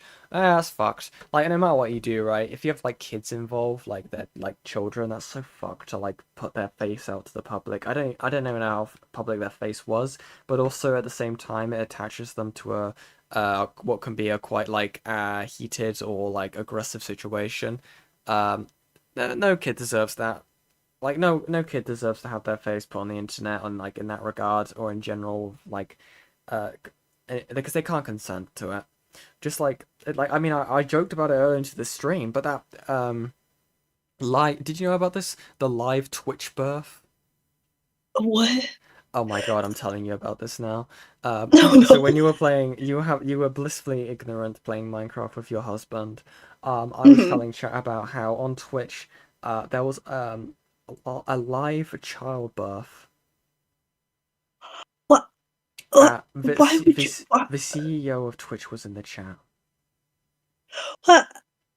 Can we just throw Twitch away? Is that?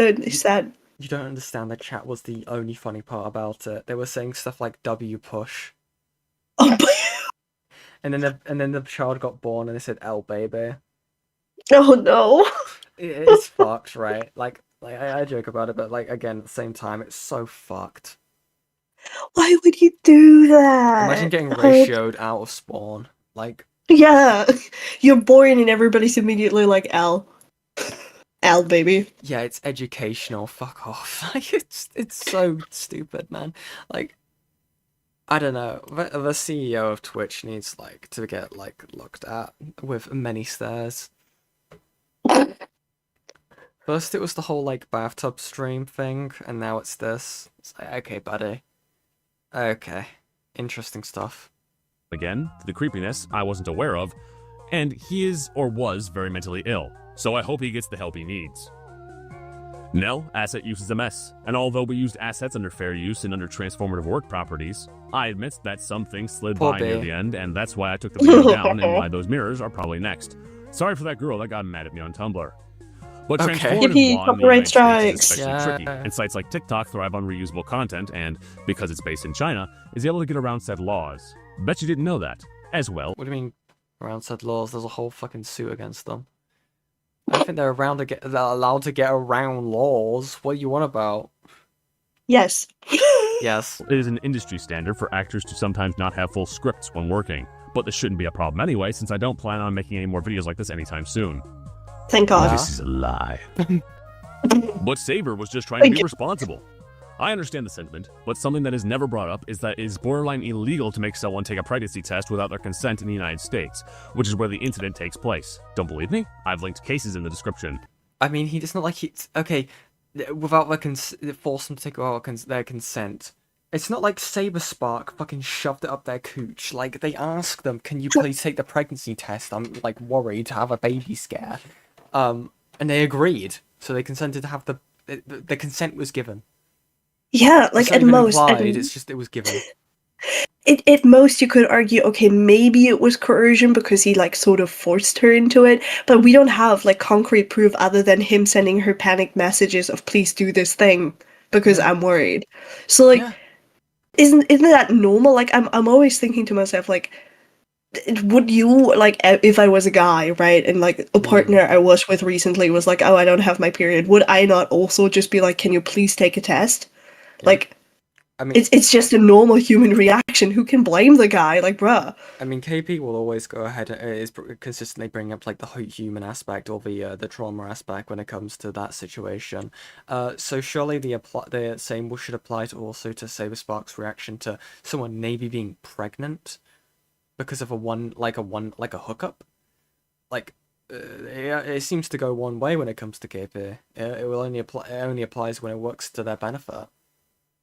Society. This is only because KP never had to take one because nobody wants her, but like it's fine. Oh god, dude. So tired of this woman. Bro, lol, I don't even know. Maybe she was trying to baby trap her. But seriously, it's understandable Saber would want to know if he's having a child, and I'd think he would want to step up and be a dad. Okay. Yeah. I mean, it's a scary thing. You know? It's a very scary thing to go through if you're not prepared for it in that time of your life either. I don't know. I don't know why anyone would wanna be born in this Lord's year anyway. Especially with like the whole like aspect of they were just friends with benefits, right? Like they were just unserious. So yeah, that probably would change a lot. So I hate this framing, and this is why, and I will go on record and say this because I don't care. This is why I think that Courtney wrote part of the script or gave like KP IDs for this, because this is so Courtney coded. Yeah. The entirety of like it's constantly this person committed a sexual crime, this person coerced, this person forced, this person sexually harassed, this person did this. Like the insane focus on like trying to accuse any and everybody of like something with sexual crimes is just insane, and I hate it. Like, if this is supposed to be your proper response to something, why don't you address what you did? Why aren't you talking about what you did and what you fucked up? Why is it everybody else? They cannot. Yeah, no, KP cannot say sorry. Courtney can't either, but like, you know, at least that's why they're holding hands and they're besties now. I think Jara apologized more than this. Oh my god. Giving Jara a minor dub. Jara is on the tier list above the two. Forcing someone to take a pregnancy test is not being responsible. It's reproductive coercion. A violation. There it is. Reproductive coercion? Is that even a thing? Is that a word? Is that a sentence? Now I have to look it up. We're learning so much today. This is an educational stream, by the way, so if... oh no, it does exist. Okay, fair enough. This is an educational stream, therefore under fair use, therefore KP can't strike me. But it doesn't, whatever she's describing doesn't work because reproductive coercion is, yeah, no, like it's basically when you force your partner to become pregnant or when you interfere with their birth control. So like yeah, so stuff, okay. Yeah, so it's forced conception, not forced prevention of conception. Like, I mean, it's also not forcing conception because it's just identifying if they've like. You know, if it already happened. If it happened, right? It's like the Schrodinger's fucking cat thing, right? Is there it's sort of trying to prove if the cat's in the box, if you know what I mean? Schrodinger's conception, I see. Yeah, exactly. Violation of privacy and consent. In the US, a potential father has no legal right to compel a test or access medical records. That's the law. Yeah, Grab it before you tap it. Yeah. Well, what about... I can't tell if that was KP or Sin saying that in bit. No, that's in the Q&A. That's in the Q&A. Okay. I don't know. That could be very Sin. That could be very, very, very Sin thing to say. Apparently she wanted to have like a whole bit there because it says rap before you tap it bit. So I guess it was supposed to have like a meme or a video in it, but we just read it out, so... Yeah. Also... that's the one true bit of advice. Wrap it before you tap it, guys. Yeah. You've learnt so much today. It's informative, constructive, educational, fair use. Just be gay. About the voicemails. So this is going into why, as much as there are a few people asking, I'm not going to talk to anyone about this because I've already been burned with this whole situation.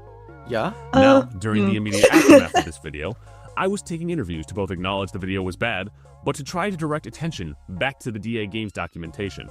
But people were more concerned with the other side of the story. More specifically, this guy named Beckett. Beckett was already planning on covering the video. Beckett time. But in honesty, I wasn't really in a position at that point to answer any questions, and I should have advocated for myself a bit better. Regardless, information was coming out, and Beckett convinced me that Emily and Bernie Fandon't had manipulated. Also, what do you mean you were in a position to, like, answer questions? You went to the interview high. You did that. What do you mean? That was a you choice. That was a you choice. It's better to find out via the magical pregnancy test stick than how my mom's old friend found out she was pregnant at 46 by going to a cardiac surgery. Jesus Christ. Okay. Unfortunate question mark? Yeah, unfortunate. I don't know how to take this information. Okay.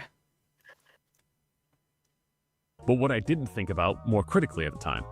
Now, what was available is that Saber told him and guesses that it was Emily, but that's not enough information to say without 100% doubt, which we'll get to more in a second, but that someone is innocent or guilty. Still, Becky convinced me that this was fact, but the thing is, it's not. Then I cried. And then I panicked. And then made a bad decision. Then I committed and then crime. it escalated, No, kidding. but then it was talked about. And this is why I wanted to take space from all of this. I wanted a chance to sit with everything myself without being pulled in different ways. But cope convincing people and acting that Emily's reputation and the Skype logs are finite proof is incredibly dangerous. Wait, no, sorry, I'm really invested in Bristol's little story. How do you find out you're pregnant through eye surgery? Well, I'm assuming they probably like test you because they gotta make sure that you're like healthy and everything, so they do like a bunch of testing. Stares into your eyes and looks pregnant to me. Smells pregnant. Yeah. Jesus. Oh, cataract. Oh god. Okay. Okay, that makes so much more sense. God, Yeah, no. That's fucked. Sorry to hear that, Abyssal, but also, damn. I'm gonna have to rewind a little bit. Sorry, I got really distracted by that. No, that's okay. Like, she's basically just saying, like, oh, Beckett acting like the Skyblocks are finite proof of Saber not being guilty is dangerous, which, like, that's not the only proof that he was given, and that's not the only proof that Saber showed. And it also doesn't help that, like, Emily herself admits that she misremembers a lot, and that she, like, her story was changed. Like, literally the fucking convention at which one of the two incidents was happening was changed. And the time frame was changed. So it's like, how am I supposed to trust that? If, like, I'm a huge advocate for believe all victims when they come out, right? But I'm also an advocate for, like, look at the story and come to your own conclusions based on it. And I understand why people look at Emily's story and they're like, well, you know, it's not finite yes or no. It's dependent on who you want to believe. I'm more on the side of there was a misunderstanding and she regretted it afterwards, and that sucks. But that doesn't make it rape. So, you know. Yeah, I get that. Christ. Oh yeah, that makes more sense, Abyssal. I believe they do it just in case. Okay, everyone's getting really invested into the eye pregnancy. Sorry, I'm here for it. I'm here for it. Yeah, they do that for me as well, by the way, in case anyone's curious. When I have a sneeze, they like check if I'm pregnant as well, by the way. Very nice. I wanted a chance to sit with everything I'm myself without expecting. being pulled in different ways. But cope convincing people and acting that Emily's reputation and the Skype logs are finite proof is incredibly dangerous. It misleads people to what evidence actually is. It enforces myths about trauma and abuse. Bottom line, Wait, trying what? to convince Huh? people that those I'm replaying. Huh? Without being pulled in different ways. But cope convincing people and acting that Emily's reputation and the Skype logs are finite proof is incredibly dangerous. Okay. It misleads people to what evidence actually is. It enforces myths about trauma and abuse. How? This is such a, like, strawman argument of, like, yeah, like, this isn't true because this isn't evidence, and it's like, well, but There was more evidence, like actual evidence that Sabersprite provided. Because he went through the effort of providing it, because you motherfuckers did not. Which, by the way, the weight of, like, providing evidence lays on the accuser and not the accused. So it would have been Yal's job to provide evidence and not the other way around. Yeah, I'm just surprised he managed to find it. Dude teared up his fucking flat or room or house just to find it. It's actually insane. Like, ugh. Ugh. And all this for a ginger. I know, right? Trying to Gingers. convince people that those logs aren't enough is just ethically shaky. It's actively harmful. It spreads misinformation, reinforces a dangerous myth, and manipulates people into simplistic conclusions about deeply complex events. No, it's not. It's just telling the truth about a person. Like, No. like Emmy has got like a quite storied online presence, and the fact that we know it's her who's the victim, it also adds a level of like credibility when it comes to certain things. But again, also, perfect victim mentality still also applies. If they were a victim in this just because they had done bad things in the past, does not exclude the fact they could be a victim, but also it makes them kind of like makes us have to be more skeptical on what if they're saying is true or like happened the way they say it happened, if that makes sense. But yeah. God, is my stuff breaking? Oh no. No, I was just giggling at Netherless in the chat. We're banning you. We're Gee. banning you, Netherless. What happens if you take the first round? Okay, buddy. If you want to argue context, fine. If you want to say, this raises questions, sure. But the second someone calls it a smoking gun, then we've left the realm of good faith discussions. Cut this part out, cut this part out, cut this part out. Yeah? Yeah, Mahi? This is for the one under it. I'm guessing you want these spaced. I don't know. Yeah? Days Yeah? never finished. This has got me working. Dude, Don't tell me you're not being I love my biased children. if you were literally interviewing Sure. former friends of mine about me without giving me a chance to comment on their accounts or even be aware that this is happening. What does this have to do with anything discussed in the video? Or is this just there to damn my character a bit? This is classic defensive psychology. It's classic deflection psychology. She's lying means we don't have to wrestle with the facts. She's too immature to understand means we don't have to hear her perspective. She's doing this for attention means we don't have to question the system. It's not like they know something bad about you. It's that they need to make people believe something bad about you, or else your points still stand. And dude, I criticize Thank your you, approach and ChatGPT. your framing, and you Yeah. threw a name-calling tantrum, even in your title. Your title response screams that. And you want to be taken seriously? This looks like textbook projection, my guy. And for the record, Henry was not present for the Rachel Bloom thing, and that's not what directly happened. Well, wait, what? What? We've just like entirely gone off the rails. Wait, are they saying Yeah, that and- Beckett's projecting? What? I don't even know who Henry is. I think Rachel Bloom is one of the voice actors for Yeah. Like that I know, but I don't fucking know who Henry is and I don't know what she's on about. She switches so often. Where's our law scholar? Glitchy bits. Law scholar. Whom? We need your lore. We need your lore. Anyway, Whomstuff. I'm gonna hit play because of the delay. Henry was not there for the con he mentioned with Jen Blake. And this was Who the something fuck is between Jen me and her Blake? that she previously approved. If she had And an the issue, prom's she tomorrow? could have come to talk to me. My issues with race were not frankly involving Casey. I did not just sit there and curse him out. Who is And most Casey? importantly, whatever stories Casey was being told, she should have come to talk to me about them directly. So I know who Casey Withholding is truth at least. Casey is one of the friends that Beckett interviewed about KP, and Okay. Casey said some really negative things about KP, and that led to them kind of not wanting to be friends anymore. And KP has this whole thing where she's like, "Oh, why did Casey never tell that to me? Why is she saying it to you, but she's never talked to me about it?" And she, cut contact and everything. So that's what she's mad here. So at least Casey, I know. Who the fuck, whoever Henry is, no idea. Rachel Bloom is a voice actor. I don't know who Jen Blake is. So, help. Hi, Beckett. Oh, hi, This woman Beckett. is gonna end up showing my videos to a therapist, isn't she? Yeah, Yes. probably. Yeah.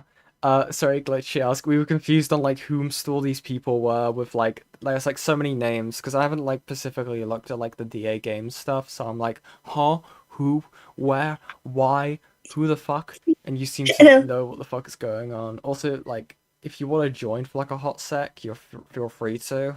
The Discord link's above, and someone can drag you into a VC. Teehee.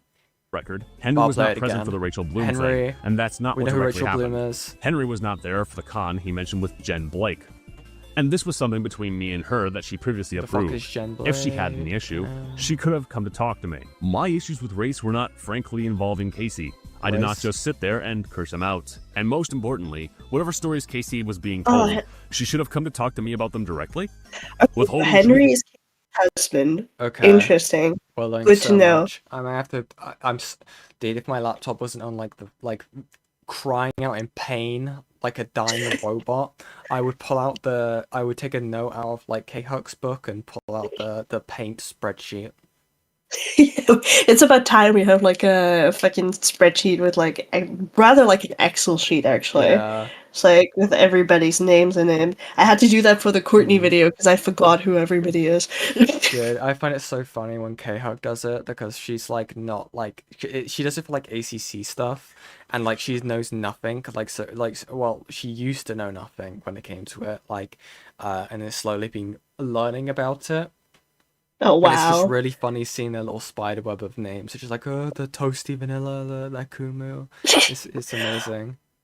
Do you remember like the fucking shipping wheels of like, you know, this I ship, I don't ship, and so Oh on my and so forth. This is God. this is what we need for the ACC, where it's like these people are friends, these people are enemies, these Yeah. were in drama before. Yeah, I mean, people have already. I mean, you made the joke, but people have already been shipped as it is, so that's Oh, fucking no. evil. Yeah. Evil fucking stuff, dude. Evil. Evil. because you think someone can't handle it isn't kindness at all. It's controlled disguise as concern. When you decide for someone else that they can't handle certain information, what you're really saying is, I don't trust you to make decisions about your own life. There's a big difference between Yeah, because I saying, don't. I'm scared this will Yeah. hurt you, and saying, you're too immature to know this. The first is honest Oh, that's true. vulnerability. The second is paternalistic. If you're deciding what I can or can't handle without asking me, you're not protecting me. You're patronizing me. Number 3. It shifts the power dynamic, and not in a healthy way. God, not the power Real dynamic. friendship is built Not on the mutual power trust and respect. dynamic. But withholding information flips that balance. Suddenly, one person is a gatekeeper of reality, and the other is a child that can't be trusted with the truth. That power imbalance corrodes the foundation of a relationship.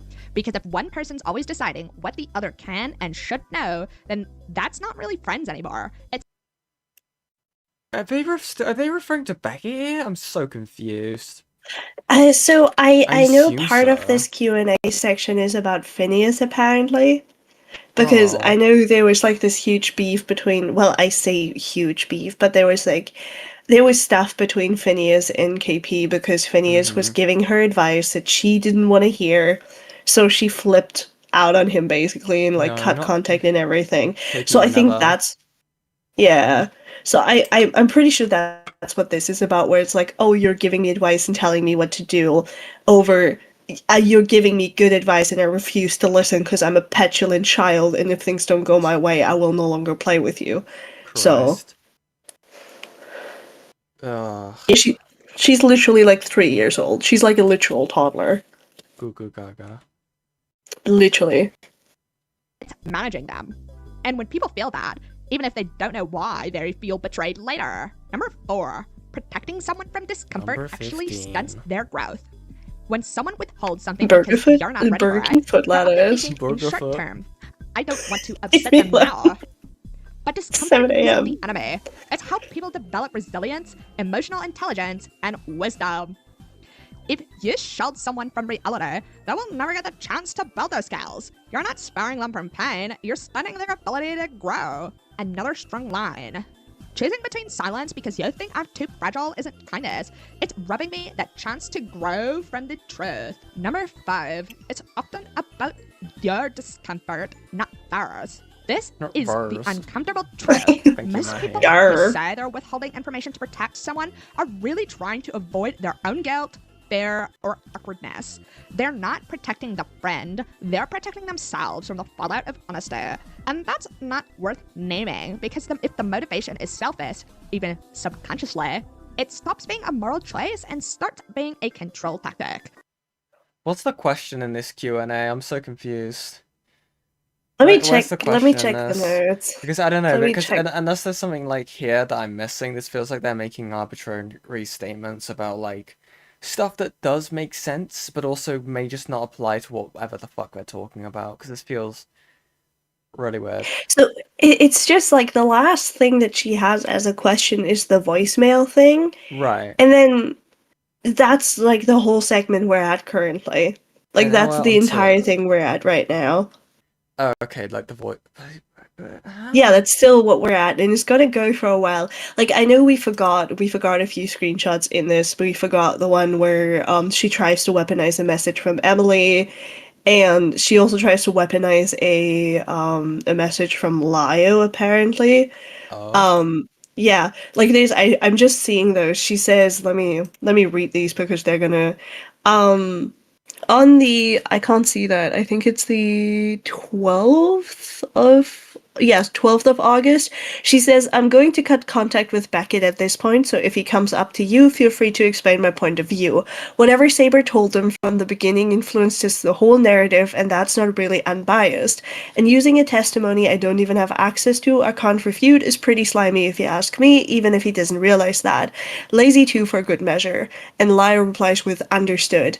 And then she goes, I just want to say I appreciate the attempt, but I think talking to Beckett was a big mistake. He uses a lot of misogynistic gaslighting habits that I don't think he's aware of, and that makes me uncomfortable. Yeah, that makes me uncomfortable now that I have finally sat down and watched it. I feel like he had his mindset on the story he wanted to tell from the start and used me to fit that narrative. It's highly upsetting, but I hope you can see where I'm coming from. I should have never talked to anyone publicly until I was ready. Dude, can you quickly, just like for sake of transparency, can you send me that quickly, just so I can put that on the screen? Yeah, sure. So Come here. otherwise people are gonna, I know someone will go, rah, rah, rah, rah, rah. I'm gonna DM you. Come here. Come here. Come here. Oh god, my Here you go. my These lower are screen is these breaking. two. Oh god. Oh no! Oh no! I lag, I robot. And then I'm also gonna give you the message from Emily that will become relevant when she talks about it. Okay. But you like I know Beckett already showed it off, so it's whatever. But still. Interesting stuff. Okay. Let me right click and then open link. Voice Stop Gaming says, by the way, you spelled Courtney wrong in the title. No, she's named Corny now. We're naming her Corny. She is corny. Oh, wrong video. There we go. Also, I believe. Also, sorry. Thank you very much, Mailman, for the $2. I think KP is slowly making me a misogynist. No, don't do that. The real misogyny is the friends we made along the way. Correct. so true. Oh my god. I don't even know if Beckett has seen these two DMs that I read out, but I know he's seen the Emily one, but okay. Well, just for transparency, this is literally what Hidden has just read out. Voila. Voila. Witness. You have seen it. There you go. It exists. It exists. Therefore, we live. Also funny because this is also her leaking DMs from Lion. I'm unsure if she even spoke to him about that. Interesting. So, you know, going back to the whole leaking DMs is evil. You know. Again, taking notes about specific things. Taking notes. But yeah. I did nothing wrong. Oh my god. Sorry. The chat's like slower on my end to load in. I've just seen Beckett's message, and there it goes. Chat breaks. Give me one sec. It's okay. I'll look at chat for you. I fixed it. I was wondering why my laptop is fighting for like its life right now because I think I also set like the string to download as well onto my laptop. Oh no! So it's like going to perish eventually, but we're gonna keep going. It'll be worth it. Do it for the content. According to this video is using 2.2 gigabytes of memory to load this one video. Let me close this real quick. I mean, if I can help myself. And we'll close this as well. I believe, I believe. Okay, I've actually fixed it so much more. Oh my god. Okay, we're so back. Anyway, locking in. The bottom line, withholding important truth because you think someone can't handle it isn't compassion, it's condescension. It denies them the agency, infantilizes them, and often protects you more than it protects them. True respect means trusting people with the truth and supporting them through the fallout, not deciding on their behalf. I think KP is actually more jar-coded than Jar is. Maybe. I think that they could do a wonderful collaboration together. I think they could go and, like, defend both of their, like, stances at the same time and do really well. I think that would be the final boss. It will be, like, perfect. It will be, like, Jar KP 10. It'll be amazing. No, you know what KP should do? She should make like a video in defense of Courney Peet and everything that came out about Courtney, and then Courtney should stab her in the back and fuck off to anybody else, so that she can truly have like the Jar arc. So true. I think that would be perfect.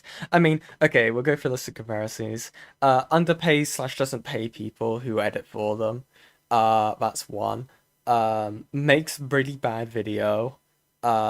Refuses to take accountability. I just need one more video to fix this, I promise.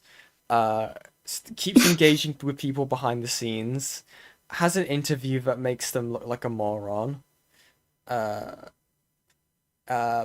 think, yeah, that's 6. 6 so far off the top of my head. Amazing stuff. Well, Jar never went to the level of striking everything. That's what he was missing out on doing. I think that may have sealed the deal. He would have been vindicated. Now I must ask, Beckett, has she struck anything else from you? Like, has she struck any of your other videos? Like, has she actually copyright struck you? Because I know Yen knows why I'm asking, so I'm like, huh. You're. Also, Becca, did you see the oh, what was their name? I even forgot now. I literally had it on.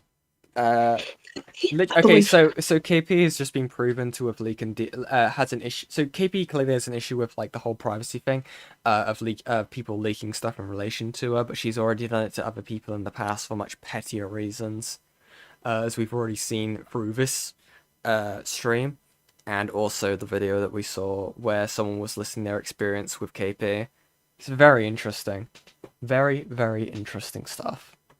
Just food for thought. Teehee. Okay, privacy complaints, I see. There was also an alleged incident that Beckett, so clear in his convictions, tried to imply Emily, via a private discussion, that her childhood trauma was not valid because she wasn't vocal about it. Like, excuse me? Proof? Are you so convinced your boy made no mistakes at all in this case that you think that's you our have only this... proof. Wait, is that the thingy? Yeah, that's yeah, that one.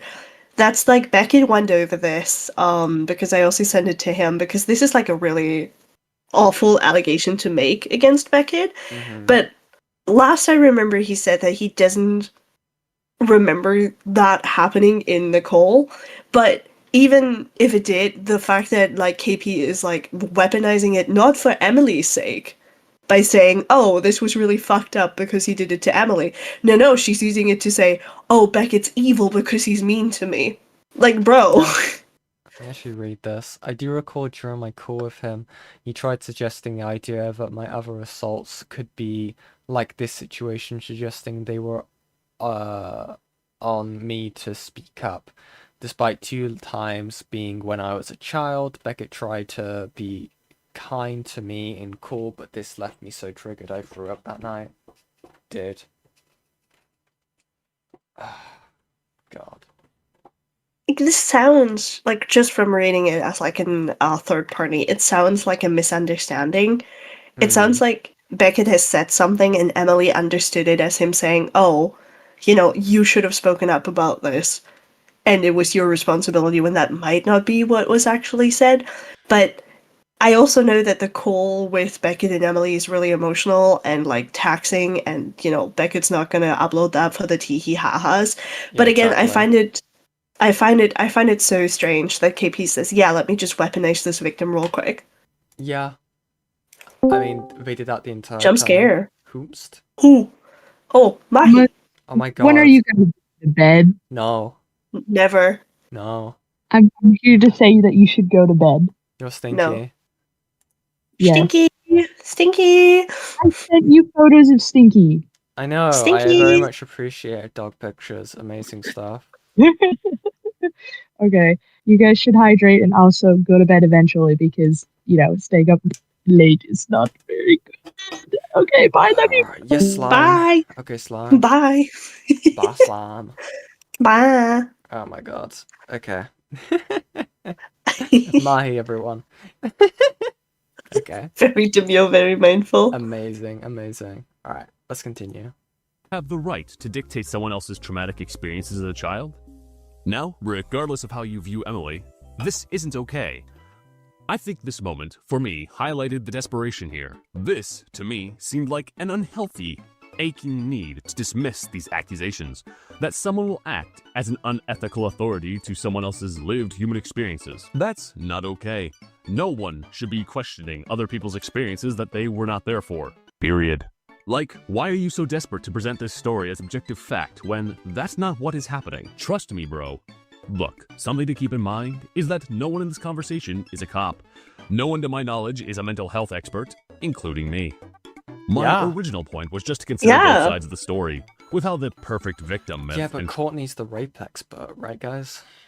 Yeah, no, like, again, I talked about this in Cat Slayer today, where I was like, I don't like Courtney. I want to make that clear. Like, this is not a defense of Courtney. But the fact that, like, KP treats Courtney as the fucking token, like, raped friend of, like, yeah, this person was as aid, therefore they're now an expert. As if, one, SA is a universal experience, and two, it happening to you is, like, somehow making you an expert on it. Like, why do you treat your friend like that way? That you what? Stop! Stop! It's the range, dude. I don't know. Can you imagine if I went to someone I was just like, oh, you've had this horrible thing happen to you. Can you get on this video to talk about this as like some sort of authority on the topic? It's like, okay. Like, what the fuck, bro? It's like a normal behavior. I'd expect Completely this normal. right out of like the annals of the ACC, but like not like this. Jesus Christ. Also, wait, no, what am I talking about? This is the Brony fandom. Actually, yeah, never mind. Let me correct myself. Yeah, never mind. T. Trauma memory work. There's an argument to be made that this is what the inconsistencies boil down to. Hell, to give the benefit of the doubt, that might be what's happening to Saber a bit. My point is that we can never know. I was never in the room, neither were you, I assume. But when we keep these aspects in mind, there's no clear-cut answer to what situation entailed, and I should have separated myself from that whole conversation so the DA Games documentation could stand on its own. Oh, the first actual logical thing she said this entire time. We're 20 minutes in and she had 1 point. Well, actually, we're 5 hours into this stream, so I'm counting every little bit of that. I haven't received anything, Beckett, by the way. The only thing I have is the privacy complaint on the call. I am daring her to try and copyright strike the Q&A. Just for the shits and giggles, to give me a reason to, like, be worse. Yeah, but she hasn't so far, so... I know silly things, teehee. Teehee. Those who know. But no, genuinely, like, this is the one common sense thing she has said. It's funny she could take her own advice. If only. Like, I mean, she's even admitted here, like, no one knows what would have happened in that room. Okay, so, like, you're saying that it did, like, oh my god. My brain, it hurts. It hurts so much. Also, why did she not start the video with that? Why was it not, like, this is the only point that matters. The only point that matters is I shouldn't have been in here. I shouldn't have just, like, slapped it together with, like, 7 other allegations. Yeah. So, you know, that is all that she should have said. And then, you know, a period, and I think people would have forgotten about this and not given a shit. But because she's like, also, I'm still right about Chris because he committed a sex crime. And also, like, all the, like, black ref and stuff, and also Beckett's really evil, because he's a ginger, and he's British, and he's mean to me. Like, girl, shut up. All we needed was 2 sentences from you. 2. Yeah. God. Oh, no. I don't know. This entire situation, like from start to finish, has been so deranged. I mean, like even the tinier aspects are not even important to it. Like the random appearance of Chris Chan of all people into this. Like people forget There's about that. more It's so Christian bizarre. appearances So coming. bizarre. There's more Christian coming. Huh? Oh god. There will be. I'm giving you this about the Courtney video. There will be mentions of Chris Chan in the Courtney video. I see. Interesting. You're welcome. Oh my god. Okay, let's continue. Now, the perfect victim myth is about using an accuser's reputation to dismiss the validity of their claims and to question if they are telling the truth. This is a real psychological thing, not something I made up. Whether you believe it or not, no one can deny that Emily's past history is affecting how this story is being told. The perfect victim myth is the false belief that only people who act a certain way, calm, consistent, blameless, and immediately reporting abuse, are credible victims. It's used to discredit survivors whose reactions or histories don't fit them, memory gaps, continued contact with the perpetrator, or messy emotional responses. The other part is trauma memory. People have called out Emily's inconsistencies in detail, and I understand that on face value, but trauma memory theory is also something to keep in mind while consuming this information. Trauma memory refers to the way the brain encodes and recalls traumatic events differently from ordinary memories. Because trauma activates the body's survival systems, memories can become fragmented, disorganized, or incomplete. Details may shift over time, and recall might be delayed. These inconsistencies don't mean someone is lying, they're a well-documented feature of how trauma affects the brain. So, even though it's been well documented that Emily's stories are inconsistent, that alone is a harmful standard to be setting for victims in general. I mean, but you also critique on Saberspark for getting the timeline wrong by like confusing what's it, weeks and months. So yeah, it's her entire point also doesn't make sense because like yes, she has a point that the perfect victim myth is like really harmful. Also, the Netherlands, thank you for $20 for yen. I'll make KP the perfect victim. Don't worry. I disavow. I'm pulling a apology. I disavow. No, but like to go back to my point, like she has a point about like how it's weird to expect victims to be completely like flawless, but that's not like why Emily's past is being brought up in this instance. It's because she has a history of doing shit like this. It's where she has a history of accusing people and being in sex scandals and all that nonsense, right? And that's why people are like, huh. Maybe her testimony should be scrutinized just a little bit more because of what happened. But that's not the only reason why people are scrutinizing her. It's also the inconsistencies in the way she's telling the story. It's the fact that, like, there are other motivations in here, like her allowing Courtney and KP to, like, change her testimony, for example. It's stuff like this where it all comes off more as a conspiracy than a genuine like victim coming out about the story. Even the whole thing about like Emily hiding her identity and using a smaller YouTuber's platform to come out like anonymously makes people distrust this. So it's an amalgamation of things. It's not just one thing.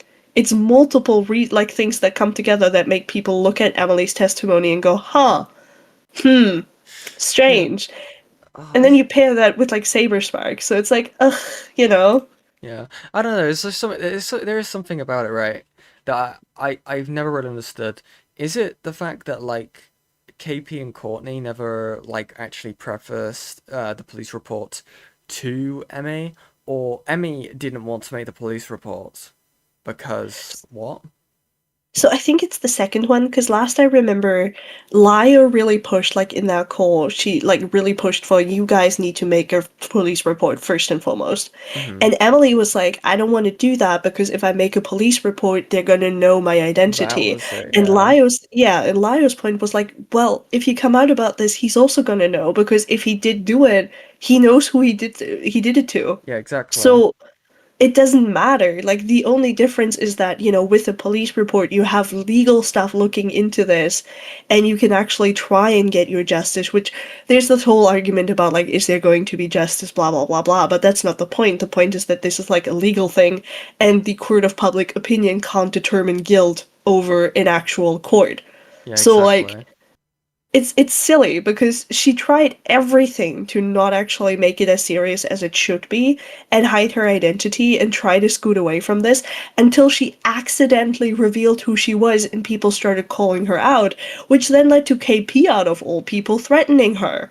So, you know, Yeah, I don't know. On one hand, it could be a thing that like Emmy was genuinely like worried about like Saber finding out about it and like her getting like attacked in that regard.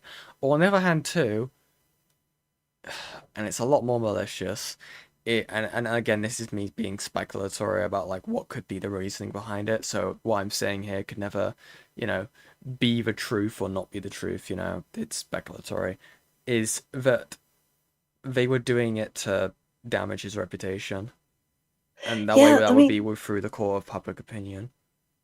yeah, like there's this whole thing where, you know, there's this thing, right, where she, like, Emily was like, oh, I don't want to come out about Saber on my platform because I'm worried his fans are going to attack me. And then when she was asked for, like, an example of Saber's, like, fans attacking people, she brought up the thread between KP and Saber when Saber called her a liar. So even Right. that was, like, informed through KP and not actually something Emily talked about. So this is where I'm like, well, okay, so did KP and Courtney sit her down and be like, you can't make a police report or come out on your own platform because he's going to harass you and, you know, everything's going to be evil, so you gotta stay anonymous?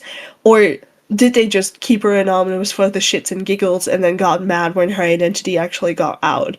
Because, like, Right. again, I've listened to the DM that she, or like the voicemail that she sent to Emily where she was like, well, you can either grow up and fix this mess with me, or, which, like, really good job, KP, threatening the victim you're advocating for. That's so cute. It's so Yeah. fun. But, like, you know, whatever, I hate this woman. Derogatory. God. I gotta be right back. Please, keep an eye on my chat. Teehee. No. I'll be a few minutes. Give me a sec. Oh no. Oh no. Hello, Chad. This is my stream now. How's Chad doing? Oh yeah, because in one of the emails KP sent to Saber, she was pissed that Saber dated Black Griffin's sister. Yeah, she literally got mad because she said, oh, Saber, you dated Black Griffin's sister over me. Which, like, again, this whole thing, like, this whole thing feels so... It feels so weird by the standards of, like, oh, KP's just doing this because she's mad at Saber, and she's mad at DA Games because they didn't fire Chris, so wah. So now we're gonna make up sex crimes, and then the whole thing with Saber is obviously the most personal one, but still. And then I feel like the Black Griffin stuff was just shoehorned in because Courtney was part of the video and Courtney wanted to talk about that, but, you know. Yeah, Sleepy Yen is very cute nevertheless. This was actually drawn by Smoud, if I remember correctly. I'm pretty sure that one of the references you sent me was drawn by Smoud. I'm pretty sure. Possibly. Also, no, Moose, don't be depressed. Be gay and do crime. I'll pay you bail. Ugh, great heavens. Yeah, this whole thing is just spy-driven, and that's, like, the problem. Because, like, this could have been resolved, not easily, but, like, simply. All KP had to do was come on her platform and be like, hey guys, I'm really sorry about what I did. You know, I shouldn't have platformed these allegations, and oopsie daisy, I'm not gonna do it again. Sorry. Like, that is all we needed. And she's just doubling and tripling and quadrupling down and shooting against everybody around her, even if they give her good advice. And I'm like, well, you know, you've dug your hole. Now you can lie in it. What's this about Hall? Oh, I was just chatting about how I was entertaining your chat. We were talking about how this all is just spite driven over, you know, actual concern. Yeah. And how KP has pushed away everybody who gave her good advice. Yeah, exactly. Yeah. So I said, dig your hole and lay in it, you know? Start digging in your butt, twin. God damn it. What? Yeah. What? Banned. What I do? No, it's okay. I've been streaming for 5 hours, okay? And I'm probably gonna power. I've got a flow going, okay? I got a heavy flow going. I'm probably gonna The heavy flow, huh? Yeah, I realized that as I said it. I'm probably gonna also cover the Vincent Martin video after this. Oh, good luck, good luck. I got through like 10 minutes of that. Gonna get through everything tonight. I believe. So true. God damn it. I need to pull my shit back up. Give me 1 second, Ron. Unless your PC commits seppuku. It may. We'll definitely have to see. But yeah. Okay. Right. We're so back. Lock in. We're so back. Lock in. We're locked in. We're locked and in. The fact that those documented effects were not even mentioned, even with a keep in mind audience, sometimes trauma can cause memory loss issues, but I don't think this is happening here. Here's why. I know I'm not one to talk, but this coverage got a lot of views, and you couldn't be bothered to ask a mental health expert or double check this. And that brings me to the Skype logs. For those who are not following the case, Saber was able to find his Skype logs sometime after the original accusations started taking off on Twitter. They are where the baby trapping story originates. It's been interpreted as a smoking gun or proof that the contact between the two of them was consensual. What the thing is, those Skype logs, those are context, just not vibing proof. to That's the exact background definition of music. circumstantial evidence. Things that might support version of events, but can't prove what happened inside that room. The only thing that can prove that is footage from inside the hotel room, which doesn't exist. But What? But When you did you ever have a dream? But you're claiming it happened, so No. and you keep on trying to sneakily sneak in these things of like, well, we can't prove it happened, and then 5 seconds later, we're like, well, it did though. Ooh. Did it though? Ooh. Did you see it? Oh, it's like, oh my god, dude. It's just so weird. Spooky. I assume. If this was a court case, the Skype logs of the evidence wouldn't come close to meeting the beyond a reasonable doubt standard, and even possibly dismissed. And the fact that they're trying to spin it as proof is disingenuous at best. Beckett wants Saber to be innocent. That bias is showing in how he interpreted my short speaking patterns.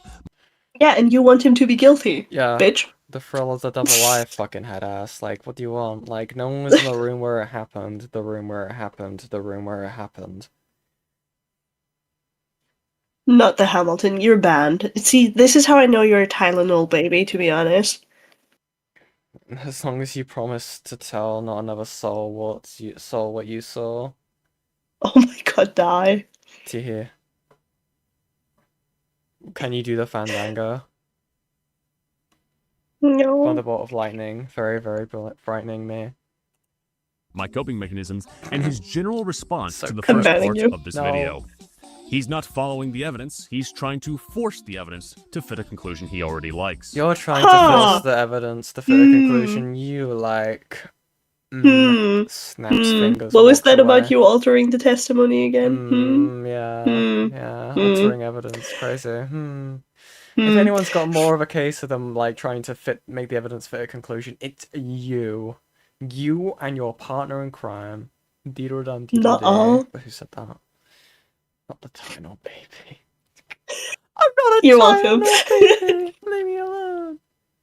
Actually, I probably am. I don't know what it would be here. I think that's an American name. Tylenol sounds American. I don't know. You're like an Advil child. Advil. You're a COVID baby. You're a COVID baby? Oh my god, did you just find out you can move the subtitles? No, Oh I knew it, but like, sometimes it'll like pick up the whole fucking screen and be like, yoink! Yeet! Oh, god. Also, I managed to figure out why my body hates me today. I haven't had noodles in a while, and they have like dark soy sauce in them, and they're really tasty. And then I was like, that's probably what was killing me and triggering my reflux. So that's okay. You die. You're dying for commentary. Yeah, at least you'll be here to cover the stream and the stream. True. So true. You can cover the No, The no, burial absolutely not. That is a you problem. Like You you can cover can the do that on burial your own. bills with donations. It'll be perfect. Also, analysis. I've just realised we've reached the goal. I don't know how long ago we reached the goal, but we A reached while it. back. Was it a while back? I'm so Yeah, it sorry, was- everyone. I need to give you your dopamine rush. I'm so sorry. Give me 1 sec. Fuck. Where's my fucking... What the fuck is it? She will know the way. Yeah, Yen knows the way. Where is it? How do I set this up? Oh, fuck. No. Don't worry, Chad. I am now a KP sleep paralysis demon. It's okay. Sorry, it's being silly. It wasn't letting me do it on my phone. I'm gonna have to do it in, like... this. Thank you I believe. very, very much for all of you for hitting the goal. And for that, you get another goal. Wow. You have done such a good job. There you go, positive affirmations. I'm skinwalking Beckett. You get a sticker, you get a Mr. Huck in the dryer, you get head pats, you get fucking Tylenol. You're literally like the fucking stipendium song of "We work to earn the right to work." Yeah, so That's what you're true. doing to your Chad. You get some like coupons at the local like workshop, guys. You can only exchange them there. The yen shop. You get yen coins. Yeah. You get See, yen. Chad, My original this is currency. what this is why you need to get me to 500 subs, because I will actually give you stuff for hitting the goal. You'll get chinchilla pictures. Crazy. I'm just gonna take those pictures and claim it's my chinchilla and be like, guys, look at this.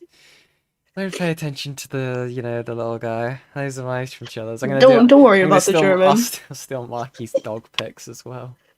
Oh no. But like, yeah, this is my dog. Yeah, yeah. Just take pictures of take pictures of Leia, like Falky's dog. Just be like, yeah, just be like, oh, here's some stickers, everyone. Yeah, I'm gonna skinwalk everyone. Pavlov. Oh my Pavlov. God. Pavlov. I love that. Hidden is K-pop.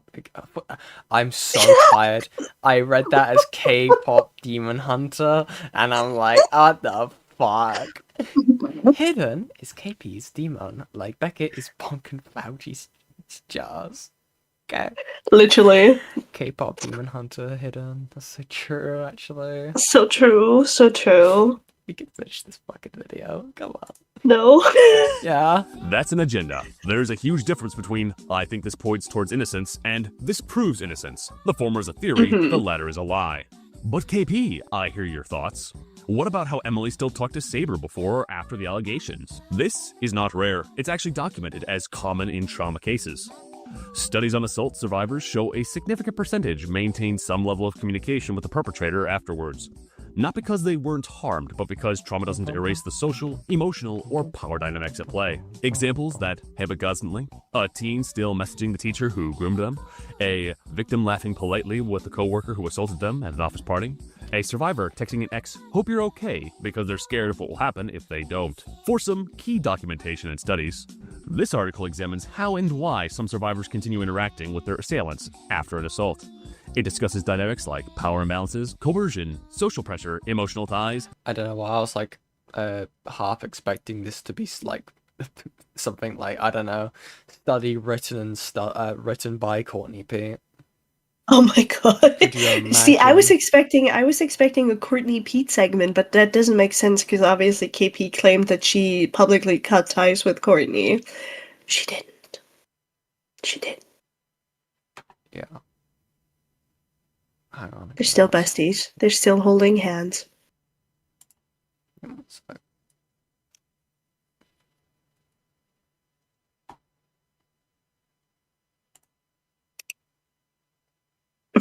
Not Yen disappearing again. Jesus Christ, Yen.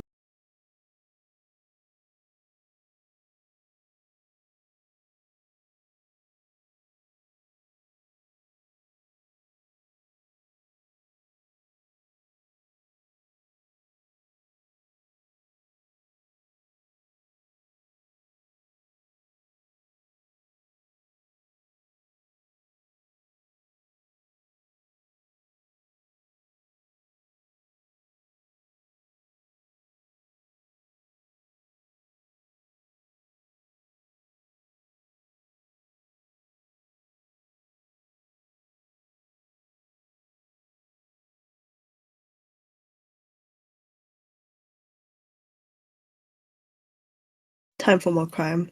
Okay, we're back. Sorry about that. I had to deal with something. Okay. Yeah. Yen's being gay. So true. So true. Yes, make popcorn also, by the way. My chat is full of ADHD-ridden people. It's amazing.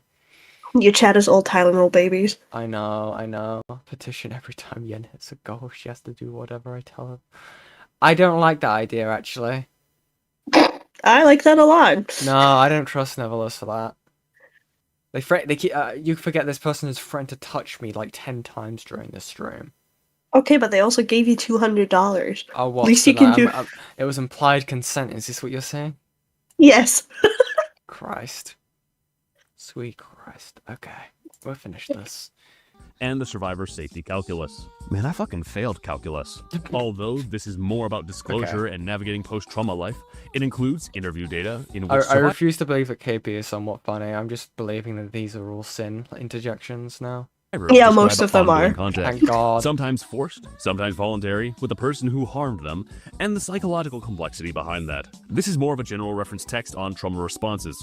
It explains how trauma can lead to survival behaviors, emotional regulation difficulties, and relationship paradoxes, such as ambivalence towards the perpetrator. And this is Hidden's fanfiction. Doesn't always name continued contact. In every case, it frames how trauma affects literally behavior in contexts like this. At the end of the day, if your argument only works by I'm pretending gonna start telling something Sin that doesn't KP exist, wig stays on. then you're not seeking truth. You're seeking comfort. But KP, I hear you thinking, why do people want this to be so cut and dry? A couple of reasons. Number 1, emotional investment, cognitive dissonance. If Beckett admired Cyber, worked with him, or built any part of his identity around believing Cyber Oh my is a god, good it's guy, time for then Cope and hearing the Spark. credible allegation forces a psychic collision in his head. The person I respect might be harmful versus I believe good people don't do bad things. This tension is called cognitive dissonance, and the human brain hates it. Most people resolve it by not questioning their worldview, but attacking the new information. That's how you get people twisting themselves into knots to prove someone is innocent because the alternative threats their own self-image. Number 2, protecting his own ego and credibility. If Pickett publicly defended Cyber early, then his own reputation is now tied to Cyber's. If Cyber is guilty, Beckett looks foolish, naive, or even complicit. I like the That's a hard pill to I swallow. like the transcript. So instead Even know of what Mahi's facing that, saying. he doubles down. This is the most common escalation pattern there is in public scandals. Defenders don't back down because they think they're right. They don't back down because they stake their own credibility in it. Number 3, fear of what it says about the ecosystem. Not the If Cyber is ecosystem. guilty, then Not that the means the ecosystem. ecosystem that Beckett belongs to, fandom If spaces, you would know about the creative culture, ecosystem. and creator communities. Oh my god. Yes, Beckett is my favorite member of the Brony fandom. Amazing. It's oh my god. Yeah. I'm sorry, I'm just sitting here and it's like, it's so insane how she's making all these implications about Sabers and like Beckett's relationship. Where it's like, far as I remember, they didn't even fucking talk before this. Yeah. So I this think- whole implication is Yeah. it's silly. It's so silly. I think Beckett even like made like a snide like a silly like remark against Saber at one point, which is funny. Like before all this happened. And she's just sitting here and she's like, oh, you know, Beckett clearly totes admires Saber. For real, for No. real. Perhaps there's like the chance that Beckett saw all the evidence and came to the conclusion that Saber, you know, that there isn't enough evidence to condemn Saber for what he's being accused of. Right. Just maybe. Just maybe. The Valley Girl voice too perfect for an imitation. Yeah, Mahi is a Mahi is a Mahi. Yeah, that's what I was gonna say. Mahi is a Valley Girl. So true. It's so true. Harboring predators. And that truth is terrifying for people who built their careers inside those worlds. So instead they cling to, he's innocent, because it allows them to believe the system is fine. It's not really about defending one ran man, out of it's monster. defending their So sense of fucking safety over. and control. Number 4, control of the narrative. If Beckett flames himself as a rational voice who knows what's true, he gets to control how people talk about the story. That gives him social power, and social power, especially in internet culture, is addictive. Claiming there's no smoking gun, or telling a survivor they should have spoken up, isn't just bad trauma literacy, it's attempts to reshape the story so that Beckett is the authority and you're the one who doesn't get it. Respect my Bottom line, it's not necessarily about Saber's innocence at all. It's about Beckett's comfort, Beckett's image, Beckett's worldview, and maybe even Beckett's power. That's why people twist themselves into pretzels to defend someone, because the alternative forces them to question themselves. Cognitive dissonance 101, and why it's showing up here. Cognitive dissonance is that awful itchy tension our brains feel when we're holding two conflicting beliefs at once. Example, Saber is a good person. Good people don't assault others. There are allegations Saber assaulted someone. All three can't comfortably coexist. Something has to give, and instead of changing the first belief, Saber is a good person, many people will distort or reject the third one. The allegations must be false to reduce that tension. But this line is the kicker. Beckett makes a comment about how he never stated he wasn't going to be unbiased in his coverage. Number one, he wanted to win a narrative battle, not seek truth. Crazy. Once someone stakes their ego or worldview on certain versions of events, Saber is innocent, Emily is lying, KP is wrong, they stop acting like a reporter and start acting like a liar. A liar's job is to find the truth, is to make their side sound right. By admitting his bias, Beckett is basically saying the quiet part out loud. He didn't enter that video asking what really happened. He entered asking, how do I convince someone my version is right? No, that's what you did, buddy. Number two, cognitive projection question mark? A self-preservation. If Beckett's internal story is Saber is innocent, and he's already publicly aligned with that, backing up now would mean admitting he might have been wrong. He might have hurt people in his coverage. His credibility may take a hint. And for a lot of people, that's unbearable. So instead, they double down even harder and build whole videos around protecting that narrative. That's not logic. That's a subconscious safe space would never do that. Number three. No, that's crazy. Audience reinforcement. Oh my god, it's your favorite word. Outrage videos, especially ones where someone declares themselves as the reasonable voice against the emotional mob, perform really well on YouTube. If Beckett's audience is mostly Saber defenders or fandom contrarians, then there's pressure. Tits. Nevertheless, their hooves. You goober. Christ. You goober. Fucker. The groups. Listen, I may or may not be starting to drink spicy water.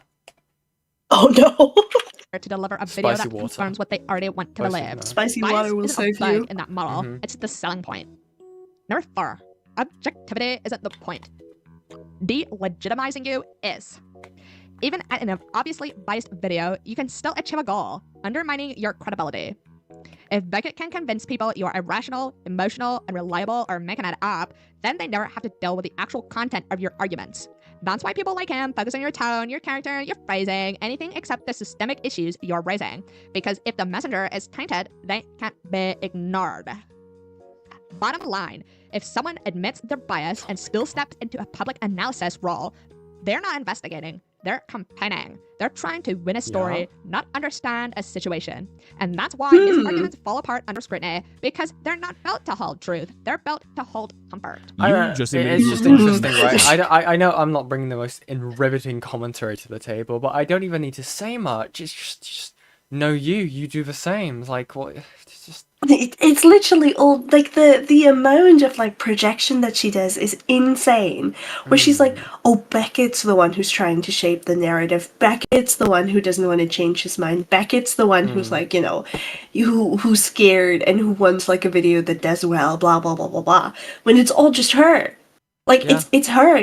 She wants to be the one who's like, I'm right, you're not. She wants to talk about these issues. It's so fucking silly. It's like, my god. Yeah. Women. Women. Oh my god. Also, have you seen my someone drew me as KP? Oh no. Look in the art. Look in the art channel on my server. Why do you have a KP soda now? Apparently, I look the best in that. Or out of everyone who's had it. Oh my god. I hate it here. I rock that shirt. This is like the jar NFTs all over. Oh my god, I remember that. Yeah, it's just the jar NFTs all over. Raised first. I was there. Oh, disaster. Evil. Come on, we got 2 more minutes. I being believe, based I on believe. biased and conditional evidence. Why would I have taken the call if I would have known this was your intention? Ending. I think one of the worst parts of this process is not only the fact that the kids in the DA game spaces are getting overlooked by the rest of the fallout with the video, But my it's just that reputation. I But my love doing this. reputation. I love making content. I thought I could help this community take accountability to the kids they have in their sphere. No, you can't So, leave. if you gain anything from this, please look into the documentation, because unlike the Saber and Emily situation, there is mountains of proof. Grooming has gone on in their spaces unaccounted for, and the general consensus is that Will Ryan is too conflict avoidant to take care of his community and protect these kids from people in his own community and from his lack of boundaries. This is public gaslighting. They are trying to rewrite definitions of evidence, consent, and credibility. Shift blame, distort context, not clarify the truth, but erode it until people give up trying to find it. They're doing it to convince the bystanders, the people who don't know the full story and might be swayed by repetition and certainty. So, I urge you to check out the Parlo videos I have linked in the description to get an idea of the full scope of this. Parlo. Okay, so it's also even fun for people who don't know. Parlo is mainly a person who did Roblox like drama content. He had to nuke all the videos on his channel because of a strike. Against them. There's a whole thing with Parlo to do with like mainline commentary now. Like the pyrocynical stuff for those who are like in the loop when it comes to things like that, like more mainline stuff. It's an utter mess, right? I don't know. Like, I know I haven't actually seen the full video myself when it comes to that situation, because that recently got highlighted on, of all places, Himpleton's stream. That got, like, shown. It's an absolute mess. Parlo's got his own can of worms that I won't get into, because it's, like, No. messy, No. but also mainline. I need to stay in my lane. Teehee, I giggle. Giggle. Yeah. Smile. It's just ridiculous. But we're almost done. Situation But and we're keep not what I almost said last done. time. And the thing is, I love doing this. I love analyzing media and getting to the core of why media shapes us so much. I am turning comments off for this video because my mental health literally cannot take anymore. I am turning off comments just because this conversation deserves more than knee-jerk outrage. It deserves careful thought and accountability. My Shut goal up. was never to win an argument. My goal Silence, is to protect Wench. kids, demand better from creators, and remind everyone that consent, truth, and safety matter than fandom comfort. I didn't consent to I this. hate you. I don't know. Sin can do like a really good impression of like the what's it called? The postal character. Oh no. Could you please sign my petition, please? Also, look, it's you. It me. Oh. It me. Crazy. Oh god. That was a ride, to say the least. Hell. Absolutely insane. KP is a hypocrite. She is deranged. She has me syndrome. Beyond belief. Pick me. Literal pick me. Absolutely insane. So yeah, when it comes to KP, I pray that we are done, but we will not be. Most likely, as I suspiciously drag something from my other monitor to right here. Oh no. No, this isn't KP. So This is just a small that video is- to round off the stream. Oh, die. I'm leaving you to this all on your own devices. Okay. Because it's 8 a.m. I need to go sleep. I believe in you. Yeah. Put him on like Rest 2 times well. speed. He talks a lot. Okay, I shall. Well, take care, and thank you Alright. for stopping by, Hidden. Well, thank you for having me. Bye bye. Bye-bye. That was shitting heroin, everyone. Haha. Now I can stop the screen share and hopefully that saves my laptop. Christ. Christ almighty. Okay. So. Give me one sec. Let me stand up. I'll refresh. and then we'll get right into this.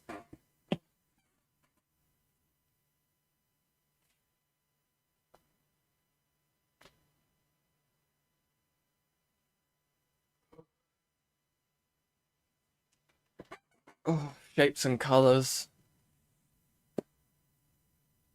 Okay, so Vincent Martin, everybody, has released another video after his amazing jar video that he had released previously, aka It Sucked Ass. People may know him as the guy who ran from a debate from the Italian, also known as Fauci, also known as the Ot Block. Very cool stuff. We have seen that. Fucking hilarious, if I do say so myself. So, I think I've seen clips of this, little bits of this, little snippets, not the whole thing. We are going to speed this up. But, oh my god, my body, I can't move around too much. Oh my god, my head. It's so cooked, chat, we're so cooked. Yeah, have another sip of this. Spicy water, aka Deserrano. You know, which is a nice soft drink, by the way. Very nice soft drink.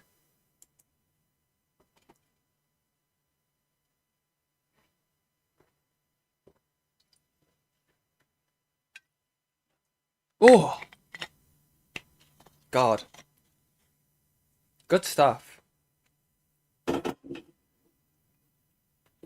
Right. Let's get right into this. We will finish this off on a high note. Right? It's time to beat the math game.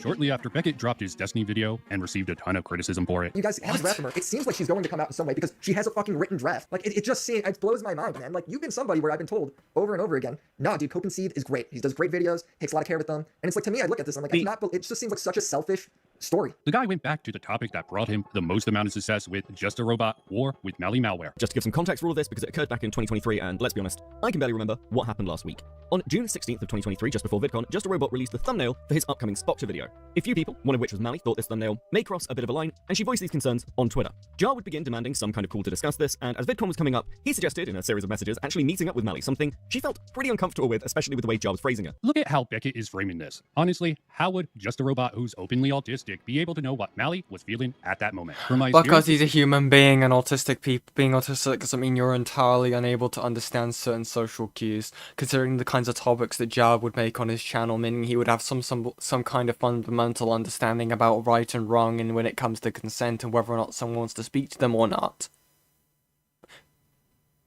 I think I managed to explain that quite well. Moving on. It's usually Next. best to just be straightforward with autistic people. So how can someone...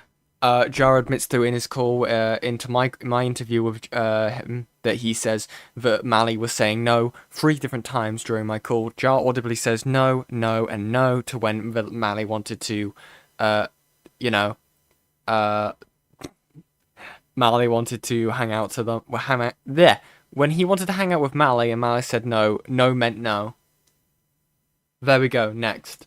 Who's been in a community full of them not get that, especially since she had even told him, oh cool, might see you there then, before the whole Harley drama started. Now, to be fair to Beckett, he might have not known about these DMs at the time. Oh cool, Moxie, you're very nice, can't wait for you to see how buff I am. Because I'm sure he would have found a way to work it in with his own loaded phrasing.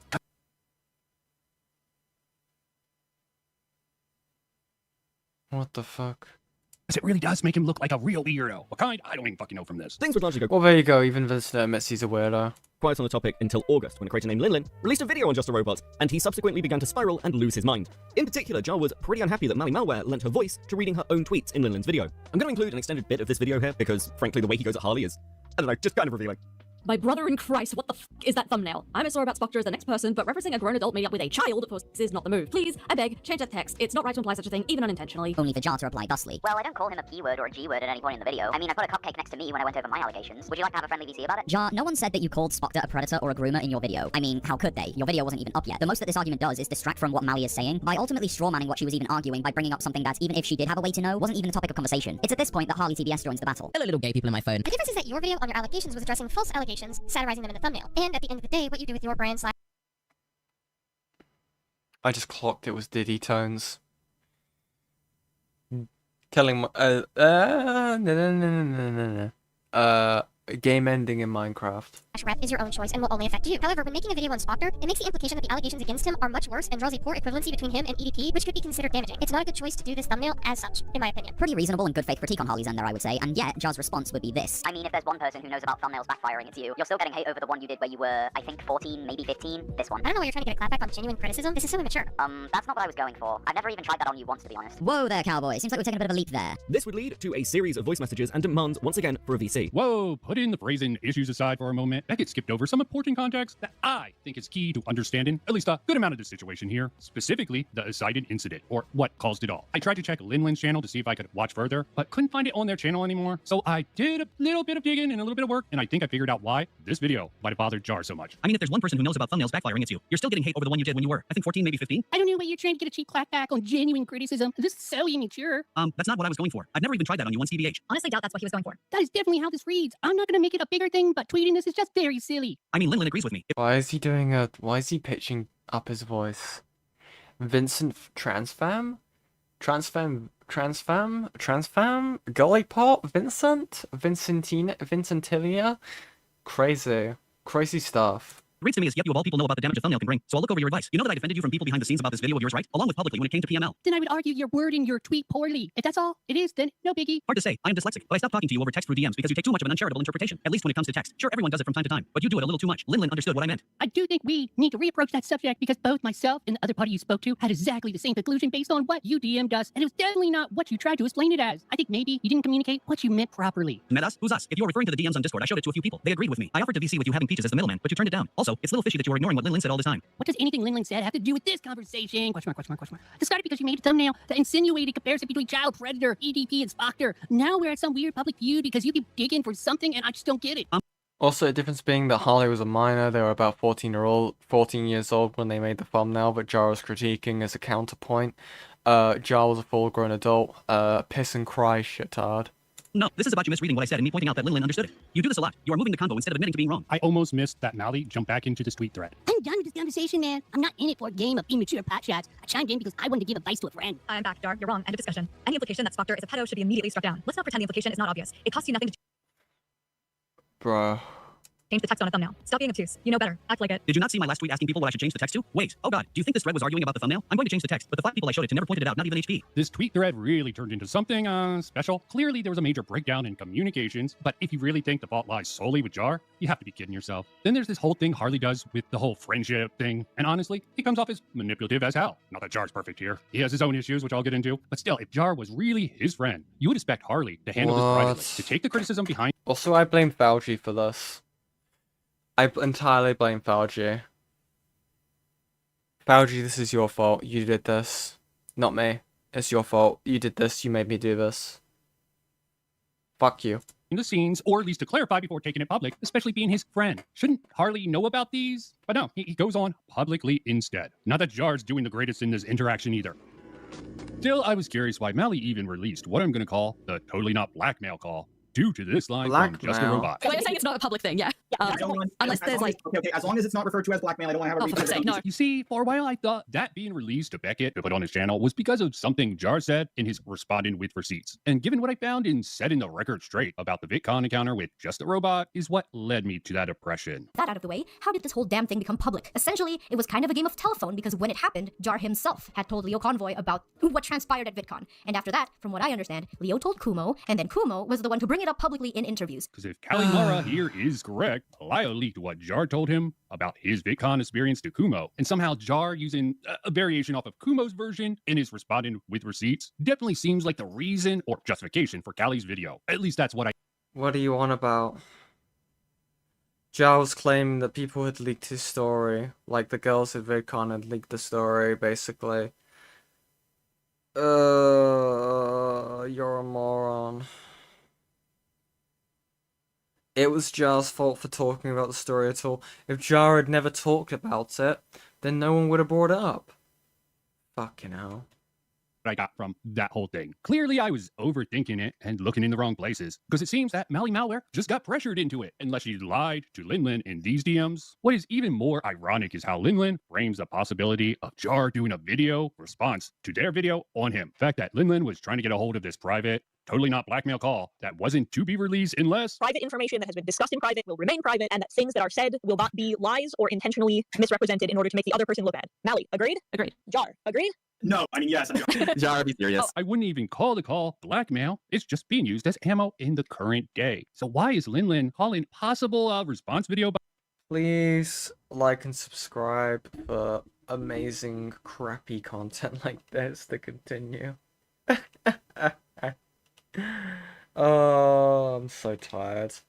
By Jar, blackmail. And Jar took the situation as justification to have Lio Convoy reach out to me. Oh god, of course, Lio's involved again. And to get us to sit aside and have a discussion about our differences. And due to a misinformed sense of me owing him one, I agreed. Only for him to begin that conversation by blackmailing me with a credible threat of him sending his transphobic audience after me. Okay, listen, yes, Jar threatening you with blackmail is bad, okay? I talked about it covering your video. Linlin, just because Jar's a dick doesn't mean that everybody who criticizes you is transphobic. You need to understand that not every single person that says your voice changer is annoying, your videos are shit, Does this mean Chris accepts Linlin's premise that Jar's audience is transphobia?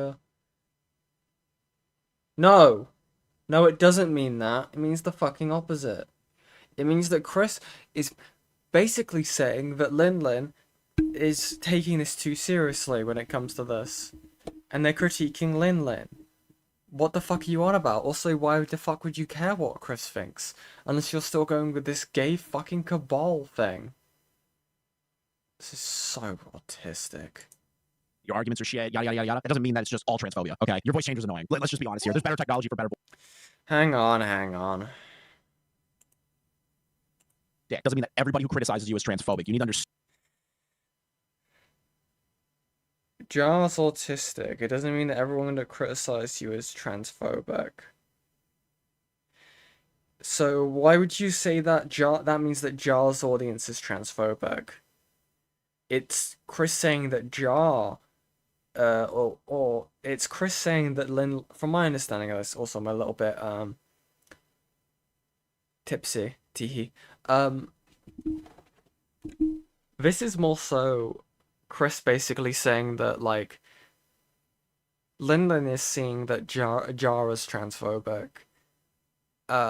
It's not that his audience is transphobic, is how I'm seeing this. Understand that not every single person that says your voice changer is annoying, your videos are shit, your arguments are shit, yada, yada, yada, yada. That doesn't mean that it's just all transphobia, okay? Your voice changer is annoying. Let's just be honest here. There's better technology for better voice changers. Can we collectively, as a fucking group... He just goes on to talk about Linlin instead of explaining why it is bad instead of that. Well, why would you expect them to do that? It's almost as if you have the clips here. You're acting... What are you fucking on about? You're a fucking moron. Stop saying that that's transphobic. It's bullshit. Does he want to be taken anywhat seriously by anyone on YouTube? This conversation was prompted by Jar sending Mally an absolutely ridiculous voice note where, amongst other things, he used the same credible threat of sending his audience after me again, which, to be fair, he did do that. I'm not taking that away from Linlin. Again, I don't know why you're scared of, like, one video that's gonna have, like, a couple mean comments for, like, a few days. Like, you just power through it, don't give a shit, but fuck me, right? Because when you do a video on someone on YouTube or any public platform, you should expect some sort of response in some sort of form to a video being made by someone who platformed you and helped you along. Even if they didn't do that, there's a good chance that it could happen anyways. But it seems Linlin is trying to use the fact that they're underage and Jar's got a transphobic audience, which even if true, would be a better reason to talk about these things behind the scenes like Jar asked for. Unless there's some particular reason why they don't want to have these private calls with Lio Convoy sitting in on them. I can't understand why Linlin... Speculatory. And Mally Malware would be reluctant to really resolve things privately. I can take a guess, but let me not do. Why didn't you reach out to any of these people, Vincent? Rid of me of that, Batman. Let me finish. I don't like you, and that's it. It doesn't have anything to do with oranges. It doesn't have anything to do with Linlin. I don't know why you're making it like some sides situation. There is no sides. I just don't like you. You said some out-of-pocket shit to me at VidCon. You made me very uncomfortable, and I don't want you in my spaces. That is not a situation, and the idea that you're running around behind the scenes being like, oh, Mally and the entire commentary community is trying to do something to me is fucking wild. I don't know why you're behaving that way, and you need to knock it off. Okay, real quick. Yes. Funny that you started not liking me around the same time everyone else did. Kind of No, John. Stop. Yes, No, Mally. no, It's John. absolutely no. You let me finish. I let you finish. You let me finish. That's fair. Go on. Sorry. No, go on. I apologize. Like when you send me messages like, "Hey Jar, I just saw this, and I want to ask you to just keep away from me and from me online and offline. I have any desire for public nonsense, especially petty nonsense like this. So I'd appreciate it if you could just be an adult and realize we simply don't get along. Now keep it moving. Like the entitlement. You're a public figure. Okay. And I just said something true about you, and then No, you're going into a different topic because you started with it's funny that you disliked me as soon as everyone else started disliking you. Jar, do you remember what that comment I just sent you was directly after? After the whole Spectre. No, it was after VidCon when you said some truly out-of-pocket shit about guns and. Jar, oh my God, you're just Jar, gaslighting. let me finish. You made me uncomfortable. I made it clear I didn't want to see you. That was it. And I didn't see you. Ignoring the fact you were looking for me at VidCon, which was, again, deeply uncomfortable, the reason I don't like you, Jar, is because you say shit to me that makes me uncomfortable. I don't care about your relationship with Lynn. I don't care about your spats with Harley. I could give less of a fuck about your relationship with anyone else in this community. You made me uncomfortable, and I don't like you. It's that simple. Questions? You started it. You came at me with my whole Spoctor thing, telling me to change a fucking joke I made, and then telling me you didn't want to see me at VidCon. No one wanted to see me at VidCon. You all. Yeah, that's true. Oh, Mr. Crow. Yeah, Jar just threw Vincent under the bus at the beginning of my call with him. Evil stuff, dude. Turned on me at the same time. And I just think this sounds plain. I think you're making up the whole you made me feel uncomfortable thing because it's an easy out. And I think you're paranoid. What of it? Just because he's paranoid doesn't mean he's wrong. What's happening here? What are you on about? What? He's gaslighting. That's not to say she wasn't uncomfortable with how he spoke to her in the DMs, but how would he know that if she never told him? But the important... By her saying no. Consistently saying no whenever it's brought up. No, I don't want to speak to you. No, I don't want to. No, I don't want to. No, no, no, no, no, no, no. No means no, Vincent. You may not be hearing that very often, but you probably should be understanding it by now. No means no. Okay? You fucking idiot. Question when looking at this drama in this particular way. Is there any direct examples of Mally telling him how he talked to her, made her feel uncomfortable? By her saying no. At least before VidCon. Now, it might have happened, but, you know, I would like some proof of that being the case with Mally. The DMs that you refuse to look at, the ones that made you run away from your debate with Algie, you fucking cornball. Also notice how when she's accusing him of stalking her, and he asked when, she just kept talking without answering, going on and on and on. She even admitted to him he's been harassed in the... At VidCon.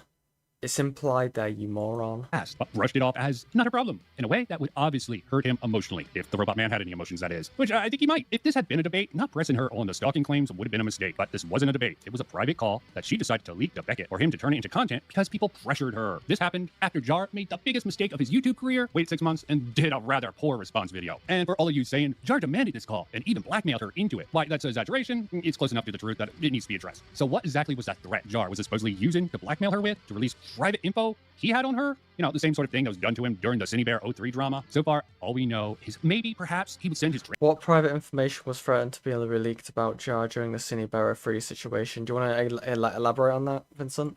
Transphobic audience to harass Lin, a poor minor who chose to involve herself... No, it's not, you fucking absolute fucking brain-dead idiot. Mally has just said it has nothing to do with Lin, it has nothing to do with oranges, it has nothing to do with Harley. They felt uncomfortable about it. It's nothing to do with Lin, you moron. In YouTube drama. But what about Mally Malware? She definitely seemed to be poking the bear in small little ways via other creators, then acting like he only thinks that... How? Because he's paranoid or traumatized from being harassed. Doesn't this sound like gaslighting? No, it doesn't. You're an idiot. Gaslighting is manipulating someone into questioning their perception of reality, and that's exactly what happened is the DMs that we see right in front of us, and also the several fucking accounts of Jar following people through VidCon. Seems to be happening to Jar here. Seriously, I don't know how anyone can look at this particular call and not acknowledge it, unless you think people like Jar should be gaslit, just because you can get away with it and also get something out of it. Funny goddamn stream. I don't know what we're on about. Jar was the person in my call to go ahead and say, well, if you got manipulated by me, that's on you. So, doesn't really work there, Vincent. Beckett making hand over fist for his YouTube channel, laughing at Just a Robot. Why most people should expect that in doing content creation. Jar can be a bit dense and not pick up on things very easily. Or at least he pretends to do it to be manipulative is what I hear. Still, whether or not her saying she might see him at VidCon to be polite, or when she said it wasn't about the Harley drama to him in DMs, where it's clear he was desperate at least for 5 minutes of her time, or if it was for some other reason, because it was clear, at least to me, she didn't even want to do a quick meetup with him at VidCon at all. Well, why would she? She felt uncomfortable by it. It's so simple. Hence why I say there's at least something in there that wasn't true from Mally, or at the very least not communicated clearly enough to Jar until that totally not a blackmail call. Frankly, I think Jar was lying either to her or himself when he said to her, I trust you. Back to the call between... What the fuck are you on about? Mally and Jar, which is totally not blackmail. It was agreed that they could talk about it privately with their friends. I fully know that Jar will share it with their friends. I fully intended to share it with my friends, just making that clear now. Which I believe Lio would qualify as for Jar, at least publicly at that time, despite him missing this call, which might be for the better given how much the dude likes to use previously private info on someone, you know, after he makes a rationalization or justification of that to release that agreed private info on someone, that is. Because what would Lion Man's justification be to telling Kumo about this VidCon incident between Jar and Ponder? I'm sure he has... Because he thought he could trust Kumo for some stupid reason. His rationale, but I don't know what it is, and I'm not that much of a logger to dig through all the content to try to figure out that. Because no one... I can't even be asked to try and figure it out or speak to the people relevantly involved. Okay, buddy. And him, it could have been complete bullshit. Or was it just some sort of revenge for Jar making a video on pretty much the drama that went down with Peaches and him? I have to wonder if this is why Ponder got grace. No. Not in the slightest.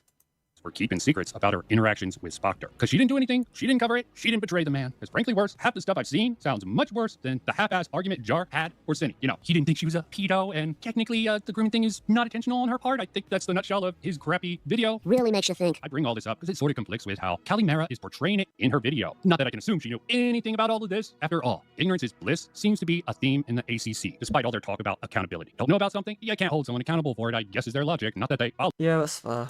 That it seems. Just a reminder. Mally's response to Jar's thumbnail, then Jar's request to BC sort of brought Harley into the combo, and later when Mally lent her voices to Lin's video on Jar, yeah, Jar might be dense, but it was clear that she was missing most of.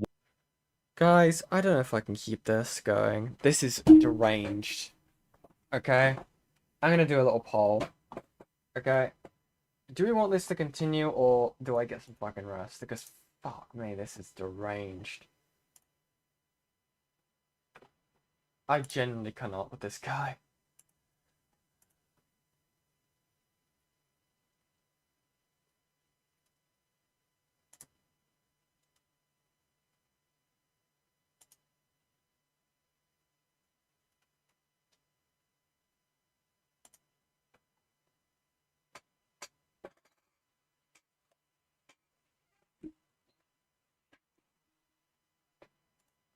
What was being said at this point, or she didn't care what he had to say, and was possibly one of the people in Harley's DMs. It was made public without our permission because we never wanted this to be public in the first place. And now it's being used by Jar, even though he was the one that told Leo about this in the first place. Still, trying to frame it as Jar's fault it got leaked is mental gymnastics at its finest, since it was Lio who told it to Kumo, a guy who wasn't there, wasn't even involved in the situation, and never even confirmed with us about what happened before telling the story for us. Because then you get weird embellishments like that, and it just muddies the water, and that is why I'm speaking out about this. And I can agree with that last part. That was what Kumo did. The same Kumo that Lio told Jar talked to him about it after Kumo did this. He wanted to meet up with like big art names like Streamline Workshop and Ponder Sprocket in like this art space, and he wasn't taking no for an answer from them. And then he showed up at VidCon and like with a terrible fake accent. And, like, spoke to them. They didn't know it was him. And then he like spoke in his real voice and walked away and scared the shit out of them. And like manically laughed while walking away. But maybe selective ignorance is required for creators who talk to members of the ACC. Many other sections and Callie's video come off as misplacing the blame on this being made public and forcing her to talk about it publicly, mostly on Jar. It's like, how dare he uses Kumo's version of events and not Ponder's? It's the sort of energy that I get from this. When I go to bed and I'm about to fall asleep, I just feel angry about sometimes things that have happened 10 years ago, and sometimes I feel like revenge is the only thing that keeps me going. Oh, also, I want to clarify something else that Jar said in his video. Basically, Jar said that Ponder claimed he laughed maniacally after squeezing her hand, or at the very least he worded it in a way that, to a lot of people watching the video, including myself, made it seem like she was the one that spread this rumor. First of all, as one of the people that Ponder was waiting to meet up with when she had that encounter with Jar, I can verify that the story she told minutes after it happened and now is still the same. There's also a strong likelihood of her wanting to back up her friend's claims about just a robot stalking them at VidCon. Bridge was completely burned. There were no more lines of communication between Jar and our friend group. So imagine our surprise when Jar did show up again. Alone, might I add. Now, in his video, Jar claims that he wasn't purposely...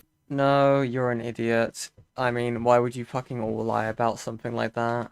Following us around, and overall, I think either Jar very poorly structured his defense, or he was purposely wording things in a manipulative way, because he essentially addresses the allegation like it's being levied at someone else, and with the way he words things, you'd think he was trying to construct the narrative that he wasn't there at all. There was another allegation about me hunting them down at VidCon 2024. From the video evidence I have seen, the video footage just shows them running or hiding from someone who is allegedly me, but they don't show me any of their video footage. There's not one single shred of evidence that I was looking for them. Sure, I was keeping an eye out for Ponder, and if I saw her, I was just going to say, hey, did you see a Kuma's new video on you? And then walk away, and that was not it. If there was video evidence of me running up the escalator to catch them, or chasing them around at panels, that would for sure make me look very creepy. But just for the sake of argument, let's take their word on it. Let's say I was hunting them down at VidCon and chasing after them. Then what were they going to do when I caught them? Shake their hand again? Sorry, but I'm going to keep going to VidCon. I'm not looking for you guys, and I hope you guys aren't looking for me. We can both enjoy it separately. As much as they say that I'm paranoid, I think they're really the paranoid ones. Based off the evidence I've seen, Jar, you were there. Don't act like you're hearing about this from a second or third party. Kelly doesn't actually prove any of this, just gives her viewers a trust me bro moment by showing someone locking eyes with someone else and claiming it was Jar. And maybe it was him. Maybe it did happen in 2024. But this whole theory... I mean, Jar admits to actively looking for them and approaching them. I class that as stalking. You're an idiot, Vincent. About what Jar is probably trying to do in this video feels like such a fucking reach. Trying to argue Jar would deny he was even there is just one example of the many reasons I've been calling several parts of this video using mental gymnastics for justifying it. Now, well, Jar is basically saying that it wasn't him. I'm not going to sit here and say Jar wasn't stalking them at VidCon 2023 or 2024. I mean, you were that's exactly what you were saying. Or two, I guess. Because I don't know that. But speaking personally, if I genuinely believe someone was stalking or harassing me at a public event like VidCon for 2 years straight, I would want to document that shit. Hell, even if I thought it might spark drama, I'd probably go to the staff and report it as a safety concern. And maybe they did, but I find it hard to believe Jar would behave like this in public, given how paranoid he was about getting canceled. At least beyond the weird encounter both he and Ponder remembered differently, which no one else in Ponder's girl power group actually witnessed, at least according to Ponder. And some of you might be thinking, oh, that's the funny part. The funny part was the experience. No, the funny part is the context around it. See, 5 minutes, maybe not even that, after this person walked away from us, the other people that we were hanging out with at VidCon came to to meet up with us in that exact spot, including the people this creator was looking for. The funny thing is that if they hadn't introduced themselves to me, showing a person who otherwise wouldn't have been able to pick them out of a crowd exactly what they looked like, and they just sat there for a couple extra minutes, they would have had the exact people who were trying to avoid them walk right up to them, none the wiser. I guess doing whatever purpose that served was more important, which is so funny that it ended up being the greatest part of the whole trip. Another part of Ponder's VidCon video that I found interesting is this section here. At that point, Mally took me aside and explained her situation. As it turns out, before the party, Mally had taken an edible and was having a bit of a bad reaction. And so, as the resident stoner, I switched into mom mode. We excused ourselves from the party, headed back to the B&B, and snuggled up to watch Gravity Falls for the rest of the evening. I have to wonder if Mally shared the DM she got from Just a Robot while they were snuggled up, assuming any of the stories from You're speculating, you're an idiot. Ponder in this particular video are true given how much has come out since then. Coverage from many people such as Akumo and Toastify at the very least puts Ponder's honesty in doubt. Now, I don't want to just rely fuck off.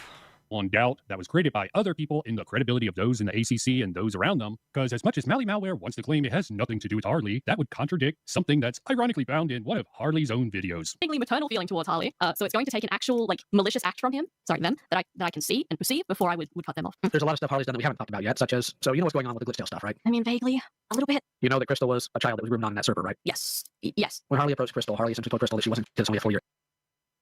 Sorry, what?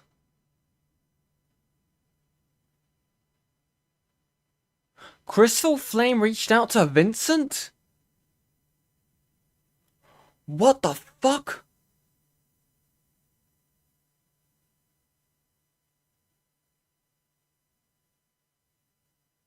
Dude.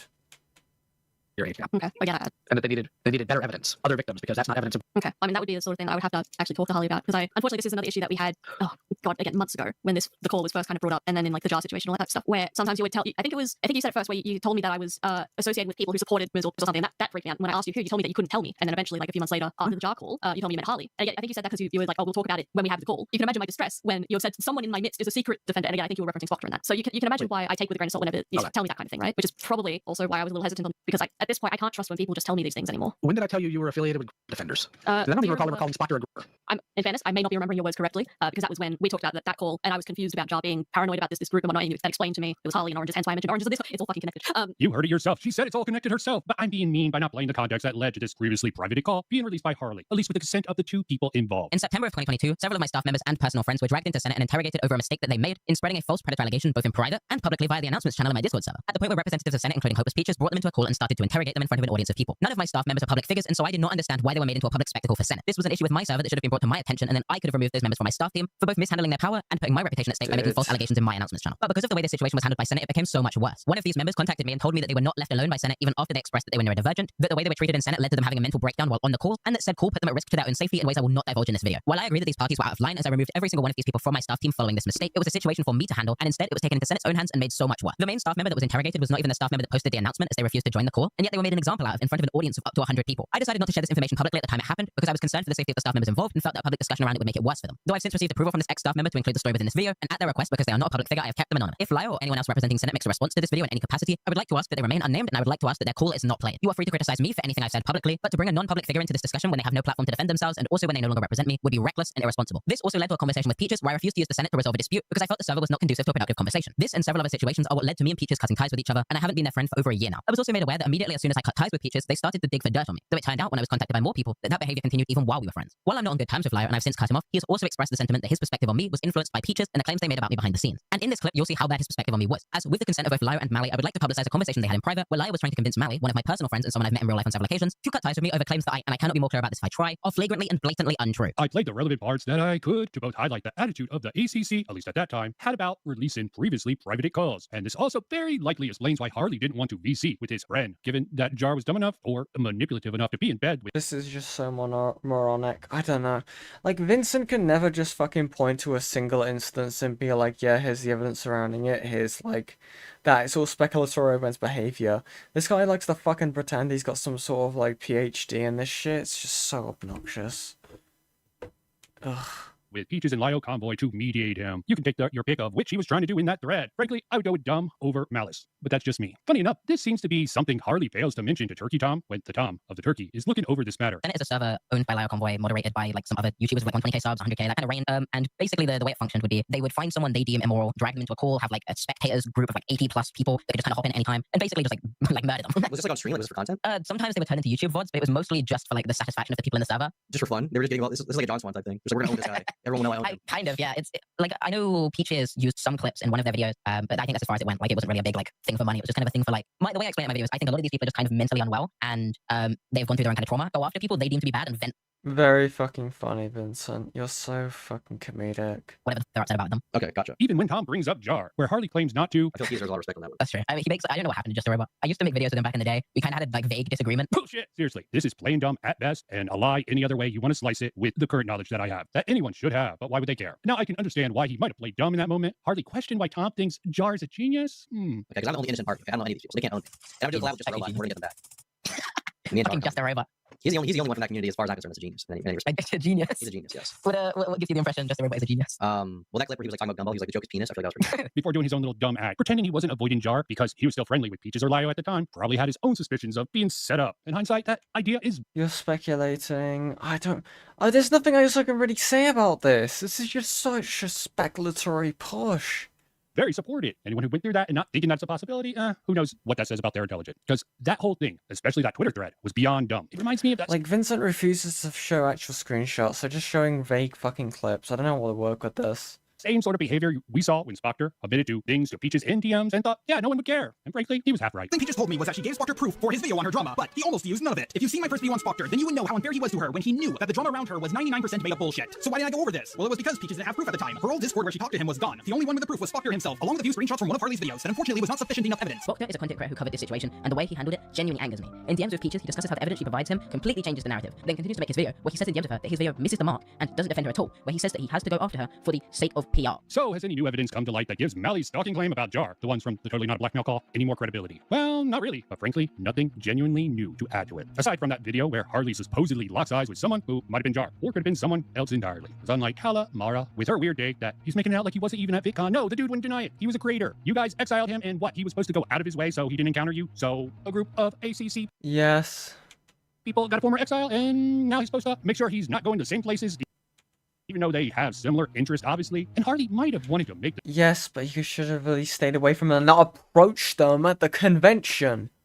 those claims right then and there, Turkey Tom there, but instead chose to play dumb. Probably because of the same values he went on about in the video that Tom didn't have the attention span to actually engage with. It took an outsider like Beckett coming in with his whole, who cares about all these rules you idiots have? We're here to make content attitude for this narrative to really take off. Aided by commentary's growing penchant to locale content, probably fueled by the LCU, started by Keemstar, but more aided indirectly by two other former Twitch pole dancers turned commentary community people, Judd Logic and Queeman. Not saying they were in on anything, just if it was something they can make content on, it was good enough for them. And this is the same guy who bragged to another leftist creator. He learned how to take down other YouTubers from an old Turkey Tom video. Talk to you really about canceling and like career ending and why sometimes it happens and sometimes it doesn't. And kind of, in your experience covering this stuff, being a fan of it even before, how does someone actually end their career? Or how do you actually end somebody's career? How much effect can you cause? It's really interesting. I was talking to Toastify about this earlier today because everyone's doing this end of year reflect shit. But there's a video by Turkey Tom about 6 years ago, how to destroy a YouTuber. And oh yeah, got paid by Brianna Wu to make his first video. And yeah, I'm being extremely reductive with this last little bit because the evidence for so many of these claims against Jar are so paper thin and frankly seem like a... No, they're not paper thin. There's evidence that Jar was at VidCon. There's evidence that Jar approached the group.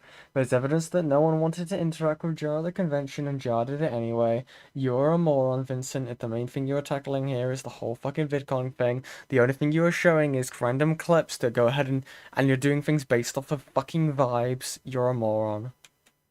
Invention of overactive imaginations of these Twitch poll rejects. That is beyond reductive. I know it's the court of opinion, but shouldn't the burden of proof be on the user? And Jar was dumb enough to think he could talk his way and apologize his way out of it. Sorry, Jar. I said it in my last video, and a lot of it came true. Jar's officially a lolcow after making so many responses. Like I said he would become. But that doesn't matter to most of anyone, because Beckett got this narrative in well enough before he sort of gotten outed by the commentary community, as I highlighted in the very beginning. He worked his way up that hole, now recording, becoming the ACC autistic whisperer, and became an expert, when really he was just leeching off of various other people's perspective on the ACC, starting with Akumu. And each one of those people I mentioned, they found a way to piss off the greater commentary community for the most part, in all in different little special ways. So they do what they must to survive, and I'm sure they will. What the fuck you mean leeching off opinion? What, are you saying that two people can't have the same opinion? Fuck off. Even Beckett, smart to focus on his ACC content, because the dude can get away with so much more PS in that space, as long as he starts doing things a little bit more smartly. Probably starting with losing the baggage of Lio Convoy, but for some reason, I doubt that's gonna happen. As long as you're going against someone who's hated enough, weird enough, or small enough, you ain't gonna get no flack, and no one's gonna go to bat for them. It seems very similar like with Smashed AT, claiming that it was really Alyssa McConte who was the one harassing him. Yes, the cringy, very unlikable Kotaku reporter with almost very few following back when Smash started his little campaign in Kotaku really started. She's the one harassing the guy who stood out from the pack of morons of the anti-DEI and anti-woke from the the rest of the dipshits who latched onto Gamergate 2 by baiting a Oh, nobody is who he happened to be still doing the woke bullshit? Dude, a fuck Kotaku reporter off. into going Karen on them and riding that victimhood on her spurg out in the DMs of his wife. Bad move on her behalf, but she is a Hassan simp, and she does still hold on to old, archaic SJW views such as P plus P equals racism. Why that's the center focus? They claim everyone against Smash and Grums are just like Kotaku reporters, no matter how true that might be. Guilt by association is these bread and butters of these people, even when it's complete headcanon and bullshit that enables them to make false claims about people because somehow they're too hated or too small to really care about covering. I'm going to sign out now with a bit of Akumo talk with Bonder. Don't worry, you won't miss any of the visuals. I'll put the vague disagreement on the screen so you can judge them for yourself if you want. It always resorts to that, or they also brought up oh, so you think you're a good guy? Nope, didn't bring it up once. And that was brought up during the Nezzy call too. What does that have to do with anything? It's just the art audience has a ironically, this is coming from me. So ironically, they have a bit of a black and white view. Oh yeah, they're very prone to anger. That's why so many of my videos are focused around. Well, nowadays I'm trying to switch to videos that focus around like, hey guys, there are shades of gray. No, it's a rare thing because either most videos are just like one-sided stories, and so they do very well because they're one-sided stories, but they're juicier that way. They get more attention that way. Yeah, you've got a hero, you've got a villain, you've got a narrative. Yeah, exactly. People like that. And when it's not so that way, everyone, and I mean everyone has to be either victim, a harasser, or user. I mean everyone. Yeah, I agree. Black Ops. I think my last 2 brain cells are dying as well. Dude, I'm so tired. This is so AIDS. FCK, right? I fuck with them after they make up shit about me, or I don't know, Photoshop evidence, or accuse me of sending doxers, and then flip-flopping. You see, 1 minute I did the doxing myself. I tried to do it, and the next minute I sent people, and there's no proof of it. Just that I had a conversation with the dude, and just a whole inconsistent mess. But many of them took down their videos and then just sort of ran away. And what's really funny is Madlibs announced that she was leaving, dropping the Madlibs art persona right after I announced that I had the FCK server and the entire thing archived. So coincidence? I don't know, but.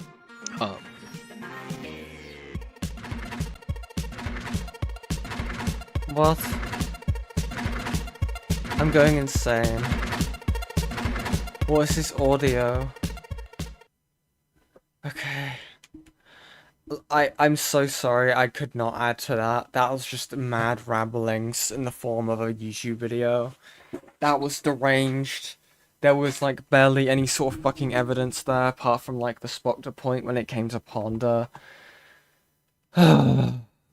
But I want to thank everyone who showed up for this stream today. I want to thank you all so much. Dude. This has been such a long stream. Holy fucking shit. Dude. My body aches. I need to lie down. I need to sleep. And yeah. I am gonna see if anyone else is alive to send you over there. Let's have a look.